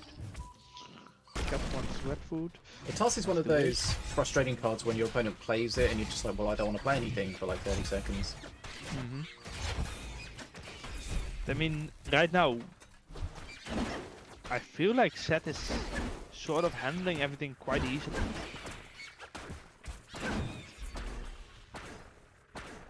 Disruptive path. Nope. Once again, I'm starting to have. I'm starting to not like Memfisto's deck again. I'm once again. I mean, he has more bridge grab. I like that. I like the scrat tunnels in there, and the task is kind of nice. But if you have the task, then I feel like you either want to you kind of want to have something that can push in, right? I don't feel like this deck is good at pushing. Like, have something like a Ruby or you know, something that, or a blue golem or a living statue or something that the opponent has to swarm to kill, and then you just task over them and get nice value. Okay, not too much value out of that Searing Light. Did take. No, but look at the Yeah, the XP lead. max. Look at the XP That's lead. 2 more Set- mana that sets burn. Set had 1.5 times as much XP at that point. Despite that, Memfisto is the one that's playing Scrat Tunnels. Okay. There's the task, but doesn't really Not work. getting the value. Doesn't kill everything. If you kill everything, that's great. There's still stuff left mean, over. it You feel like kills you've not really nothing. got- Yeah.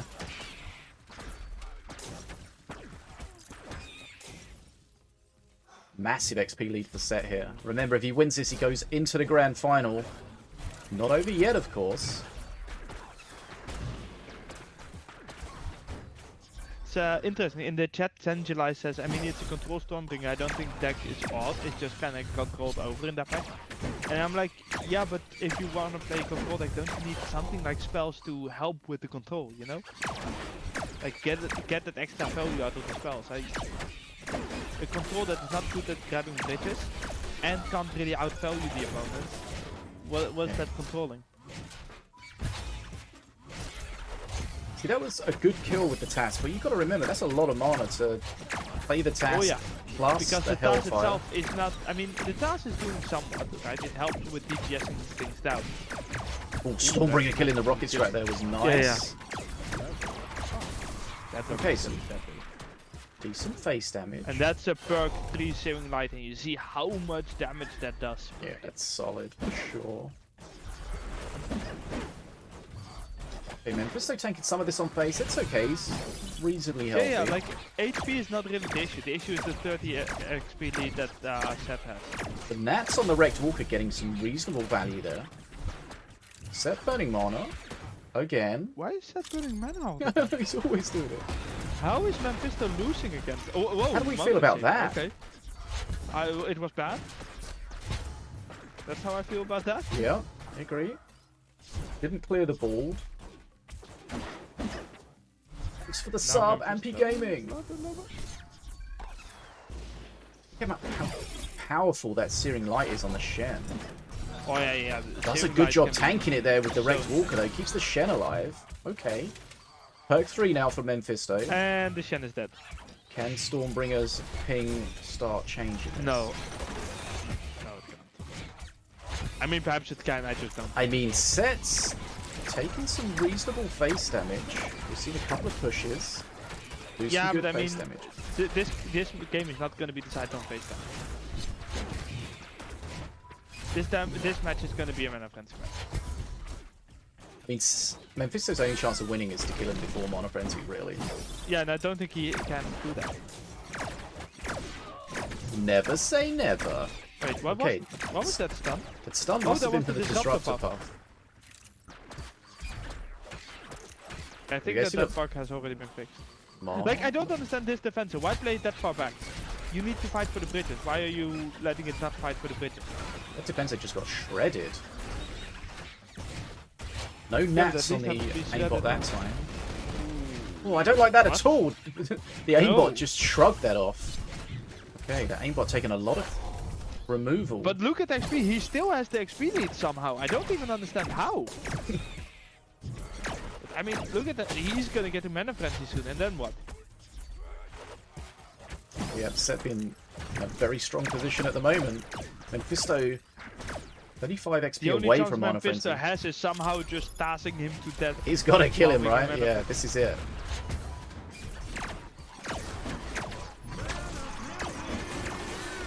Like, that's not enough. You need to go for face here. You can't do things like that.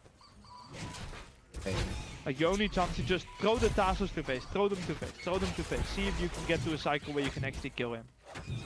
Because nothing else is gonna work. And don't get me wrong, I think it's already lost, but I mean, your only chance is just going for blind face damage, right? Like, play Taz somewhere in the corner in the top, and just beam that lane. And get Yeah, face with that's so many tasses he needs, though. it. Yeah, Right. I think it's completely lost, but I mean, that was the only option he I had. mean, if it was able to Not do a doing little that bit is more just- face damage during the match, then that could have been like a legit option. Okay, looks like Set's about to book his place in the grand final here. Solid And honestly, final push. I deserve because I don't know what Memfisto was doing. I did not like the deck. I like the start of the deck, but then it didn't follow up with what I was expecting it to follow up with. Sometimes I you expected can some get tank or something, or some Sometimes you get flying damage. sometimes you get some Sorry, you go. some huge clears with the tats, but those big tanky units like the zealots, you're just not getting the value that you want really.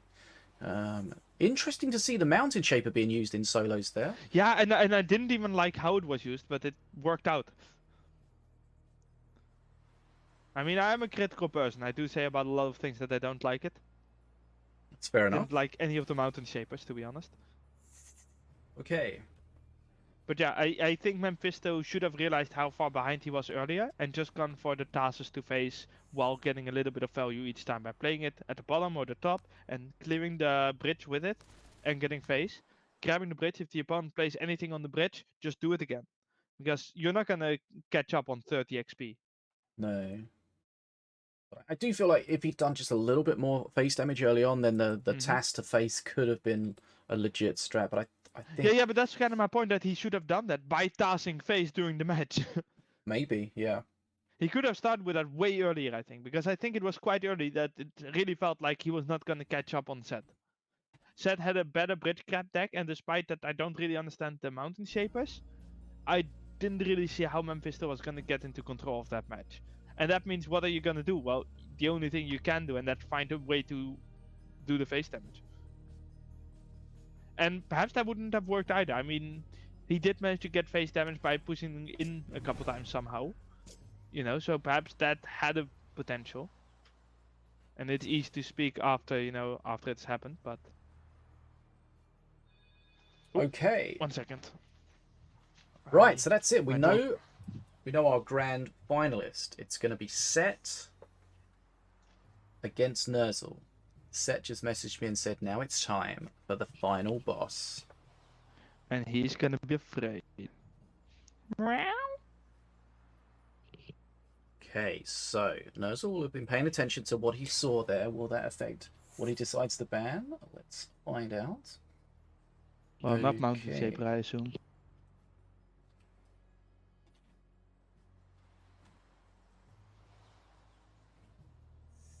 Yeah, Set seemed to make it work. Like, you know, Mountain Shaper, not something you feel like you're going to get the opportunity to use too often. He used it a couple of I mean, times. I know that Mount Shape had a really high win rate last season or the season before in 1v1 in high ranks. If played well, it can actually get a lot of value. But I mean, perhaps he played it well and I just guess how you get the value with it. Because in Div 2 you of course get a lot more value out of Mountain Shaper, right? Maybe he was just But in hey, control enough that even a bad Mountain Shaper didn't really matter. which is also definitely a possibility.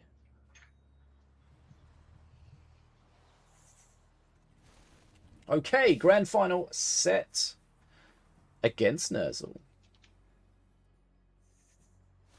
As soon as we get the bands we have in. heard that Sad is afraid.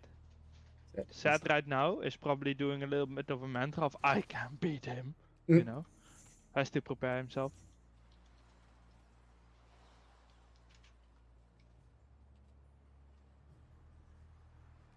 Hey Saka.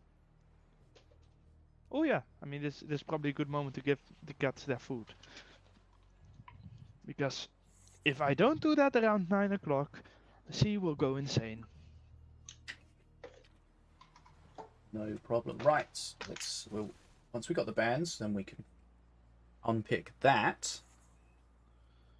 I mean, I'm gonna assume Fang will get banned. Although Set did not ban it against Memfisto, right? Because Memfisto actually played Fang. Here, and Set won against it. But it was quite the battle. So, what we have seen is that Fang not only did not get picked all the times that there was an option, because there were a bunch of times that was an option, but the one time that it did get picked, it lost. So clearly, Fang needs a buff.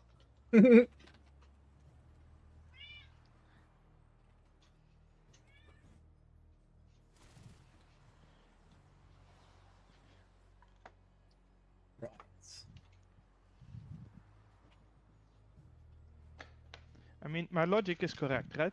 Correct. Sure. Can't wait to see that. I'll Glad just you're in charge of the implement balance. the PTR quickly. I'm not in charge of the balance, am I? I don't know. Am I? Nobody don't know. knows.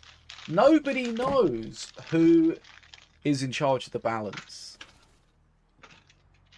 That's a good balanced way, because then you can't be bribed. How can I message and yell at people if I don't know who to message and yell at? Is it the Well, I intern? mean, Is it a bloody intern could- somewhere? No, the intern is not in charge of balance. That would be funny though. Just every couple of months to completely change how we balance because a different intern is in. Nice. Sometimes it's an intern that has no idea how the game works, can't even Oh, beat the tutorial what about- repo. We've got that new community manager, haven't we? Oh yeah. There we go. Maybe he's in charge of it. Maybe that's one of the hats that he wears. Well, I know that is not the case. Okay.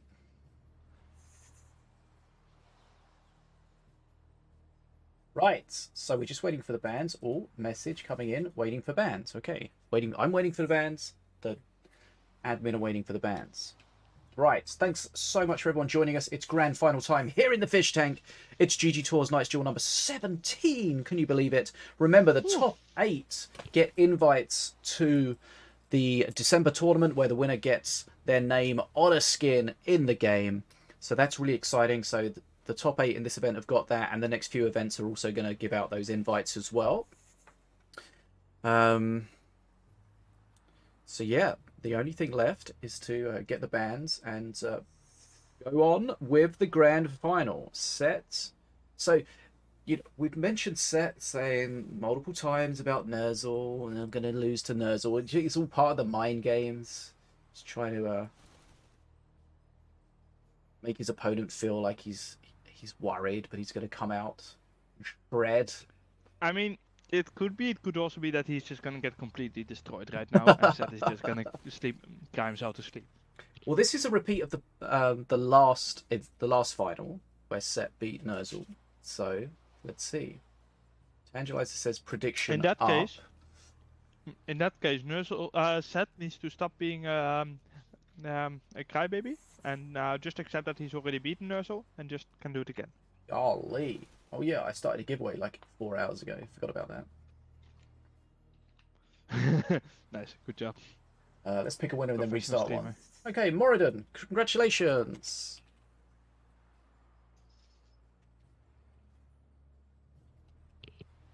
Okay, Also, I'm just gonna eat a little bit because I'm hungry.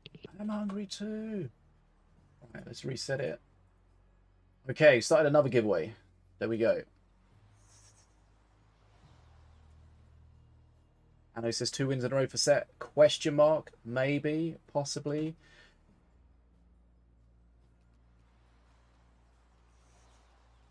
Right, let's get Moradin. Code.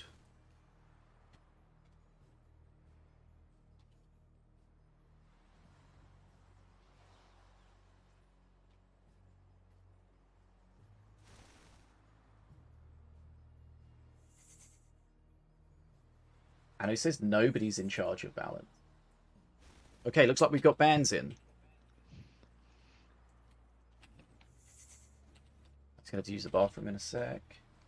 You need to understand, balance is a democracy. I'm not the intern, that's incorrect. Okay. What?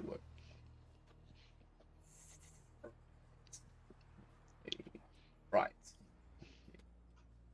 Right. Set banning Spirit Infusion, King Puff, and Dragon's Nest. Nerzl banning Oh, Rabbit whoa. Prowler, Zeppelin, and Milloween. Oh, holy shit! That's spelled correctly. Just get the hell out of me. My god. Right, I'll be right back. Sorry.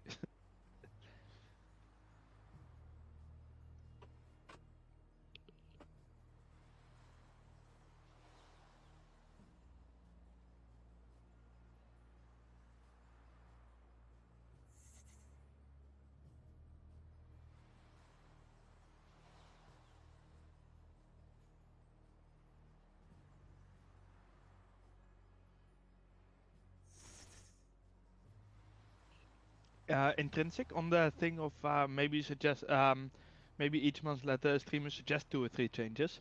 Everyone gets to suggest changes in the public PTR. So participate in the public PTR and then fill in the form, and we do read it all.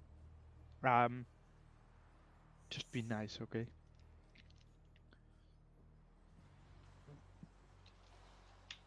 And we have on multiple occasions actually implemented something from those suggestions because, I mean, some suggestions are just good. So good job, those people.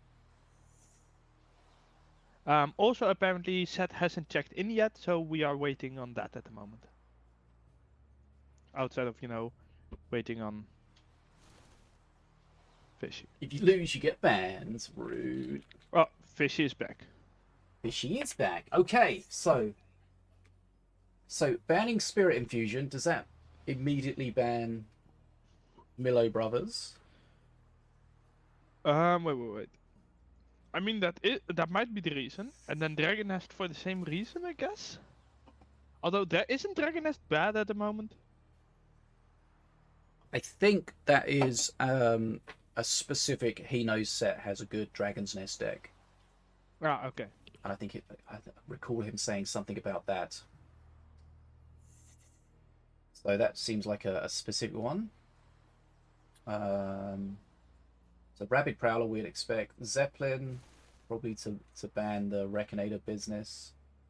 And Milloween kind of bans the Brotherween, Colloween, all that stuff. So some definite strong bans there. Right, let's check that everything's here. So, spectate, set, yes. Spectate, Nerzl,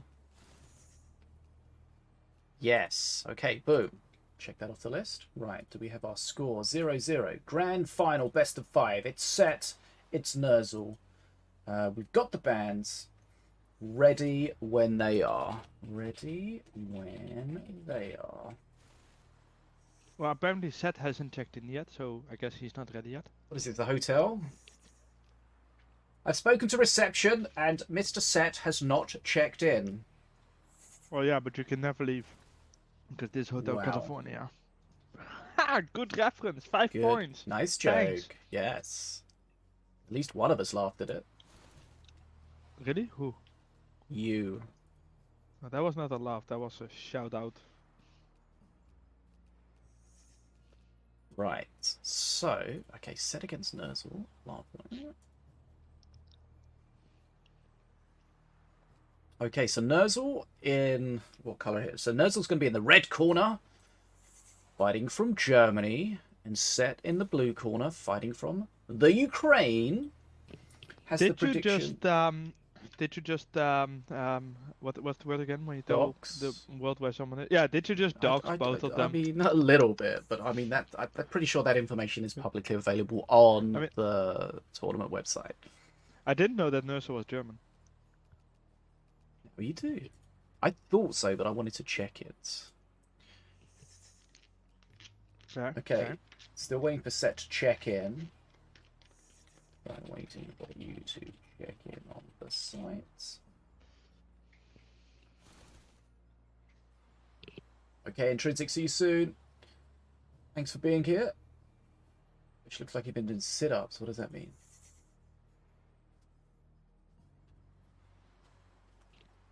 He thinks that you have a ripped abdomen.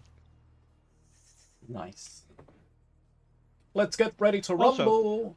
Why is the chat speaking nonsense? I'm not eating shrimps. Flightless dragon wings. Yeah, I'm not eating shrimps. Absolutely ridiculous. Can you believe that, fish? Can you imagine someone in chat saying something nonsensical? That has never happened before. Like a chat full of tibs. Not gonna lie though, it's really nice to have some food in me. You should try it. I mean, you ate chocolate earlier. I did have a Kit Kat, yeah. Four whole fingers.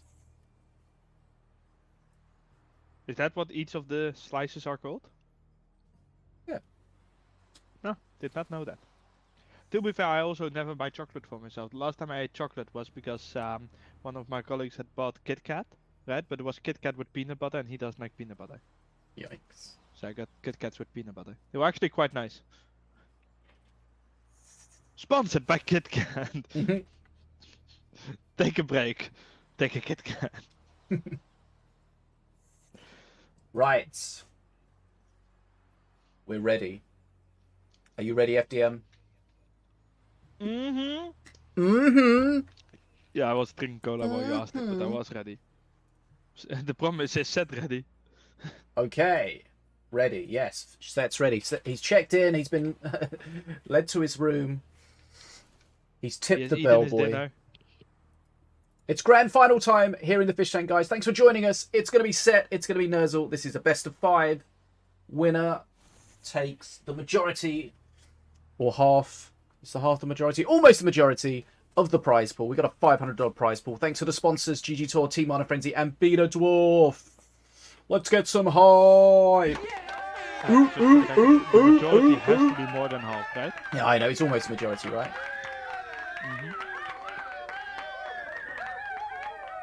Right. Elias, what's up?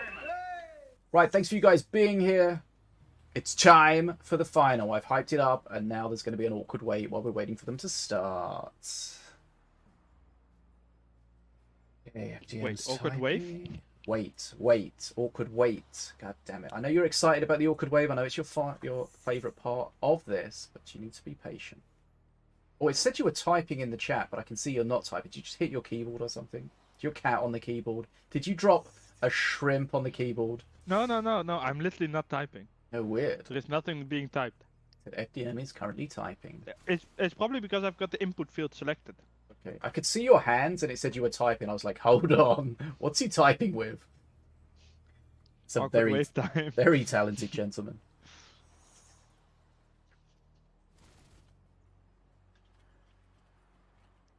I mean, there is a spacebar in the input field. That might be why.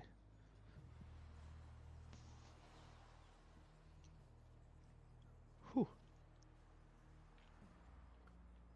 Will the devs ever put a tournament mode in the game? Says Foschi. I have been arguing for that for quite a while. Believe me, I like the idea. Not everyone likes the idea as much as I do. Oh, now I am pressing it. How do you see that working? Well, how I would personally do it is we have an automated system where like every 1 or 2 hours a tournament is started for a small price, like I don't know, let's say 5 or 10,000 gold for the winner, and then half that for the second or whatever, you know. Mm-hmm. And then you do it in groups of maximum 8 or 16, you know.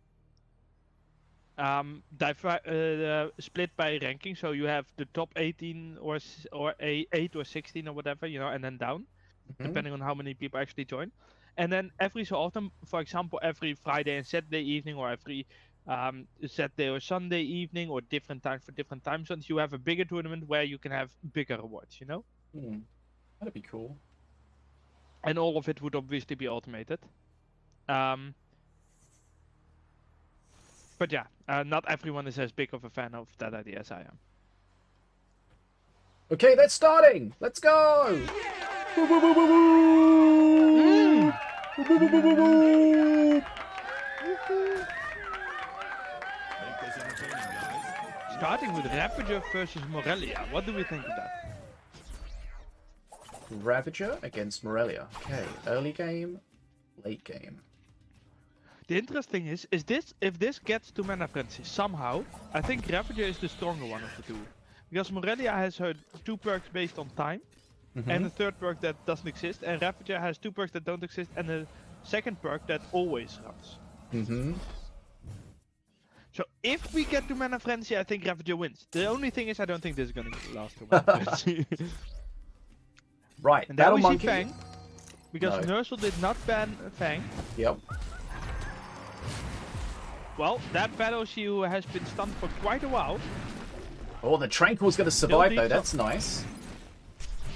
And Stun coming. the Spirits coming. Xinglong is just absolutely shredding this. This is so well played by Nerzl so far with that Xinglong. Just stopping the entire strength of the push.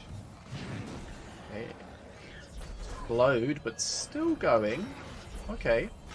Nerzl needs to clear this up. That was the perk 1 offset. Don't forget that was the perk 1 offset.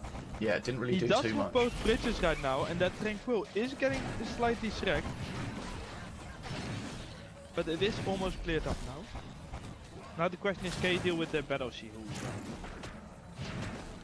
Like 56% of people thinking Nerzl's going to win, or 56% of pellets, channel points, whatever the hell they're called, on Nerzl. Right, perk 2 for Set.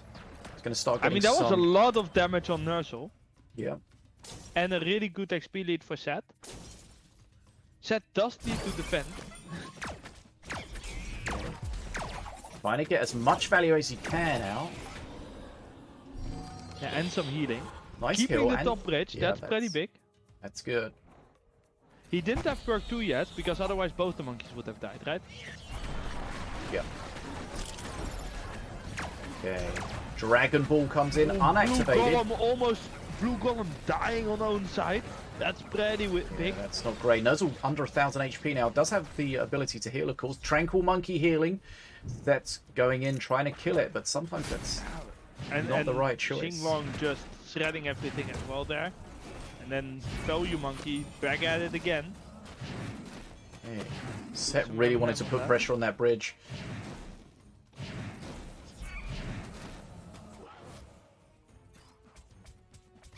I don't know who's winning. Do you? I mean, it's very close. Nerzl's taking a lot of damage for sure. Needs to be real careful. He does have Blood Imps in his hand, but they're going to be pretty much locked away. He doesn't want to risk that. Let's have a look. We're going to see a... Yeah, okay, here comes the unplayable, but double heal from Nerzl. That's going to be nice. That is really nice, and that Golem is going to be a danger. Can of course be countered by a Golem. Also interesting that we actually see Set playing with actual Blue Golem, while Nerzl is playing with Rock Rifles, of course. Ooh, that's a nice stun though. Gets so many extra hits in. That is absolutely massive. Okay, so Set's going to get a big push from perk 3 first. Nerzl may have the dragon available to defend. Going for heal again. Almost certainly, right? Here we go. Terror Brutus time.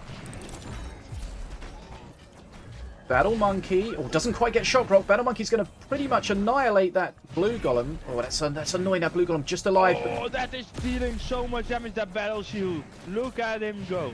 Yep. That Terror Brutus just lost so much HP in such a short amount of time. That's insane. That was only like a half buffed Battle Monkey as well. And is the dragon coming out? Is the dragon ever coming out? He's saving up, but he's not.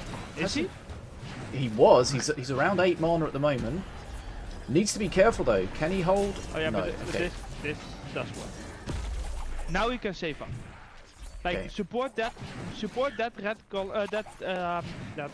blue golem with the breath.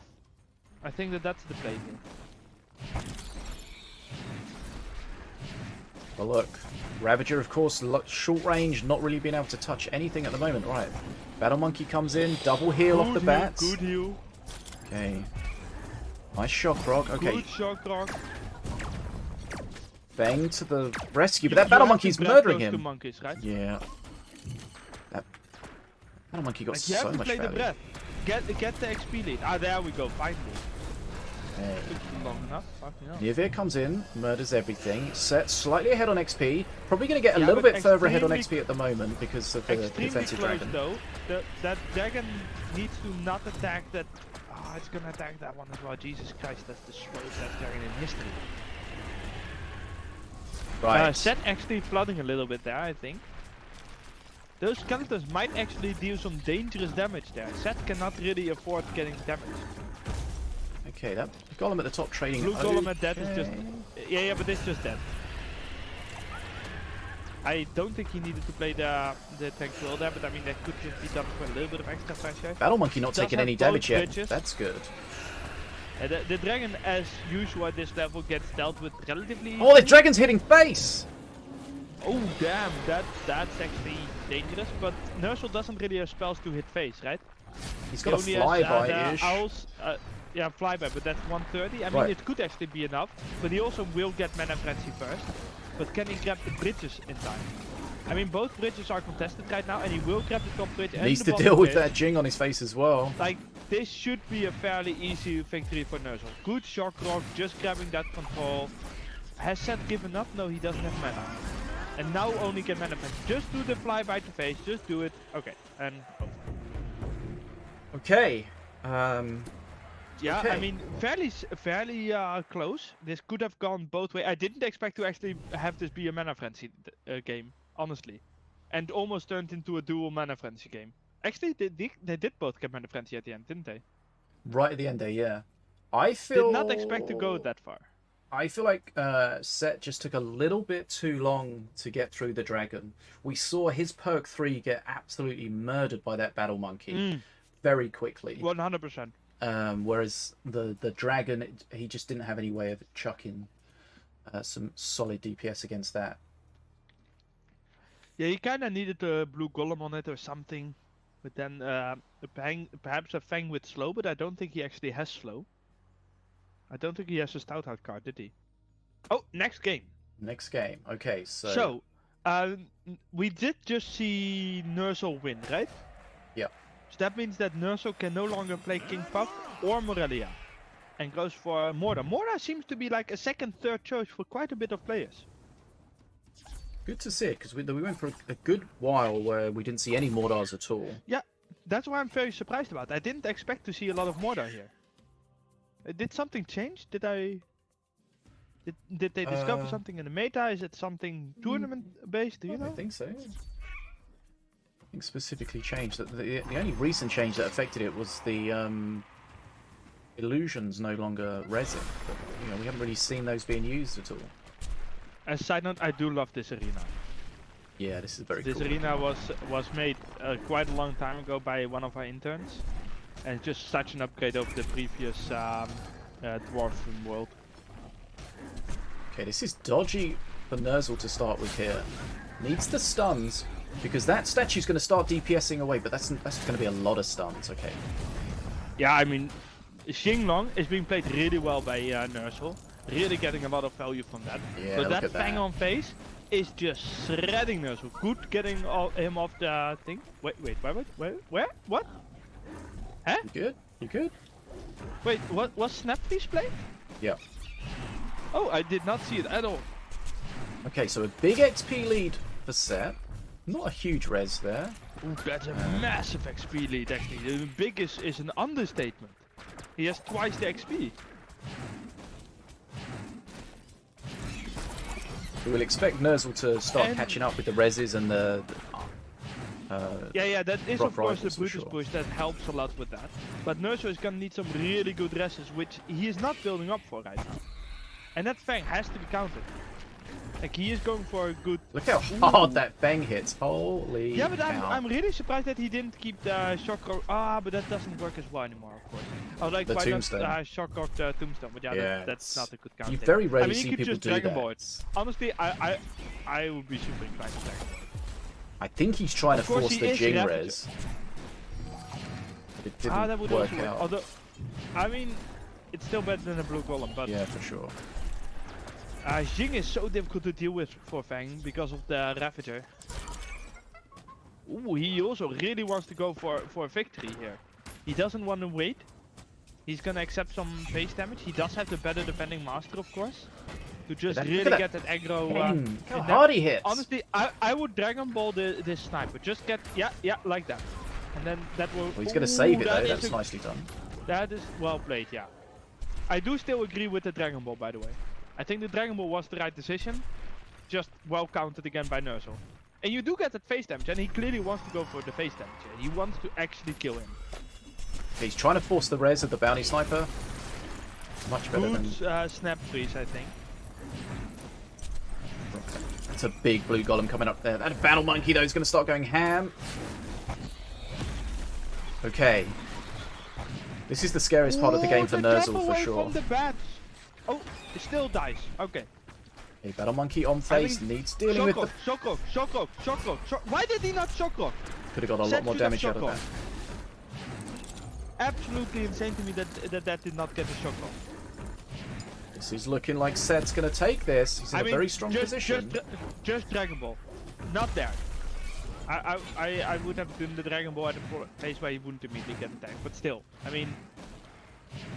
Nerzl is definitely in danger, but it is not over because Set is Raptor, who is so bad at defending himself. And look at this blue golem just getting shredded. I didn't like the way he played that. He could have picked up the aggro on the monkey, the battle monkey first, but the battle monkey was like the last thing he killed, which is the worst case scenario for him. Yeah, but I feel like Set already could have won if he had done the shock rock.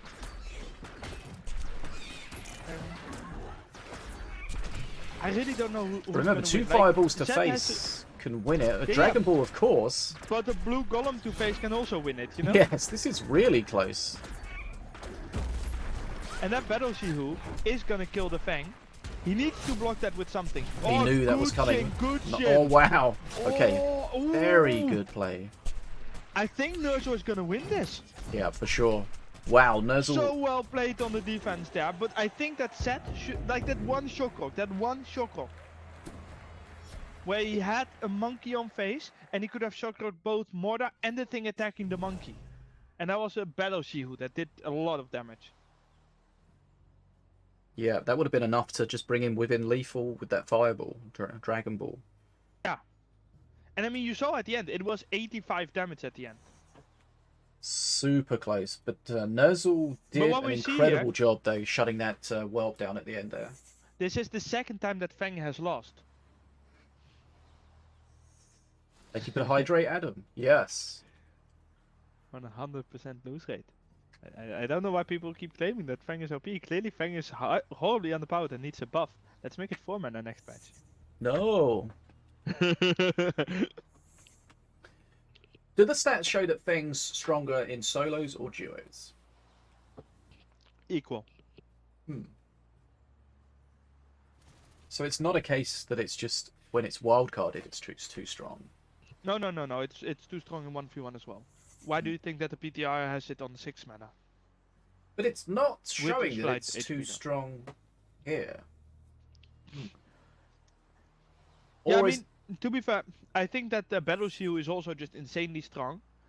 And Nerzl played it well, you know. And honestly, the Fang should have won here. That one fucking shock rock. Yeah. Just got to commit sometimes in those situations. But this puts Nerzl at 2-0. Set was right to be afraid.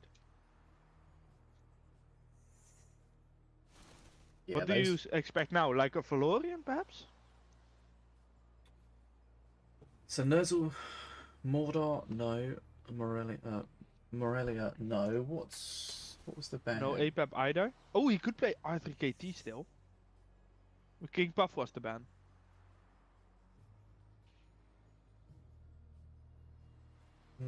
Okay. Well, I mean, you've got you've got Wrecked and Diona, two of the strongest 1v1 masters, still available for Nerzl.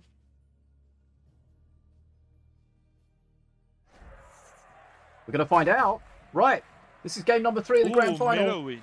Set against Nerzl. Nerzl's 2 games to 0 up. This is best of 5, so if Nerzl wins this, he takes it all. Was Set right to be afraid? Let's find out. What do we have? Cannon Roller. Okay. Nice reaction there to deal with. This is going to be frustrating, though, because that looks like that monkey's going to heal, so he's going to have to commit more into it and then potentially get punished. Ooh, okay, it just dies. Okay. Honestly, both sides well played. They're putting enough pressure in there so that both sides kept feeling the need to push more on top of each other. Yeah. Is Nerzl just playing the same deck again? Okay, so we got... The Set's playing a Brothers deck, but Wait, without what? Milo. Huh? It's With this Apep... hand, I thought I was looking at Millowing. Apep Brothers. I mean, APAP with Brothers, Spirits, Daggerfall, and Artillery. How is that the APAP and not the Morelia in that It's scenario? very strange. The Scrutillery taking out the Jing is really important there. Was really good there, and that puts massive pressure on Shen. If Shen does not have something to stop this push, this could be basically enough damage. Like Daggerfall that, Daggerfall. Good job. Okay. So Nerzl played the this Rock could be enough Rivals damage. as the Spirit Infusion was happening, so the statue grabbed that Spirit as well, so that statue's going to be alive for ages. He's also going to take ages for every attack. Nice part, perfect. Okay, good start for Set. Not a deck Yeah, I mean, we that's would half expect to see with HP of Apep. Nerzl needs to be careful, but... The next lot of brothers are course. coming, and they only just finished dealing with that last push. The important thing to remember, of course, is that this was the one push where you have the advantage, right? Yeah. That And statue with the Jinglong, Spirit was huge. absolutely disgusting at dealing with the brothers. But can he deal as well with the second one? It doesn't look like it, considering it got to face, and 2 hits, it's probably going to get the 3rd and perhaps even a 4th. Yeah, that Battle Monkey's DPS not buffed at all there. Okay, Nerzl down to 660 HP. Which is extremely scary.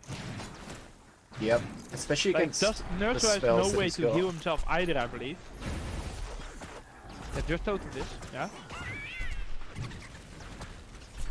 XP wise Set is also up. I'm expecting that we will end up going to a 4th game. But Set for some reason is flooding mana now. Yeah, Set? what? Hello? Set?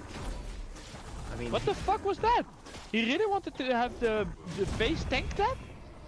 I guess that he really wants to go for that push, you know, and to then kill Nerzl on this push, but that was a really expensive one. a lot of damage. Right. Gotta watch out. Like, For the, he there we go. really flooded like 3 or 4 mana there, I feel like. Well, that's a nice play from Nerzl though, keeping the Jing alive. Yeah, but is it enough? It's gonna be another stun there. Assassin gets a Oh, huge that- hit off before the stun though, so that's important. Yeah, and the Xing dodging the what's it called? Dodging the I think it dodged everything, to be Prime. honest. Yeah, the Prime was the one I was trying to say, but I only needed 5 minutes to find the right name. Thank you, Doug. Yeah, Nerzl did a good job there though, keeping the Jing alive. Because we Yeah, saw yeah. with that first push, without the Jing, without those stuns, it was problematic. Musketeer, Set gets an extra Like, card. just dagger, get the face damages in. Like, I would have daggered this ages ago because I would want to just get those face damages in. Like, why are those Cosmodudes still alive? Right. Nerzl's low HP, but not really low enough to make you want to go directly that for YOLO face. being unlucky a little bit there, but of course, Seth has the issue that he can't really play his Blood Imps. He will have to play He needs to be something. so careful here, though. He's got the shield, decides not to use it. Oh, he did end up using it, but Okay. that Arcane Golem at the bottom is dangerous.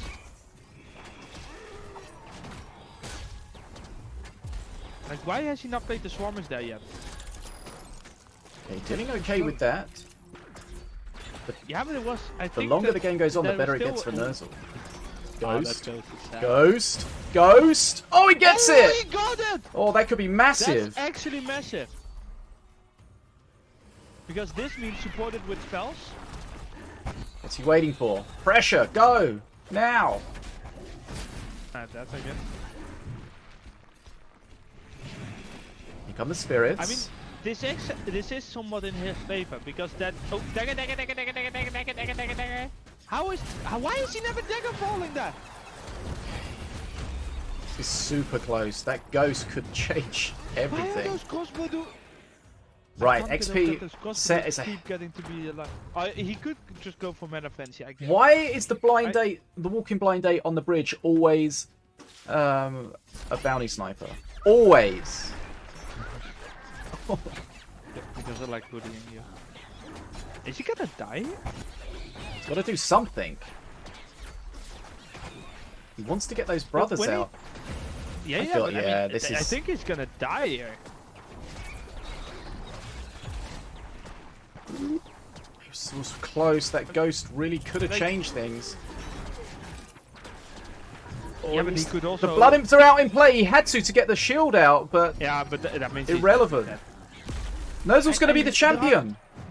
Yeah, but there were a couple of things that I didn't like from Seth's play, where I feel like he could have been more aggressive and have a bigger chance of winning.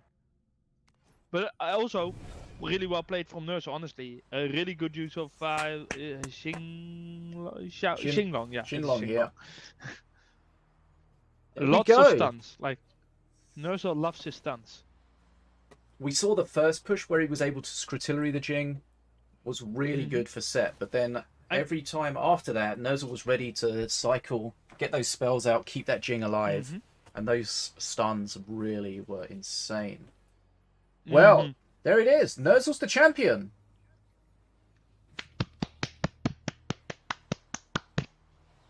Okay, Set. He did say he was worried about playing Nerzl. We were wondering if it was any sort of mind game, but it turns out that Nerzl was his biggest competitor today.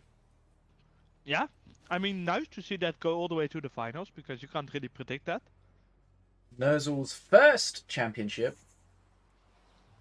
Ooh, his first? Yeah. So that means extra congratulations. GG. Okay, yeah, that was super close. That ghost really started to look like it was going to change things. Ultimately, not enough. Okay. I mean, one of the problems that Seth had in that game as well was that his deck just became inflexible when he couldn't play the Blood Imps anymore. Yeah. And at the end, they had to play the Blood Imps just to get the totem out, but he was dead either way.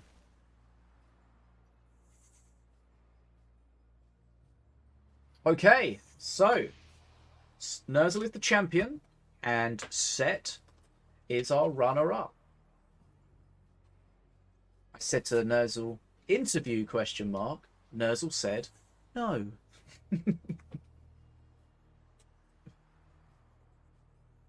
So no winner's interview today. Right, very well played to both of those players and everyone that got involved today. So, as you mentioned earlier, FDM, it was great to see almost every master being played here. Volko, sadly, seems to be the only one that didn't get played. So if you've got any ideas with the buff that Volko might need, let us know. One thing I find about Volko is it's kind of frustrating to play when you're trying to defend and you can't get any value out of your perks because you're having to defend and they're on the bridge. It's kind of a frustrating thing. So I don't know if they could be placed differently maybe, but then it ends up just being kind of similar to King Path. So, not sure about that. Okay, so let's see where we're at with the stream. Okay, so that's it with the stream. Looks like they have just won. Nerzl, GG. Tangelizer says, wow, GG. Well played, Nerzl. In the chat there for Unigorier. Yes, very well played to Nerzl. Some close games in the end there, but I think it was all about that second game where, as you said, FDM, he had the chance of shot rocking face, did set, and getting that extra Battle Monkey DPS out, which of course is very substantial. Yeah. I think that if he looks back and sees the opportunity for that shot rock, he just goes like, why didn't I do it? Yeah. He must have not paid attention enough to see that he had a shot rock ready or something. I don't know. So yeah, these are the small margins. Dagger, dagger, I dagger, really dagger. feel like this. What the fuck? Manifesto in the chat yelling like you were saying dagger, dagger when he was doing the dagger fall and not using it. Dagger, dagger, dagger, dagger. I mean, I really couldn't get over how he wasn't getting all the little chips on face that he could get. Yeah. Like if you can get a daggerfall that hits crossbow dude's face and a monkey, why would you not do it in a situation where all you care about is getting your opponent to get damaged? Because you're not winning on mana frenzy. So then get those face hits in. GG.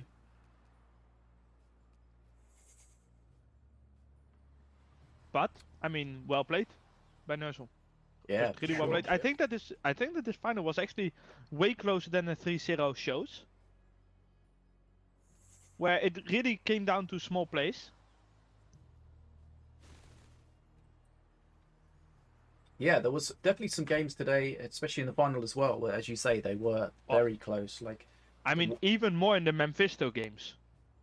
Yep. That went to double mana frenzies multiple times. It gets incredibly technical when you're both at mana frenzy. You know, you still got to try and use your mana efficiently, trade efficiently, but you know you've got so much mana, you're cycling so quickly, especially with these cheap APEP decks. Also, you know, that was a pretty cheap deck that we saw with the Wreck deck. You got the clones all over the place trying to get value out of them, and very high level of play in a lot of the games today. We saw a lot of new players as well, which was great. And what's also always important in those mana frenzy games is how good is your deck in mana frenzy? Like, do you have enough AoE? Do you have enough bridge grabbers? Yeah, you know, there's some cards that really start to shine in mana frenzy. It's like the, you know, like a fire imp or something can be absolutely insane. The cards start performing like they're in a 2v2 match when there's suddenly so many things for them to hit. I mean, the Blastmancer in mana frenzy is just the fucking world bomb eater thing. Yeah. Okay. That's a word now. So yeah, congratulations. Remember, the top 8 all get their invites secured to the December tournament, where the winner will get their name on a skin in the game. I know Seth's very interested in that, but he's going to have his work cut out getting that for sure. Now, he's going to have to beat Nerzl for that. Seems like it. So the invites for the top 8 are, so we've got Nerzl, Set, Memfisto, Nataraja, Nick Show, Jake, Ficus, and DarkCrow. So they've got their invites secured. Remember, everyone that took part in this event gets at least a dwarf pack. So thanks for those taking part. So just to remind you, this was GGtoor's Night's Duel number 17. So check out GGtoor's website. We'll put the link in the chat. They provide tournaments, support, all that kind of stuff for many esports events over all sorts of different games. So check them out. And really clearly they are really good games because Minion Masters is in the list. Of course, yes. High level esports. Very interesting to watch. The players at the top of their game. If you're new, it doesn't matter what game you're playing. If you're new to it, watching top players play, it's really a great way to learn. And also you can get involved in these events and start learning playing against them. Now, as always, we'll put this up on YouTube tomorrow evening probably, so you can go back and watch any of it. If you've missed it, or if you want to revisit it, check out how the players played, check out what decks they used, all that good stuff. So That's that'll be there on YouTube tomorrow. Put a link in the chat for you there. Let's. Okay, so I think we've got a giveaway running, maybe. And then the other thing I want to remind you about is the PTR, the test realm. The public PTR is available this weekend, so please join the Minion Masters Discord and check out the proposed balance changes, the new cards for the next expansion, and get involved. Try the test version of the game with the balance changes and give your feedback. See what you think of the changes. Try them out. And yeah, feedback is important. Right, so let's make sure everyone's in this giveaway. And don't forget that in the feedback form at the end, there is also always a question about concrete suggestions. Yep. Do try to be concrete and don't say make matchmaking better, you know? But we do take those seriously and often discuss things from there. Several of them have been implemented, so if you want to give feedback, that's the perfect way to do it. Yep. And I think one of the new things that I saw a picture of is a lot of people have asked for something to be added to the game so it shows what buffs Feng will get from what faction, and I think you've added that as a keyword with a tooltip. So that's with the only one that is not in there because we thought it would be confusing. What is the buff one? Because there is only one puff card in the game, and that is Bridge Swap. So that's a little hidden rule. Puff because they're not a faction, they're a type. Yeah, there is only one faction card from Puff, and that's Bridge Swap. Nice. Okay. So yeah, check out that. Let's oh yeah, here we go. Let's roll the winner of the giveaway. Drum roll, please. Boom. Lifeless Luke. Congratulations, Lifeless Luke. Let's get you a prize. Okay. Any other business, Mr. FDM? Well, I've got this great NFT. No. Wow. Not scam business. Ah shit. I don't know. Play Faye. Ah, play Faye. Play Minion Masters more. Play Minion Masters more. Get your friends in. Buy the battle pass. Buy the skins. Buy me dinner. Wow.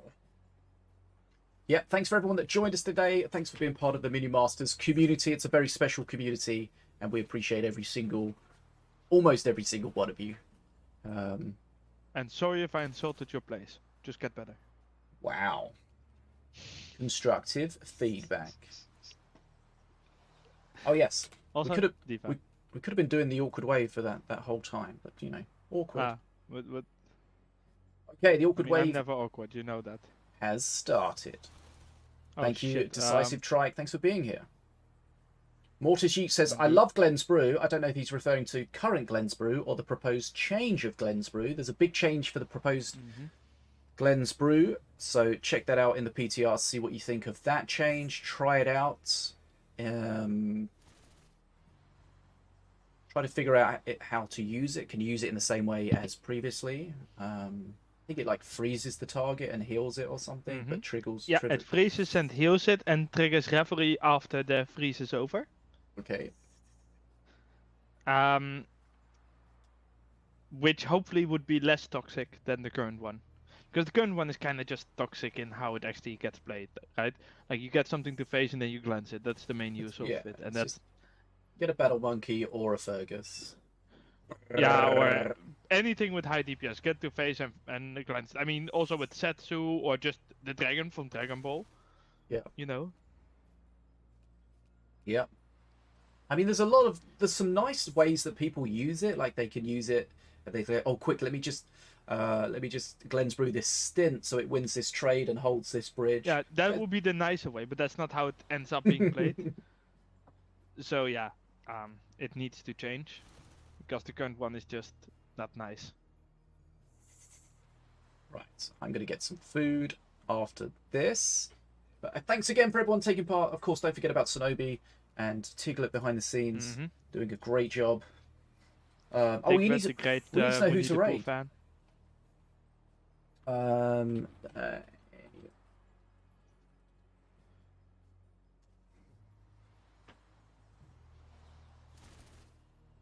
Don't forget to drink orange with your breakfast. breakfast orange. A colour and a flavour. Today, FDM learned. Dinner blue and lunch brown. Nom nom nom. Okay, we don't actually have a raid target yet, so let's see. Sometimes recently we've been raiding other GGtoor events. But if we don't get... But they're clearly slacking at the moment, so not being as great of a tournament as the Minion Masters GGtoor. Well, I mean, they can try.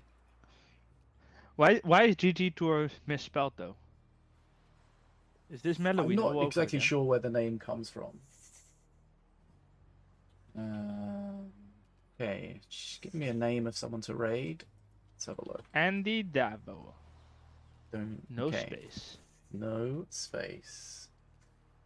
Okay, we're going to go raid someone. They are playing Blood Bowl 2. It has blood And bowling. and a bowl. Oh, bowling? What? No, I don't think so. Is Blood Bowl that thing where you have orcs playing American Yes, football or something? basically, yes. It's not Wii bowling. It's a different kind of bowl. It's the Okay, one where you thanks. put blood in. Exactly. Right. Guys, thanks so much for being here today. We're going to get our raid messages in the chat for you. Let's have a look where we're... Okay, we're waving. I think we can go. Right, thanks so much for everyone that was here today. My version of waving has been scratching my cat's head. Okay. Follower-only chat. We don't really like that, but people are free, of course, to do whatever they wish to do. Right. If you guys can just drop in, say hi, drop Andy Davo a follow. If you want to check out the action going on in there, check out some Blood Bowl 2. Minion Masters, you know, of course, it's a really good game, and that'll be all streamers should play it. awesome. No, the kitty does not have a black eye. She just has an allergy, which causes some dark liquid to come out of her eye. Ah, nice. Not a Say black eye. I don't no. punch my cat, okay? No kitty violence Alright. here. Right. I mean, see you guys. she is the violence. Wow. No, she loves numbing on my fingers. Nom nom nom nom nom. I mean, every time I have a stream, she just plays in front of the camera for a while, eating my fingers. Okay, the raid's almost there. My arm's almost falling Okay. off. Thanks again, everyone. FDM, thanks for being here. The cat left, so I can't continue scratching her. Oh, wow. So I'll just do an awkward stare. Awkward stare. Nice. Like a serial killer. Oh, in that case. Oh my god. I think that may be terms of service violations. Quick, let's get Well, out of here. That's a you problem. There will be a me problem, yes. Okay. Have we raided yet? There we go. Raid I mean, it is does look like it, yes. on. Okay, so let's just do this quickly. And drop in a follow. And do the raid message that no one else will probably do because it's follow only chat. No one wants to follow someone just for the sake of it. Yeah.